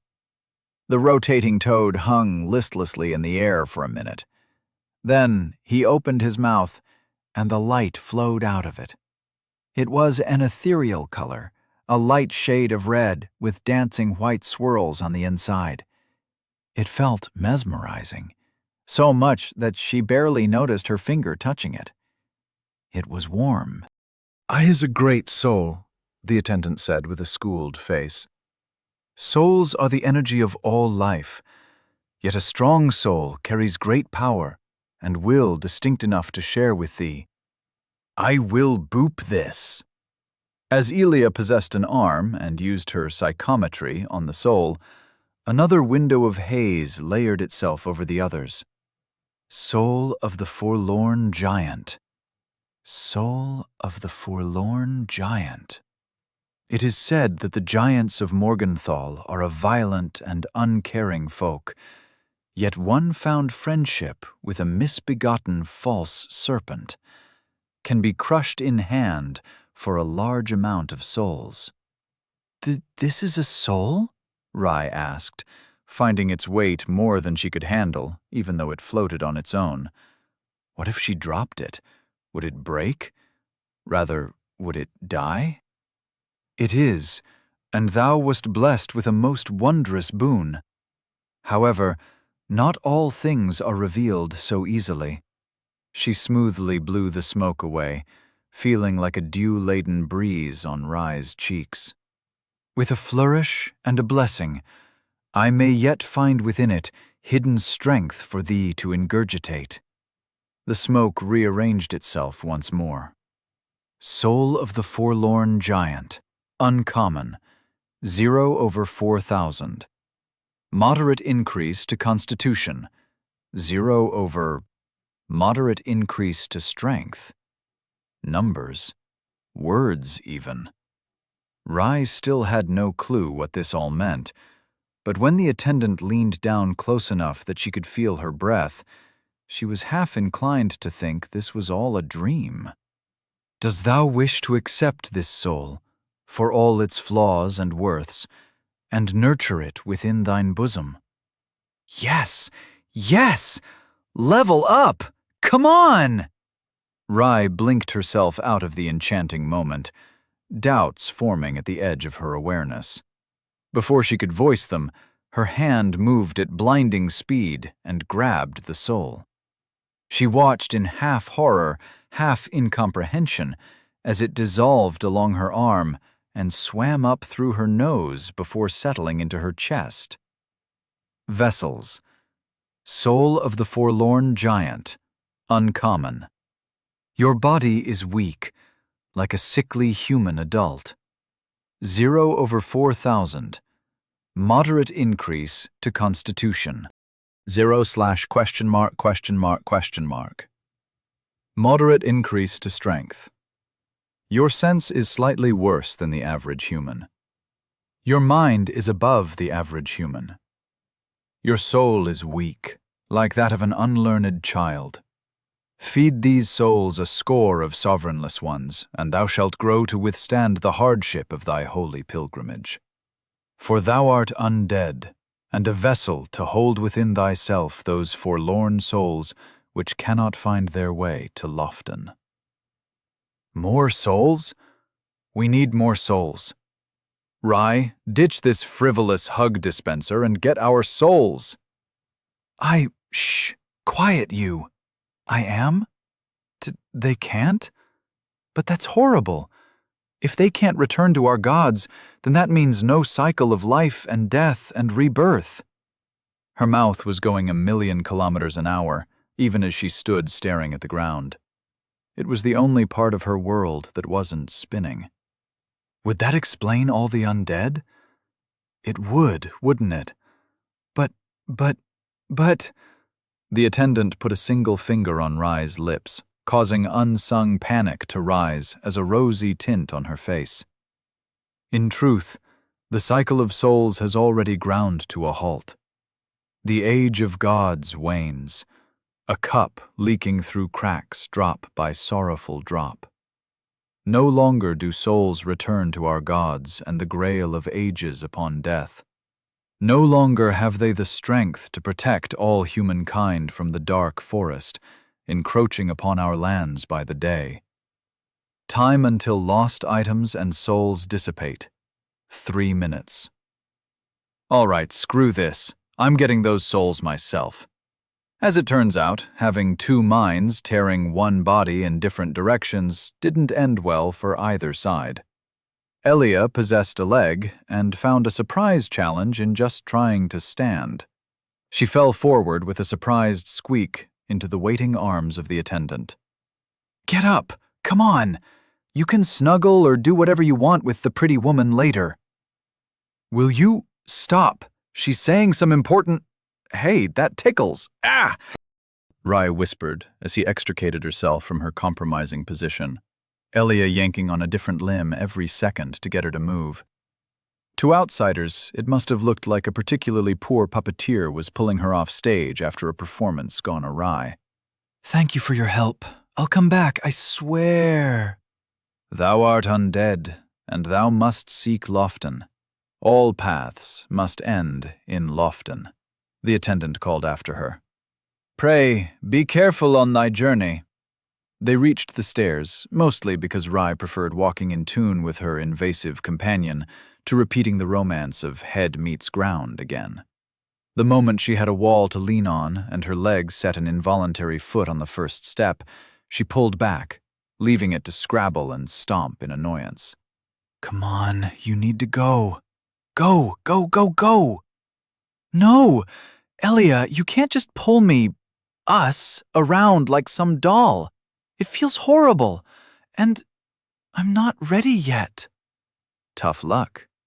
How could any one person be so lacking in empathy? She barely died 10 minutes ago, and this time, death actually hurt.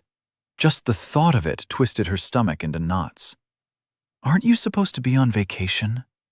Aren't you supposed to be happy that you can fix your woefully inadequate body? Or that you have it back at all?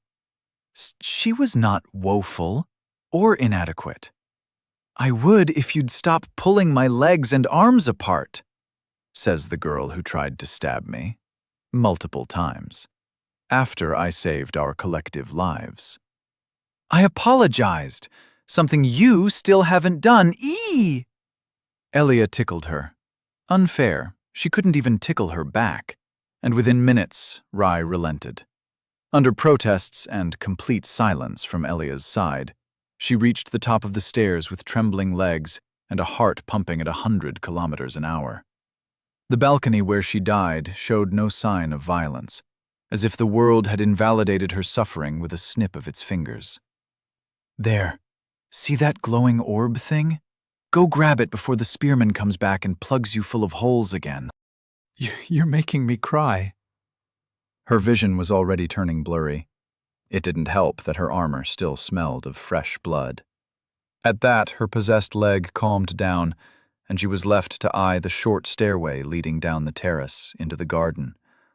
Flashes of the wide-open cliffside and the struggling plants filled her mind. Then it ended with 2 sharp, painful thrusts.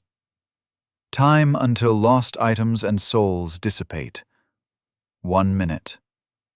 She wiped her eyes and choked down a sniffle, painfully aware of how pathetic she was. Elia fought a giant and countless other undead in the same weak body as she had now to get her simple wish of a bed and food, and she couldn't take a single step forward if it meant saving 11,000 souls. 11,000 lives. The pressure lessened. Her legs stopped shivering. If it was for someone else, then the choice was easier. The souls are right there. Nothing can go wrong, right? If only you knew how much bad luck you just summoned down upon us. She took a cautious step forward, keeping her shoulder against the wall. A raspy moan caused her to freeze up, lips pressed together, and eyes bulging until she looked as stiff as Quibbles had moments ago. The murderer, the fiend, was right around the corner. Right there, she whispered, reaching a hand from behind the old statue she was pressed against. The message popped up, and she frantically dismissed her smoke before someone took note. Another tense moment passed. She let out a breath as the undead moaned again, this time further away. Congrats! You solved a problem caused by your own ineptitude. All you had to do was take 30 steps and reach out your hand. I'm fucking impressed. Rye pushed down the gall that was gathering in the back of her throat. Elia was insulting, infuriating, crude, and bereft of all niceties. Even her congratulations were soured by a heavy layer of snark. Half of that was true, but the other half was just the anger at herself, looking for someone else to blame. She sunk against the wall, trying to separate two strands of sticky, dark blonde hair. "Elia, can we talk?" "No." She took another much-needed breath. "We can't keep on going like this." "You're tearing us apart, Rai, not me." I am, right? But you're not helping either. You could stand to be less sassy." An ethereal snort rang in the air, followed by the sound of slurping? Was she drinking something in her head? How? Where did she keep on finding these stage props? "I am not sassy. Just tired that I have to do everything by myself and that you've interrupted my vacation with babysitting." "Right.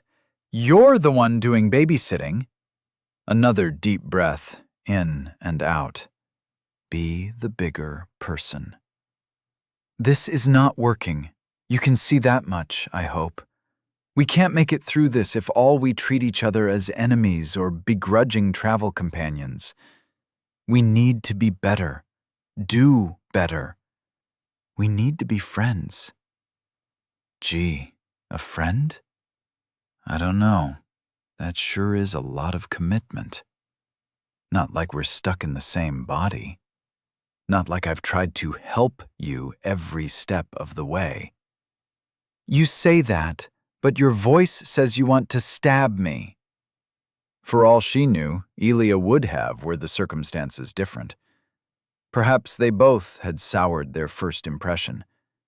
If this was going to be a state that was extended in any frame of time, it would help to have similar interests, interesting conversations, and a willingness to listen and care. I think, above all, friendship needs to come from both sides. So, this is me making the first step. I know we got off to a rocky start, but, Elia, I would like to be your friend. It was hard to tell whether the silence afterwards was born of shock, awkwardness, or deep and fulfilling introspection. Rai really hoped the latter. Even if they did become friends, sharing a body was not going to be easy once they returned to normal, day-to-day life. No, especially because they shared a body, there would be conflict. Pain, too. But in a strange land, with a strange prophecy proclaiming undead, the outcasts of society, as carriers of the last embers of civilization and destined to meet their fate in the city of the gods, a friend tagging along would be nice. She was certain that alone she would not be enough. You're being awfully serious. If there's a thing I hate, it's serious. Her heart stopped for a beat. But I do love me a good buddy cop TV show. Guns, action, drama, pew pew pew. You can be the no-fun cop, and I'll be the one that hogs all the trailer punchlines. Is that a yes? Precisely, my little brain bud.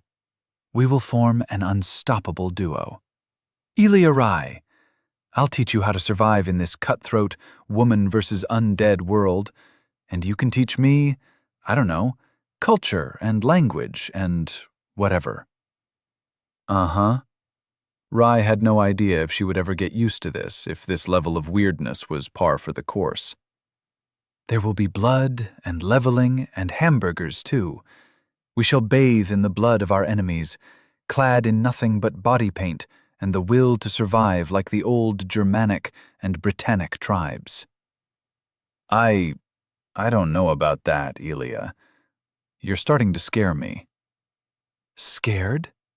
Scared? Rai, you haven't witnessed true horror. We just beat level 1 of this goddamned stupid world. No, we just finished the tutorial level. But don't worry.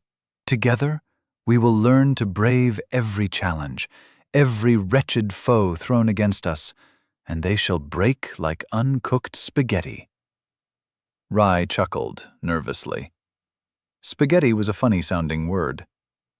And for the first lesson in my infinite repertoire of tricks... Oh, fuck. Dodge! Rye had just enough time to wipe the lingering wetness from her eyes before an unwelcome figure stood on the stairs next to her, holding a spear and staring with muddled eyes. Oh no. You have died. You didn't even try to dodge. Disbelief oozed from every pore of Elia's voice. When in threat of dying, Rye had a remarkably easy time of freezing up and letting death take her. This didn't speak well to her continued survival, and when the attendant came around, worried about the undead curled up in fetal position, she lunged for a hug. Really, I'm amazed. I thought I died easily, but wow. Just wow. Quiet. She nuzzled her face deeper into the fine chainmail, soft like a baby's bottom. It was easier to hide her tears this way, and her anger. Anger that she made the same mistake twice. Anger that where Elia made it look easy to dodge and weave between strikes, she had the mental fortitude of a day-old kit and the self-preservation instincts of a particularly delicate flower. The gentle strokes of the servant, whose name she didn't even know, were dulled through her helmet, but soothe her they did regardless. She wanted another bath. Come on, brain bud, get up. You survived 2 deaths. What's a few more? 5 more minutes, she mumbled. Sure, 5-minute break. And then we get the souls and start buffing up. To her infinite regret, 5 minutes had the audacity to pass. Rye got up, surprising even herself with how little she was shaking. One look at the attendant's inviting smile was all it took for her thoughts to be tugged away from fear and back towards embarrassment. Sorry for getting you all dirty again, and thank you for the hug, miss. I am the attendant, a humble servant of the cerulean waters, and bound to them as I am bound to thee. I have no need for a name. I welcome thee to the crossroad temple undead. I only hope thou hast found comfort within mine embrace. Rye stood still for a moment, brows furrowed. Didn't she already say something like this before? She did, Rye was sure. She took a step back. Elia? Do people really not remember us when we die? There was a heavy silence, followed by a sigh. Go get our souls back, Rye. Oh, okay. Rye turned to the staircase and nervously made her way up. But we have to talk about this later. Friends tell each other everything, right? Right.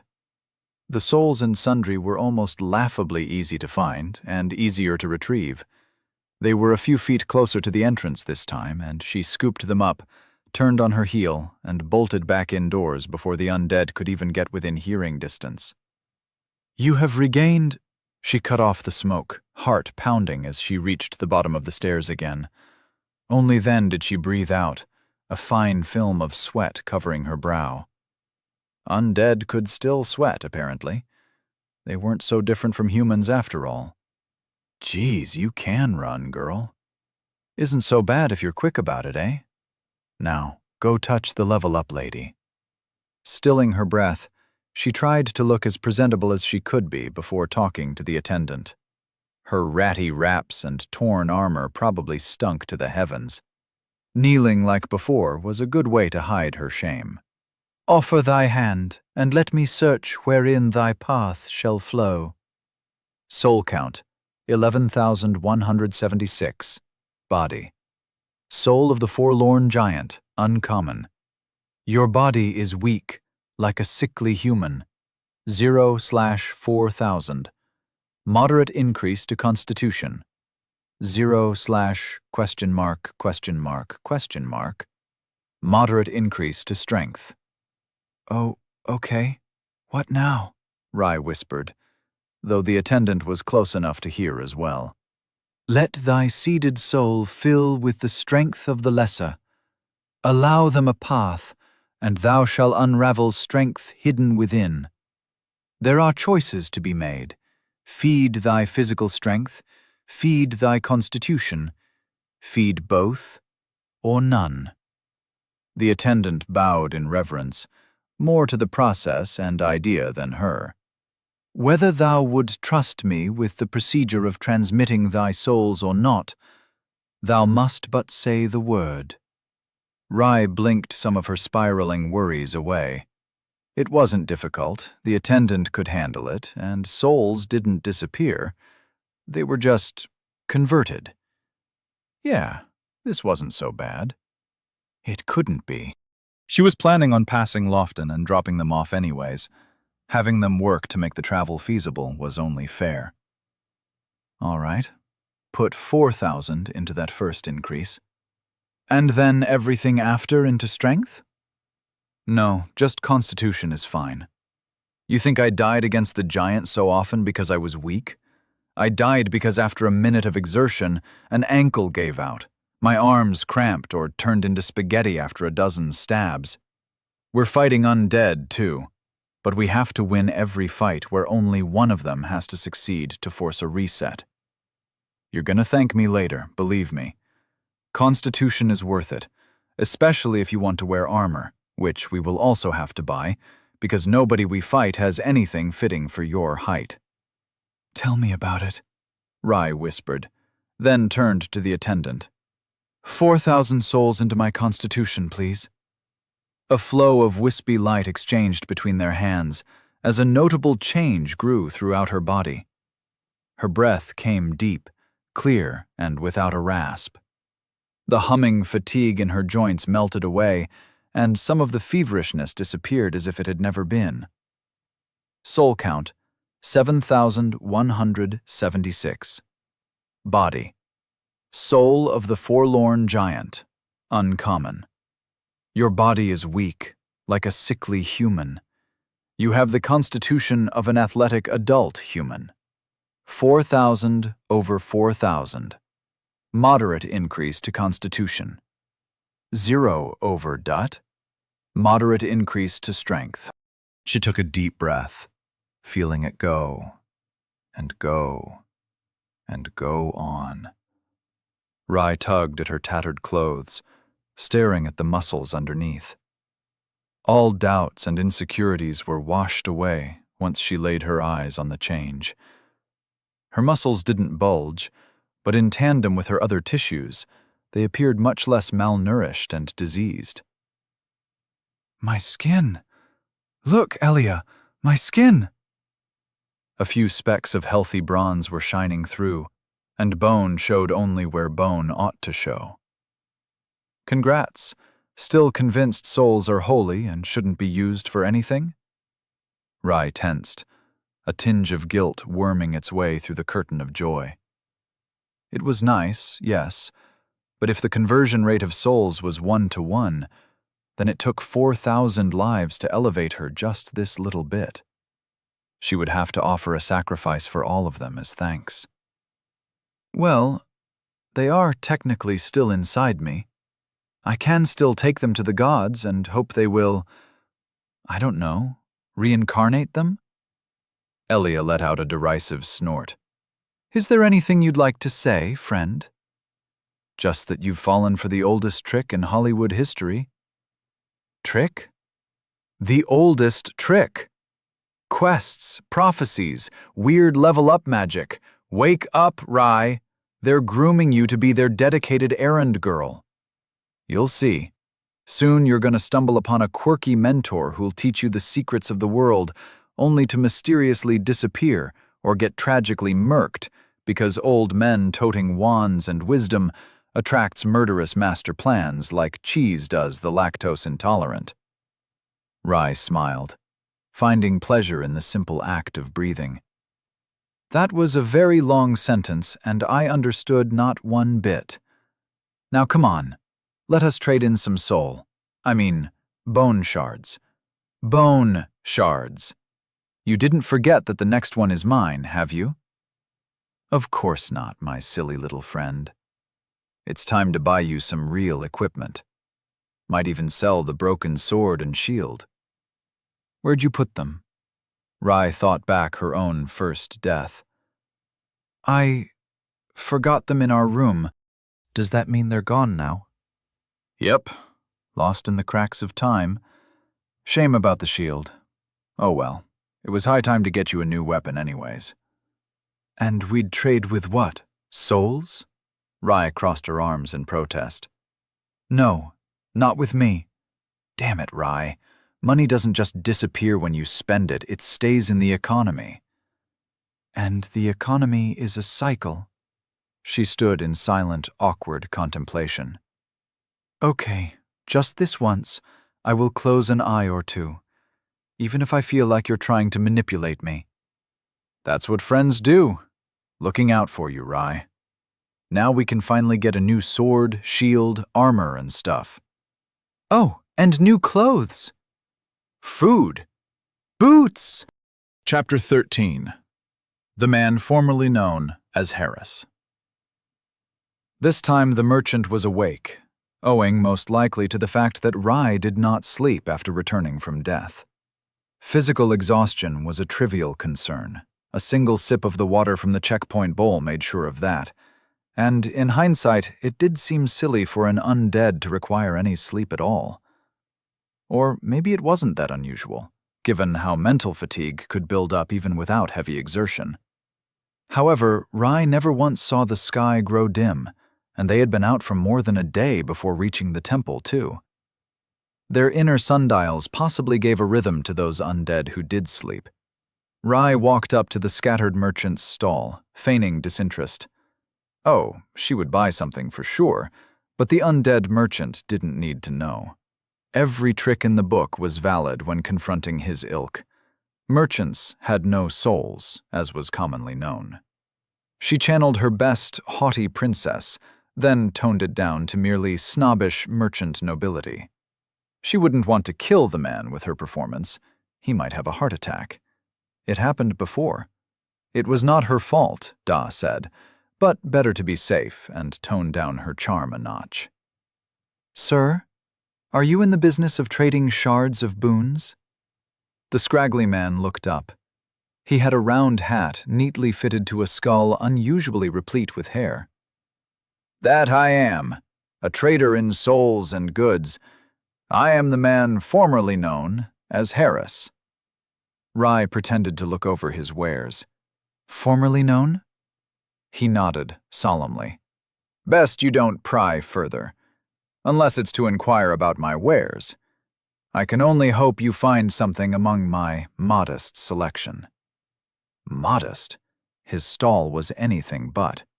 He himself sat comfortably amidst a pile of old pillows and upholstery, some holding wares, while others supported his own atrophied body. They looked comfy and, above all, expensive. One even embroidered in red and purple, while the rest were done up in the more common shades of gold. The mishmash of styles and faded garish colors reminded her of a bazaar, even if it was confined to a single corner. He was the only person around who seemed willing to buy or sell anything at all. Though with all the madmen around, she wasn't exactly spoiled for choice. May I touch them? The merchant nodded. Elia went right to work. Boop! Red tunic. A short red tunic, commonly worn by one of modest means. She leaned down to inspect a small sign of carved wood and recoiled.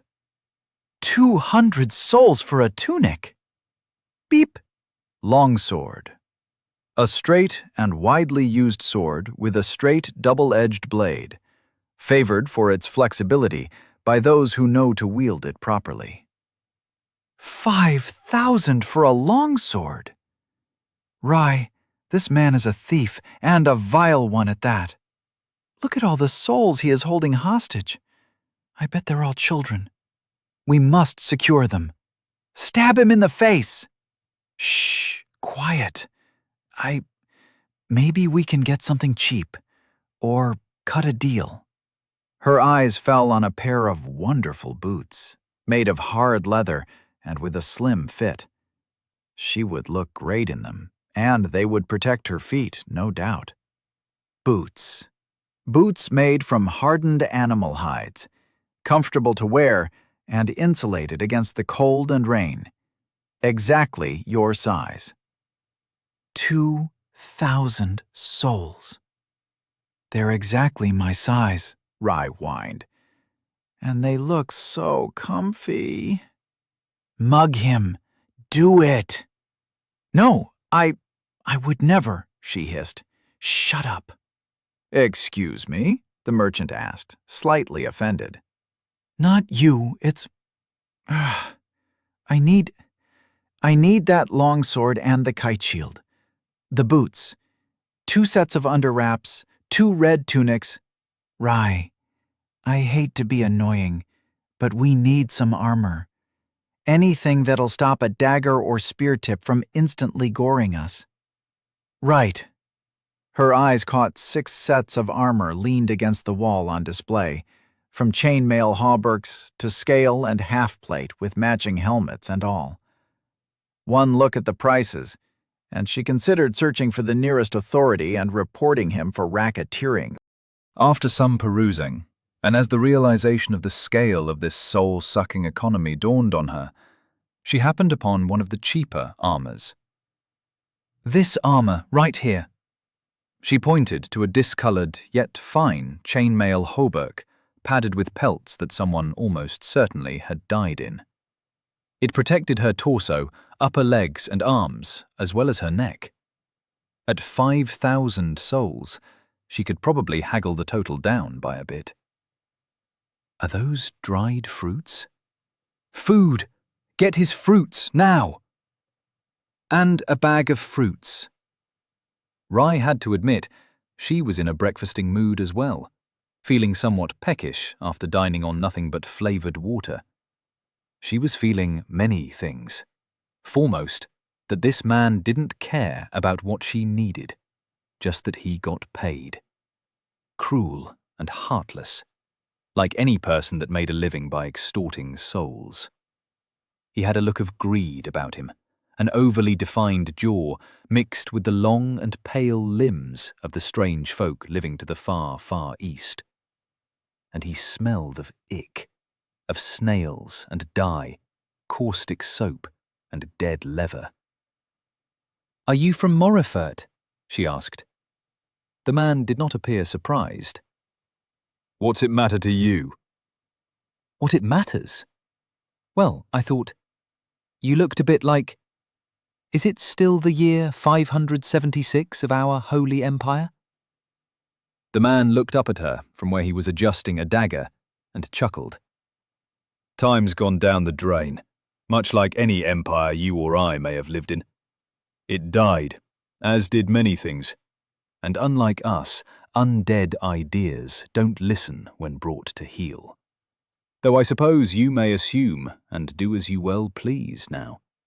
None left to watch over language, nor passage of the years, nor the origin of pilfered goods." He was a thief of the dead. Did nobody in this place besides her care about the decency of those who passed? What if their belongings held sentimental value? What if they woke back up without a tunic or that new fashion from over the Ferrish Sea? Pants. He couldn't be trusted. He was from Morefurt, and the people there were the most vile, deceitful, and foul-smelling kind. Because of the swamp and the dyes and their tendency to lie, and not at all because of some rivalry with our Vale about a stolen goat that went back 25 generations. It was an important goat. It laid golden eggs and foretold the weather. At least, that was how Dar had told it, in between teaching her how to haggle on the local markets. Armor, sword, shield, tunic, boots, underwear, fruits. The merchant counted. That makes a total of 14,000 souls. 14? 10 plus 4, times 1,000. They do educate common folk on addition and multiplication outside of Morefurt, do they? Yes, Rye cut herself off, biting her tongue before she said something she couldn't take back. It was twice her remaining souls, and though she thought herself a good haggler, it would require a miracle to reduce the price by half. Are these bone shards worth any souls? She pointed at a small bowl adorning the top of a pillow, a dozen shards lying in a heap of grey and green. Bone shard, uncommon. The shard of a divine soul, undefined and undeveloped. The strength of a shard is directly correlated to its rarity, for only the rarest moments crystallize to mark a person's soul indelibly. Combine 10 for a bone die of appropriate rarity. Ooh, rarer shards require less shards for a boon. Sure hope that trend continues. Trade only for other bone shards. 3 common to an uncommon, 4 uncommon to a rare. Souls for everything else. Your budget? Soul count, 7,176. We have 7,000, she said, and immediately bit her lip. She screwed up. Rule number 1 of barter: never reveal your cards. She blamed it on her headache and the lingering fever. Without a frame of reference, she didn't even know by how many levels of magnitude he was overpricing his equipment. The merchant looked pensive, scratching that pointed chin of his. I'll cut you a deal. Instead of the sword, take this hatchet here, plus this soldier's armor. He offered her another one of the cheaper armors. The cheapest armor, to be precise. I can comfortably sell you those two for 6,000 together. The fruits are another 1,000, as is the other pair of used boots, and if you want a shield, it's 2,000 for this here buckler, instead of 4 for the kite shield. Rai didn't trust this man, and she searched for the price tags in the hopes of catching his treacherous designs in motion. Conscript set. A set of cheaply made armor from a faraway land that may protect a life, but not much else. The lamellar plates are brittle, and the mail roughly joined, yet the people of the East often marched to war with even less. 3,800 for the armor. Hatchet. Commonly used to chop wood, a hatchet can become a deadly tool in the right hands. Due to its top-heavy nature, care must be taken not to overextend after swings. 2,200 for the hatchet. All was in order, except for her purse.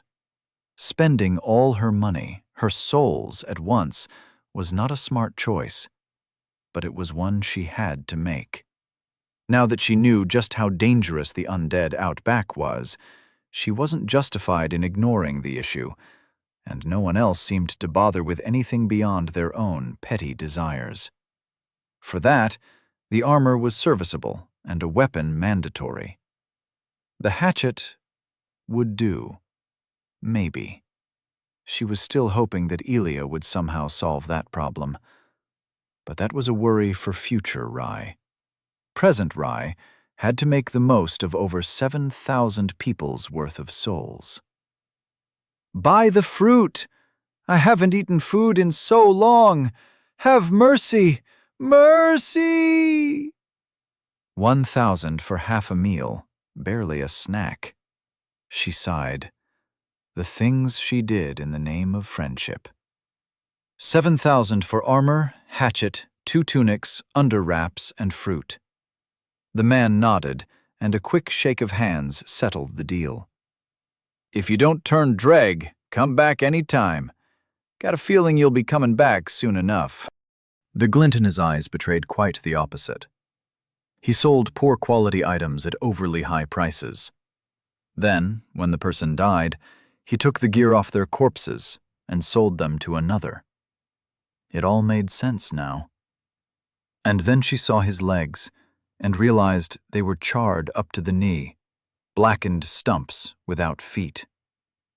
Harris the merchant was crippled. He would have had no other choice than to sit here and barter for his dear life, even if he wanted to fulfill his duty as an undead. Not a thief, but a redistributor of scavenged goods sat in front of her, one whose life was held up entirely by the willingness of others to trade with him. and Rai had thought he was selfish. She was a horrible person, the worst. The embarrassment, the guilt and shame filled her thoughts with an uncomfortable buzz, though that was an order of magnitude less than what she was setting out to do. Everything would be fine.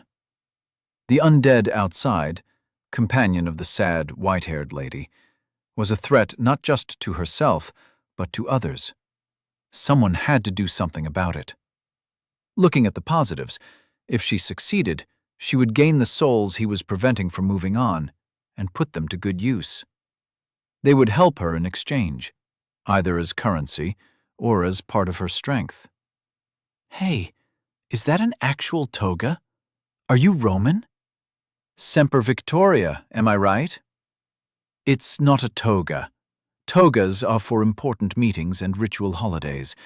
This is a tunic, made in the Empire and a glorious sign of our wonderful civilization, Rai said, before noticing that somehow everything was perfectly her size. That never happened outside of custom-tailored clothing. The man must have had a boon. I still feel a tad too small for my shoes. Soles. Cool. Now, food.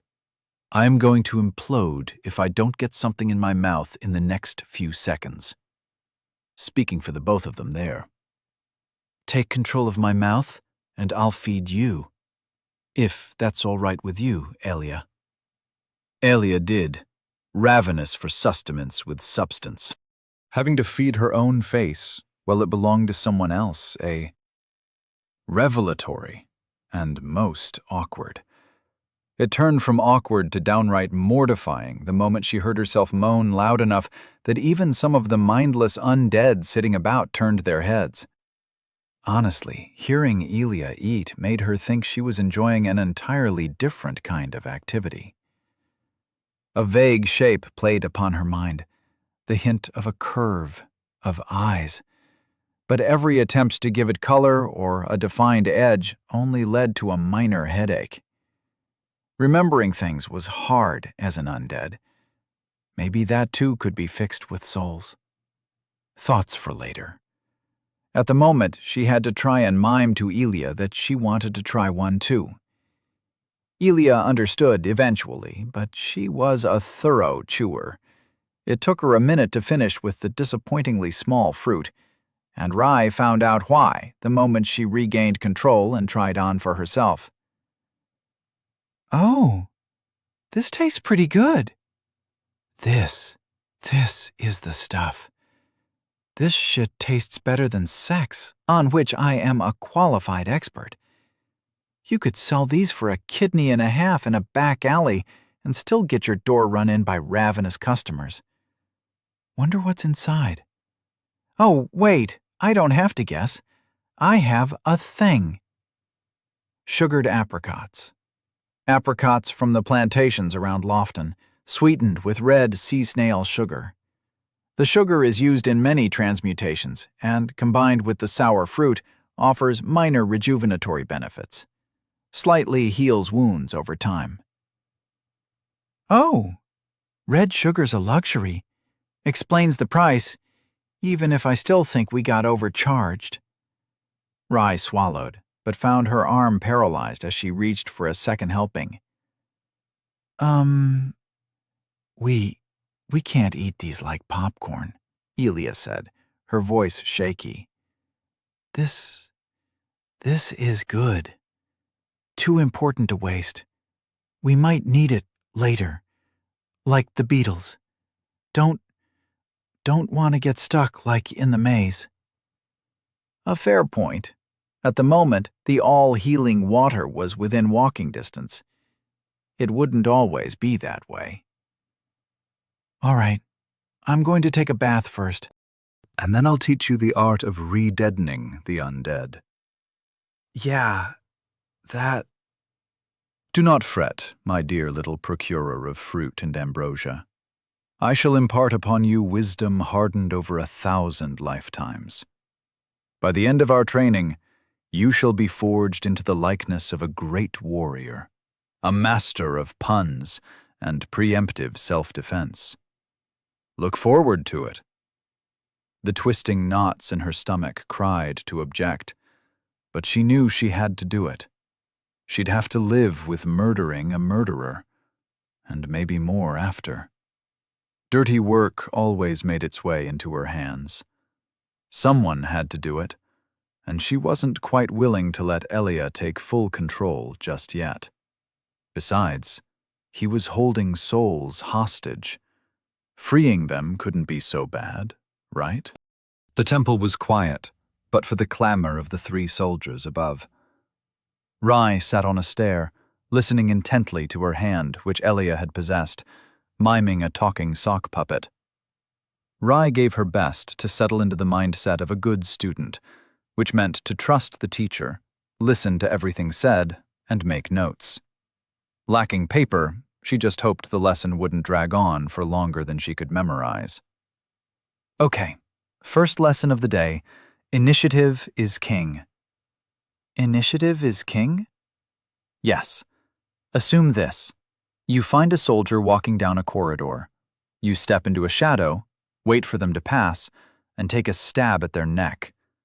Best case, your enemy dies. Next best case, they are wounded, crippled even, and you're right in range for a follow-up strike. Hit 'em with the ol' 1-2. Hit 'em with the ol' 1-2, Rai muttered, tracing imaginary notes in the palm of her hand. And the worst case? Worst case, they stab you back. But when has that stopped anyone? Rai chose not to interject that many dead people would disagree if they could. I'm going to fight the undead, the Dreg, who killed me, the murderer with the spear, the lost friend of our 3-armed lady. Any advice for him specifically? Who? Oh, the side quest. Yeah, without an ambush, you'll need to get past his reach. Second lesson. Reach is queen. Superior reach means you can safely poke without fear of being poked in return, as long as you don't screw up your position horribly. Thereby, positioning in relation to your own and your enemy's reach is a prince. And let us not forget, speed is a princess, strength is a jack, and I think I lost my metaphor. You get the gist. Okay, so fighting involves a bunch of royalty. No, wait, that's just a hierarchy, like in a card game. Okay, I think I can remember that. Idly, she scratched at her cheek. She'd probably have to take a bath afterwards again. But no, she shouldn't think like that. She was about to take a life. It deserved more attention than a wandering acknowledgement. So, what happens if I don't strike first? Then you better not get hit. But what if I get hit? Like, right here. She pointed to the side of her belly, a phantom ache pulsing once where she was stabbed a lifetime ago. That's why you have armor. Sheesh, don't make me spell it out for you. Yes, O wise teacher. Would the wise master kindly tell me what to do if I get wounded? Getting cut hurts. Getting stabbed more. I know. Startled, Rai waited for Elia to recollect her mind. I know. If you get stabbed, leave it at that and act. Getting shanked hurts, even through chainmail, but you know what? You can either succumb to your owie, lie down and die, or you can retake the initiative, or run to fight another day. Now, let's dunk this dweeb. Oh, okay. A big clump got half stuck in her throat. I can do this. I can do this. She waited behind a statue that marked her last point of death, waiting for the rasping breath of her enemy to come closer. The statue depicted Ruthe, god of peace, and she was well aware of the irony. She knew that his peace needed to be kept somehow, in spite of the machinations of evil people, beasts, and worse things. She just never expected to play the keeper. This three-armed dreg, he had to be evil. Cold, plodding steps ascended the stairway round the corner. A moan, then a sound like wind whistling through a crack in the wall. Wait for it. Wait for it. The face of the undead came into view. The same spherical stone mask crowned his head, and beneath his yellowed clothing the jingle of mail rang clear in the crispy air. One of his two right arms clutched a well-used spear, two winged spurs threatening to tear the calves from anyone foolish enough to think they could dodge a simple thrust. In the left he held nothing, and that was her only saving grace in this horrible situation. Now! With a cry that would have made every warrior avert their eyes in shame, Rai jumped out of her hiding spot and flailed her axe towards the undead. It chipped the mask, more a helmet as it covered every part but the nape. It was quite a poor strike. The undead turned, and Rai had moments to notice that with the twisting motion, the spear was already well on its way. Closing her eyes was a very poor choice of defense, and the kind of reflex that got her killed the previous 2 times. This time, she stared bravely as the incoming spear punched through her face. "Why didn't you dodge?" You have died. You have lost. Soul times 176. You have lost. Bone shard, common, times 9. You have lost. Bone shard, uncommon, times 6. Chapter 14. Dooge! The undead spearmen moved up the stairs, slow, trotting steps building up to frightening speed and agility. He was no simple undead militia. His spear was nothing special, though skill made it bend and bite like a living creature. Rai was ready, mentally prepared to do the deed. He was a danger to everyone, not just her. This wasn't murder. This was a community service. She took one step, right onto a sharp rock, and yelped, advantage of initiative and surprise slipping from her grasp like sand. The undead turned. The undead speared. Rai moved, but not enough, and in the wrong direction. You have died.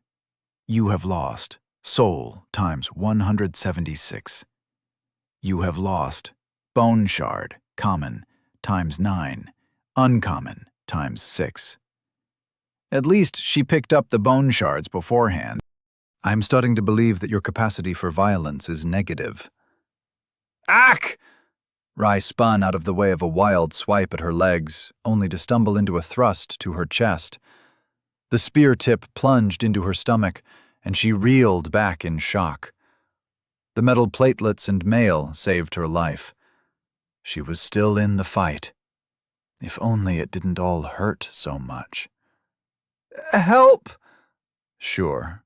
Her arm flexed unnaturally, and she took another stab to her mail.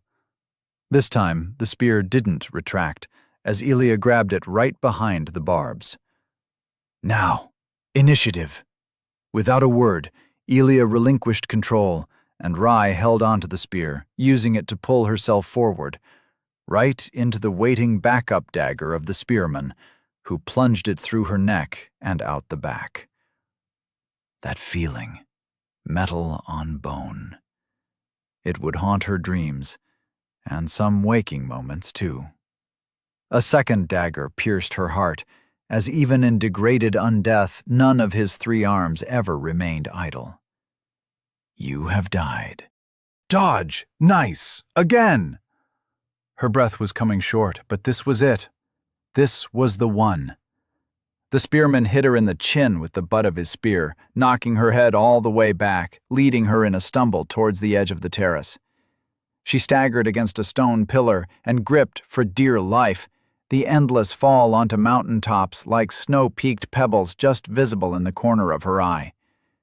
An imperceptible weight drew her down, a blur forming at the edges of her eyes.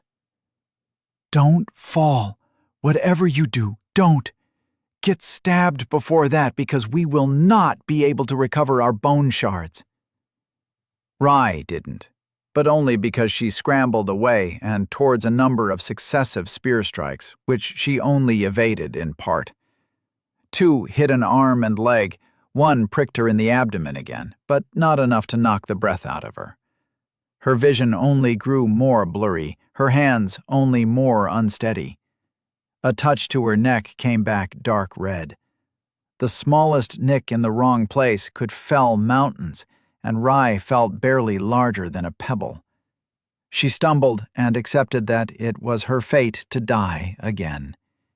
It was almost preferable to watch the spear get her in the neck again instead of the reverse. Almost. "You have died." Get up. Rye remained where she was, nuzzled deep into the embrace of the attendant. She had no intention of getting up. Time until lost items and souls dissipate. 10 minutes. 5 more minutes. Get up, now. The sooner you learn to fend for yourself, the sooner we can get going. Or, switch with me. I'll avenge your deaths faster than you can say pen, pineapple, apple pie. Doing things my way means taking breaks. She turned to peek out into the clear, calm water. Snuggle breaks. Mandatory. An echoing groan bounced off walls inside her head. I get it. You like the level-up lady because she's hot and looks like a 10. People would quarter her just to get at the secrets of her immaculate skincare. Maybe ask her where she gets the good stuff from. Later. Now get up and don't die again. No, make cuddles, not war. She nestled her face deeper, tension draining out of her with a sigh as the attendant brushed her hair. The attendant didn't just look nice, but smelled like roses and a fine hint of earthy cinnamon. Good that no one could see her blush. And here I thought you were in a hurry to get home. I didn't consent to getting hugged, You're just jealous. An exasperated sigh rang hollow. Finally, a sign of victory. Yeah, right. Fine, have your break. But after that, I want to see you do your best. As if Rye had shown anything less. You have died. Stop taking control of my body. Not my fault you keep on dying. There's a limit to everything, especially my patience. You blocked that spear with my flat hand. I was trying to parry it. Where the heck did you learn to parry a spear with my soft, delicate hands? Soft, she says. Delicate, she claims. It's better than blocking it with your face, Miss Pickled Plum. Rye shot up, seething with indignant anger. It was the kind of anger that hurt herself, that made her voice hitch and eyes tear up. Staring at her hand where ostensibly no mark showed itself helped little, as the ache of agony still pulsed like a fresh wound. I saw it in a Bruce Lee movie. Enter the Dragon was always my favorite. It's not as impossible as it looks, just a bit of a trick of desperation. Rye listened to her heartless teacher ramble about things she didn't understand. It was a story, at least she thought so, about a warrior who fought without any weapons at all. Maybe he was a famed ninja from Elia's homeland. Maybe they valued individual strength over everything, like the giants of Morgenthau. What exactly is so fascinating about these stories, where one man beats everyone up? 'Cause watching my boy Lee go ham on a gaggle of witless schmucks is awesome. Kapow! Wham! Bazoing! Truly, barbaric in every meaning of the word. She shook her head, a nugget of information immediately lost in the swirl of chaotic memory. And then, she was at the top of the stairs again. I parried a bolt once. From a crossbow? With your hands? Hell yeah, I did. I'm awesome. Never managed it again, though. Was hard without a shield. Iced the Dreg. He never got me again afterwards. The spiders did, but that was after I lost my boots. I could kill for some boots. Contrary to most conversation, Rai found herself getting even angrier. If Elia really was from a warrior culture, then why was she expecting her to instantly adapt to the life of a killer? She wasn't used to any kind of violence, and the pain was the worst. The feeling of hard, cold metal against bone was now a familiar feeling, and the familiarity only made the weight more terrifying. She didn't even have a boon. She was short and woefully inexperienced. Elia still expected her to just win against someone with not just 6 feet more reach than her, but what felt like years of dedicated practice under his belt. It wasn't fair, and all the rage fed into that boiling cauldron of undoing, the anger that was antithesis to the realm of controlled, civilized thought. The undead's head peeked up from the steep stone stairway, face encased in the same round stone mask, taunting her to think of him as less than human. It wasn't so simple. He had to die so others could live. His suffering was just a formality then, a prerequisite to getting past this first fateful step. As was hers. Pushed forward by the will to make the world a better place, and held back by every instinct and ideal she had grown up with, she found it hard to move at all. But when she did, it was not in the direction she expected. His spear came quick, a dull moan muffled by his helmet mask, the only reaction as she cleared the tip in a leap, slicing edge bouncing off her sabatons. He greeted her with 2 open arms, daggers a welcome gift that pierced her platelets, mail, and chest as she slammed down on him with all her meager weight. Pain added to the cacophony inside her mind, and in the whirl of blind emotion, her hatchet hit the undead's head with a sickening crack. Stone splintered. They both tumbled down the stone steps, slamming into the ground near an abandoned, wilted garden. Their short roll trampled desiccated beauty as they came to a stop in a rosebed, the spherical mask shattered. Rai turned to face him and found his eyes a piercing yellow. She knew it. There was a man behind the mask, an undead man, hollow eyes and skin draped over bones, but still a man, a person. He was still twitching, moving. The hatchet fell. It rose heavily. It fell unaimed. Viscera and snot and tears carved her screaming face into mayhem. As the world grew quiet and her arms refused to move, only tears remained. Her stomach was cut open, a rent in the mail on her side.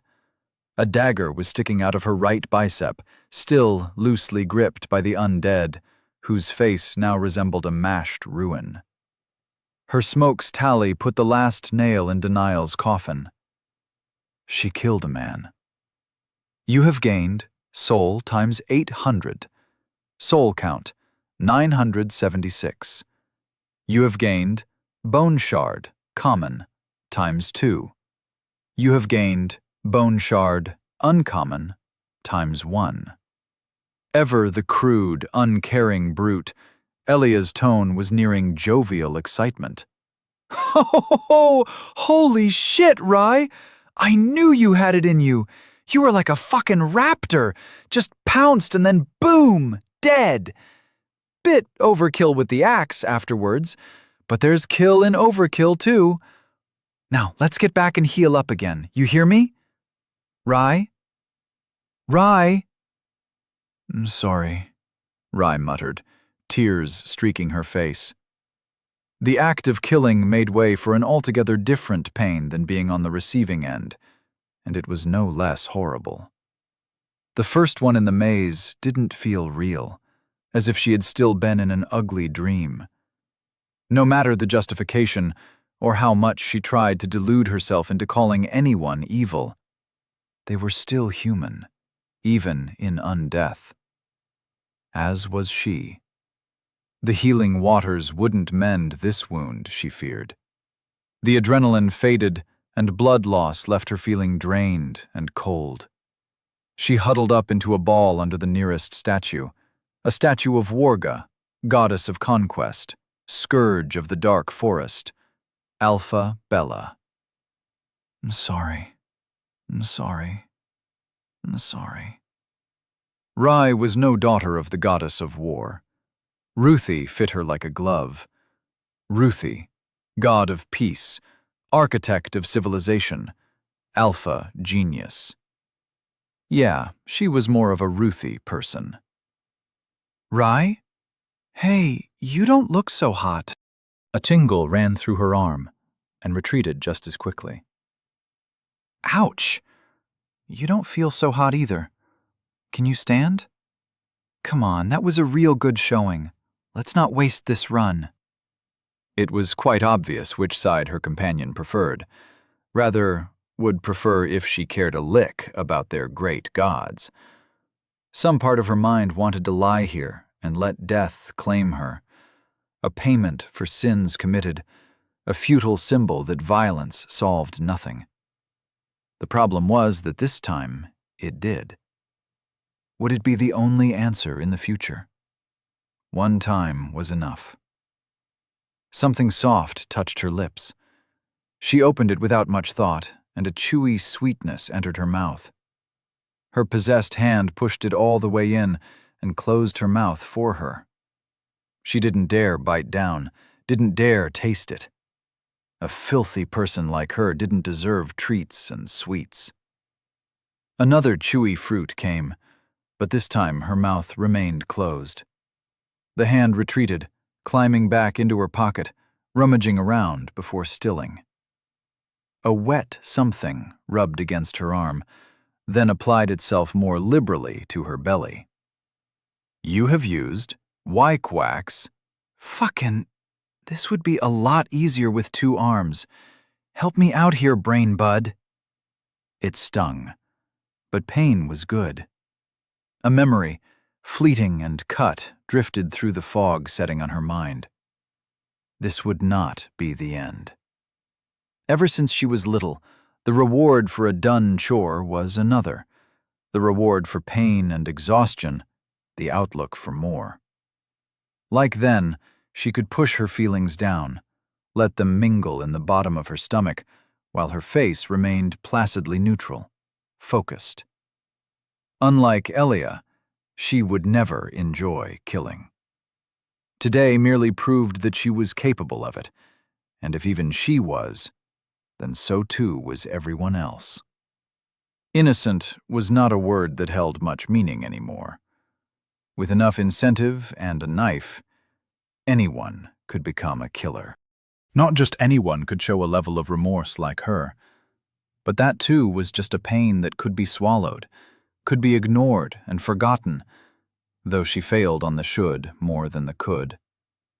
With a quiet sigh, her eyes drifted shut, willing the world to let her sleep. Let her other half take over. Let her enjoy what Rai had to suffer through. Elia was right. She wouldn't last 3 days. She didn't even make it past lunch. At this rate, she was never going to cure her undeath, or make it home, or see her family ever again. Hey, don't go sleeping on me. You're still bleeding out. Her stomach grumbled. Thanks, stomach. At least one part of herself had a straight bearing on what it wanted. With a quiet sigh and less apprehension than she felt was appropriate, Rai began chewing and slowly let herself drift into dreamland. Don't sleep with food in our mouth, or we're gonna choke. Hello? Rai? Brain bud? Holy shit, you snore loud. Well, this is ironic, and mildly terrifying. Can I even sleep like this? Shit, should have asked Rai. Should have asked a lot of things. Ugh. Elia's gaze swept from one corner of darkness to the next. It was kind of cozy in here. Peaceful. She leaned back in a metaphorical sense, and whistled an awkward tune. What a vacation. And then the floor opened up, her apparition of a body screaming down into the land of dreams and memory. With a shock and a shudder, a girl woke up, wrapped in warm sheets of feather-stuffed bedding. A tired face under a disheveled mop of straw-colored curls shuffled out from under the covers, the dull, red-tinged sky torturing her even through a hefty squint. Sunrise. She overslept again. "Rye," a sonorous voice called, followed by another knock. "The mistress wants you up and at it."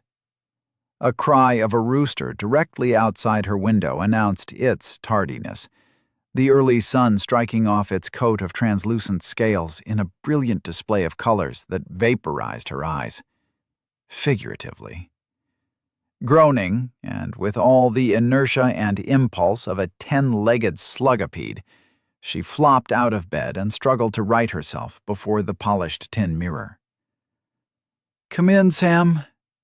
A yawn stretched wide as the embroidered cloth divider parted, the servant with black hair done up in a bun peeking through, mischief hidden beneath sharp, dark eyes.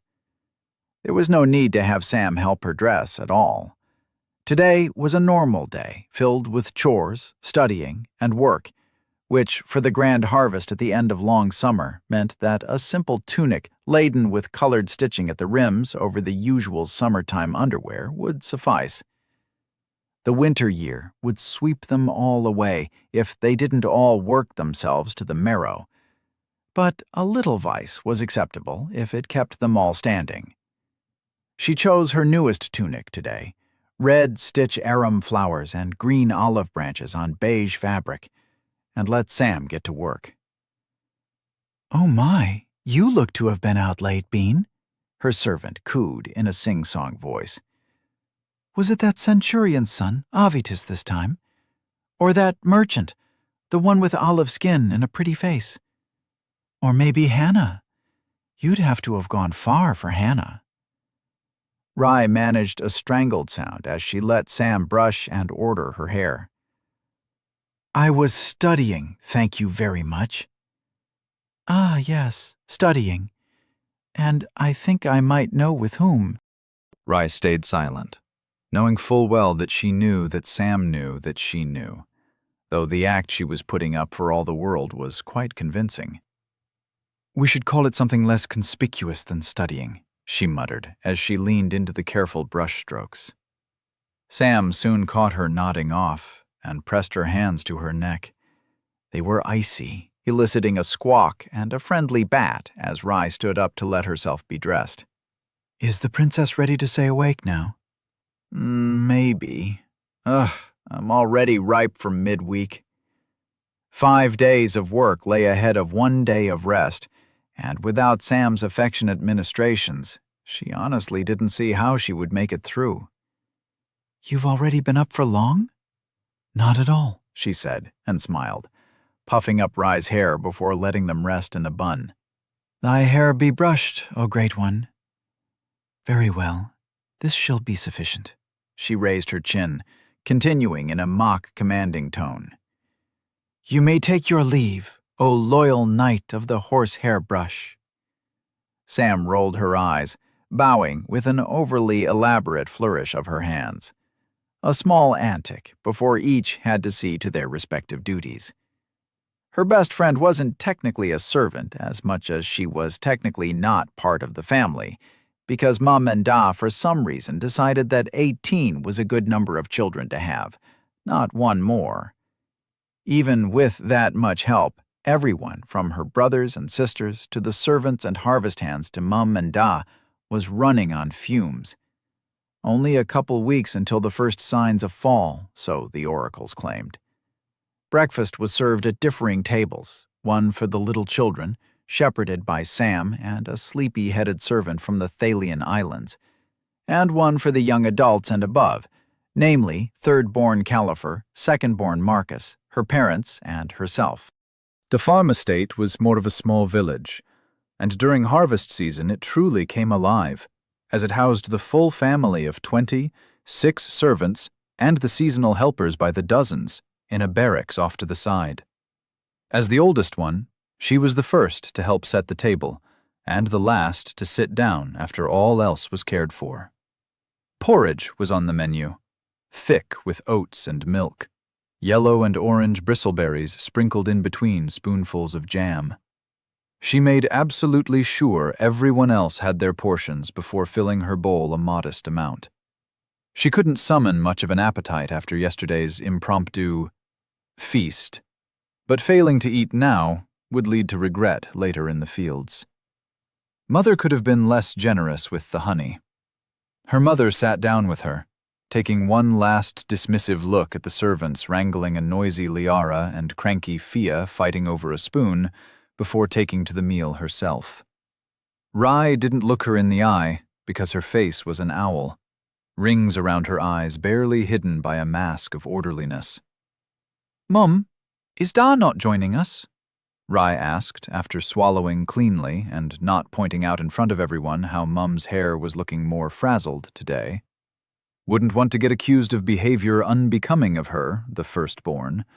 Not first thing in the morning. "He left in the morn, inspecting the harvest of our client farmers. He will return in 4 days, after visiting citizen Paulus, the elder, father of Paulus the younger. You know the one." She yawned, but her tone was much too jovial for the sapping questions that soon had to follow. "And your studies? How are they, dear? Will you be set to take the exam fall next year? Or is that asking too much?" "Yes." "No, I'll be done with Mr. Marksworth's assignments right on time." Cries in the background forced her to stand up and put an end to the bickering before Fia went on another of her famous tantrums, or someone lost an eye. Sam looked truly grateful. Her natural glare just managed to scare them, and the maid responsible for the young ones was fast asleep, face first in a bowl of flour. "Wake-a," Rai mouthed, before returning to the breakfast table. Bless Sam, she was already 5 steps ahead. Back at the table, the talk ran circles around her studies all over again. In truth, she'd be done a bit early with last week's assignments, a small reward for pushing herself so fervently these past 2 months, and completely skipping on more than a few days of sleep. Getting a tutor to come this far out from Arvale was expensive, especially considering that during the long summer there was seldom a job as well-paying as bringing in the harvest. Everyone pitched in, from the landowners themselves to city folks swarming out in the hopes of getting good donors for their muscle and a head start on their own stores for the winter year. For herself, she could only laud herself in silence that a teacher of philosophy, arts, and sciences had deigned his time worth spending on her rather than wrenching tubers from the earth. The way she practically consumed each reading assignment, each scroll and book, was the only reason Mr. Marksworth had even accepted, and Da would not have been moved to pay for him without her promising initial results and the good deal he managed to haggle. There was definitely something more going on there with the amount of attention Marksworth deigned to give her. Either way, she was getting results that set her up to either fail catastrophically down the line or, as luck had a twisted sense of humor, condemned her to rise above them year after year. The prospect of falling behind, of wasting all the good grace given, gave enough anxiety and impetus for extended studying even after a day standing bent over in the fields or politely yelling at the workers and her siblings to pick up the pace. In exchange, she felt just about ready to collapse. Next to the steep pile of trigonometry, algebra, history, religion, the 7 dialects and philosophy, the farm work formed a pile that never seemed to shrink, only stay the same or increase. The exam that would determine her degree of competence wasn't for another year and a bit. She'd have it in record time, yes, but only if sleep deprivation didn't kill her outright. Could she make time for an evening at the long summer festival? Likely not. With a strangled sigh, She returned to her lukewarm porridge. Good. That we get to see you go beyond your origins makes me and your father very proud. Even when you'll eventually have to move into the city. Now come, stop martyring yourself at the breakfast table. I made enough for everyone. Her eyebrows had to be reined in from arching up, just as her owlish mother spooned another dollop into her bowl. Now she was obligated to force that down too. Sickly sweet. The best kind of horrible. The moving out part was new to her, but it was soon washed away by the thoughts that she should have seen this coming. That of course she couldn't stay a day's journey from our Vale. Her mother moved on to other topics, her window to mutter a, "Thank you, Mum," passed. Sophia was blessed with her first soul shard. Isn't that wonderful? Oh, and before I forget, after consulting with your father, we have decided to free you of all your evening duties until the end of the year, perhaps longer. That means no dilly-dallying with strapping young farmhands or anyone else this season. You're our firstborn. You need to look and act the part. Are we clear? Rye nearly sputtered, but kept her composure on the outside.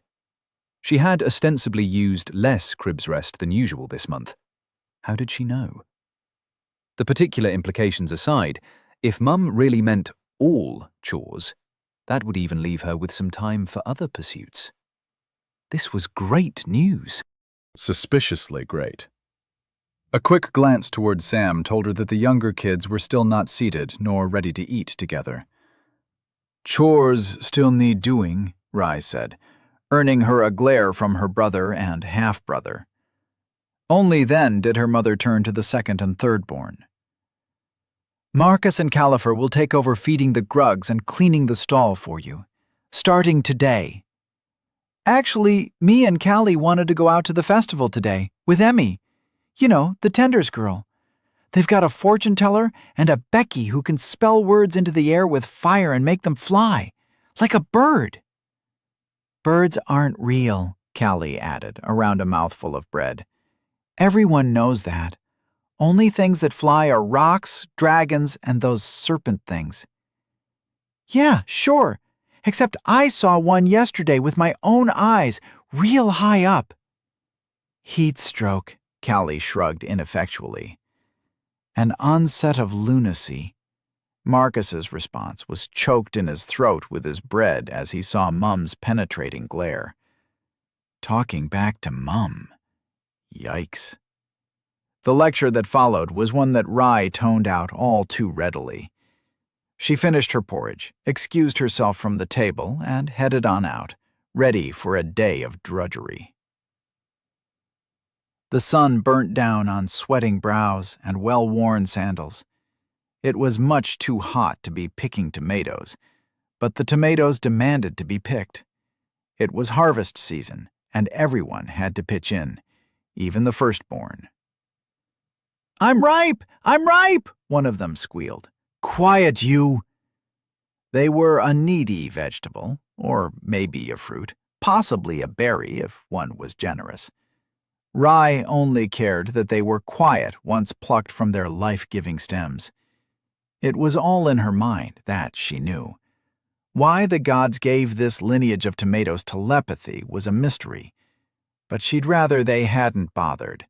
It ruined a lot of meals for her, eating something that had talked back the day before.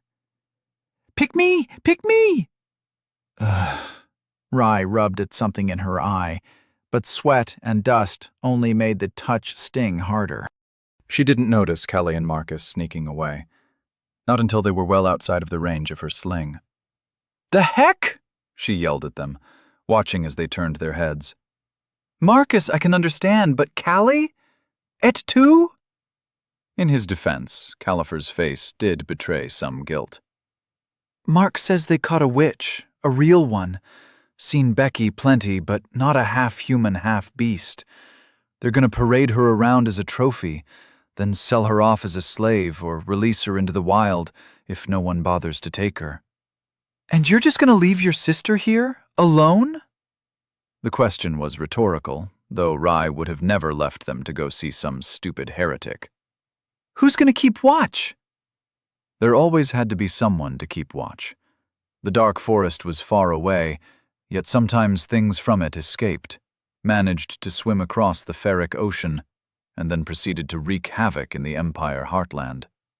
Just last year, 2 poor washerwomen were pulled into a stream, leaving nothing but blood, unwholesome fluids, and unwashed laundry in their wake. It made her fear for Sam, enough that she had bought her a rather large knife, even though non-citizens were not allowed to carry one. Marcus gestured somewhere up the tomato vineyard. Antonius and Claudius got our crossbows. That only got her to gape in exasperation. The seasonal helper with the crooked eyes and the 12-year-old? Yep. Don't be such a pansy. Nothing's gonna happen, and they'll have the harvest done on time. We've enough helpers this season. Won't miss us for a day. Marcus yelled as Califer mouthed an apologetic, "I owe you." A single favor was not enough to make up for an entire afternoon, but they were already off, disappearing in between long lines of tomatoes, clamoring loudly in a contest of who was the ripest fruit in town. Vegetable. Ugh, it didn't matter. The blame would fall on her head as the firstborn, and the one overseeing this section of the harvest. Always her. No one worked as hard besides Mum and Da. Maybe that was to be expected. Maybe she deserved it, for lying to them about what she really got up to nowadays, instead of chasing boys. She sent a quick prayer to Rue, the kind man, to give her the strength not to rat on them later. They wouldn't be coming home in time to do their evening chores either, which meant she'd have to clean the grug stools as well. As always. She got back to work, ripping every second tomato off its stalks with a muttered curse. The wooden table was not a good place for a nap. Rye blinked blearily, wiping a dripple of drool from her mouth as she looked outside. The window was open, a stuffy night's breeze wafting through. It was still dark out. Her candle had burned mostly down. An open book offered vague recollections of the latest assignment on trigonometry. The assignment was done, but her fingers ached. Her arms burned and shook as she relit the candle. Enough. For today. With limbs dragging her downward the entire way, she stumbled from study to bedroom. Too hot, too humid. Didn't open the windows, of course. She fiddled with the latches, breathing in the cool air as it swept the room, before laying down on the hay-stuffed mattress. Bed. Soft. Wonderful.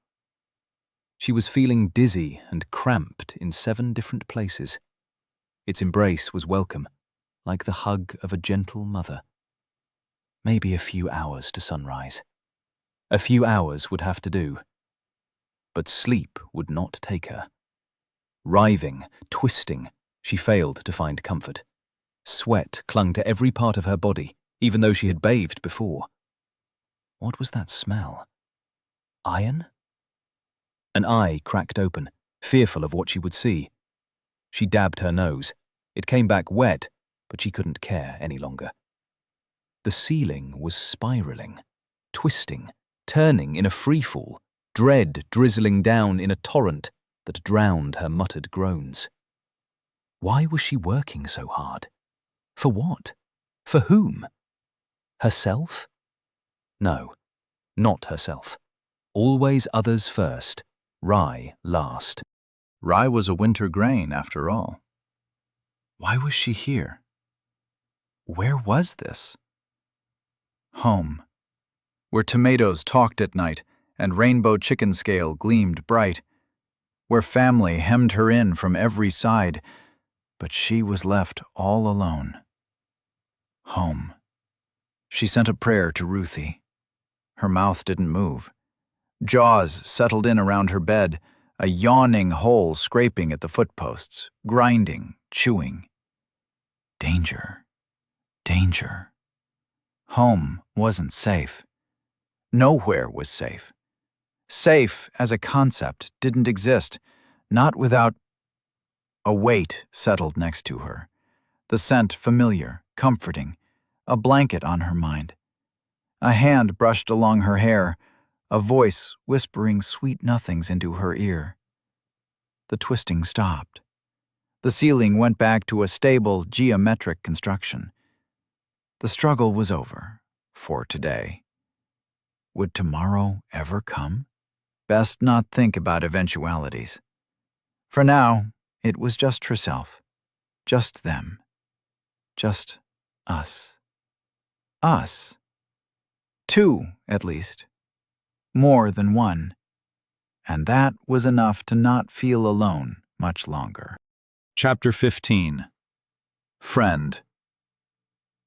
Elia awoke with a shudder, shedding memory and cold sweat like a dirty raincoat. Nothing made sense, and at the same time, an attempt had to be made to order the pages of her memory before they slipped through the cracks. Elia was Elia. She grew up in Portland, Oregon, not a farm. She didn't have brothers or sisters, and neither did she go out feasting, most likely this world's equivalent of partying. Nor did she spend her time foreshortening her lifespan by studying like an academic zombie. She was a normal zombie, thank you very much. She didn't need to go to school. The dream belonged to Rye. It wasn't hers, and neither was her body or her voice. She was living life on a lease, though it made for a familiar experience, coupled with an ever-present exhaustion seeping from her deepest pores. Elia was not many people. She was one person, stuffed into the hardware of another. She wasn't even paying rent. She took a breath, and for a moment felt like she could run a marathon. The impression lingered in lieu of the vague smell of dried flowers and cinnamon from the nearby flower beds. She didn't think sleeping on the ground could ever have felt this comfortable. She even had a pillow, a blanket, Elia was not in the garden. Her eyes shot open. No sky, no cliff, no clothes. She was in a bed, and the bed felt soft enough that she might have drowned in it. "Has thy sleep been restful, undead?" the attendant woman asked as her heart-shaped face crept into vision, string and needle in hand. "Art thou of calmer mind?" She traced a hand across Elia's chin. Elia punched her in the face. Out of reflex, a bit of surprise, and mostly panic. She toppled out of her bed and performed an impressive, albeit quite useless, series of evasive rolls until her head cracked against the far wall. Her armor was in a neat set of piles by her side, followed by her clothing, her gear, and Quibbles sitting in a bowl of mud and water. The brown toad was giving off an air of smugness. His opinion was unwarranted and unreliable. He had been bribed with bugs. "Apologies. Thou must have been startled." The attendant's voice betrayed no sliver of pain or anger. It was the exact same gentle tone her words always carried, seeming ethereal, almost out of this world. Equally unnatural was the fluid, graceful motion as she cupped her eye with a hand. No trace of pain marked her face, a state Elia tried to copy. "The fuck?" was all she said, belated realization dawning that she was in control again. "Thy wounds required care, dear undead. Thou wouldst not drink, and thy sleep appeared disturbed. Thy thoughts ringing of discomfort, thy body cold from lack of life." She lowered her hand, revealing a faint blue bruise growing around her left eye. "I only sought to bring thee peace." "Don't fucking touch me," Elia said, adrenaline still pumping as her eyes flicked to the bandages around her arm and stomach.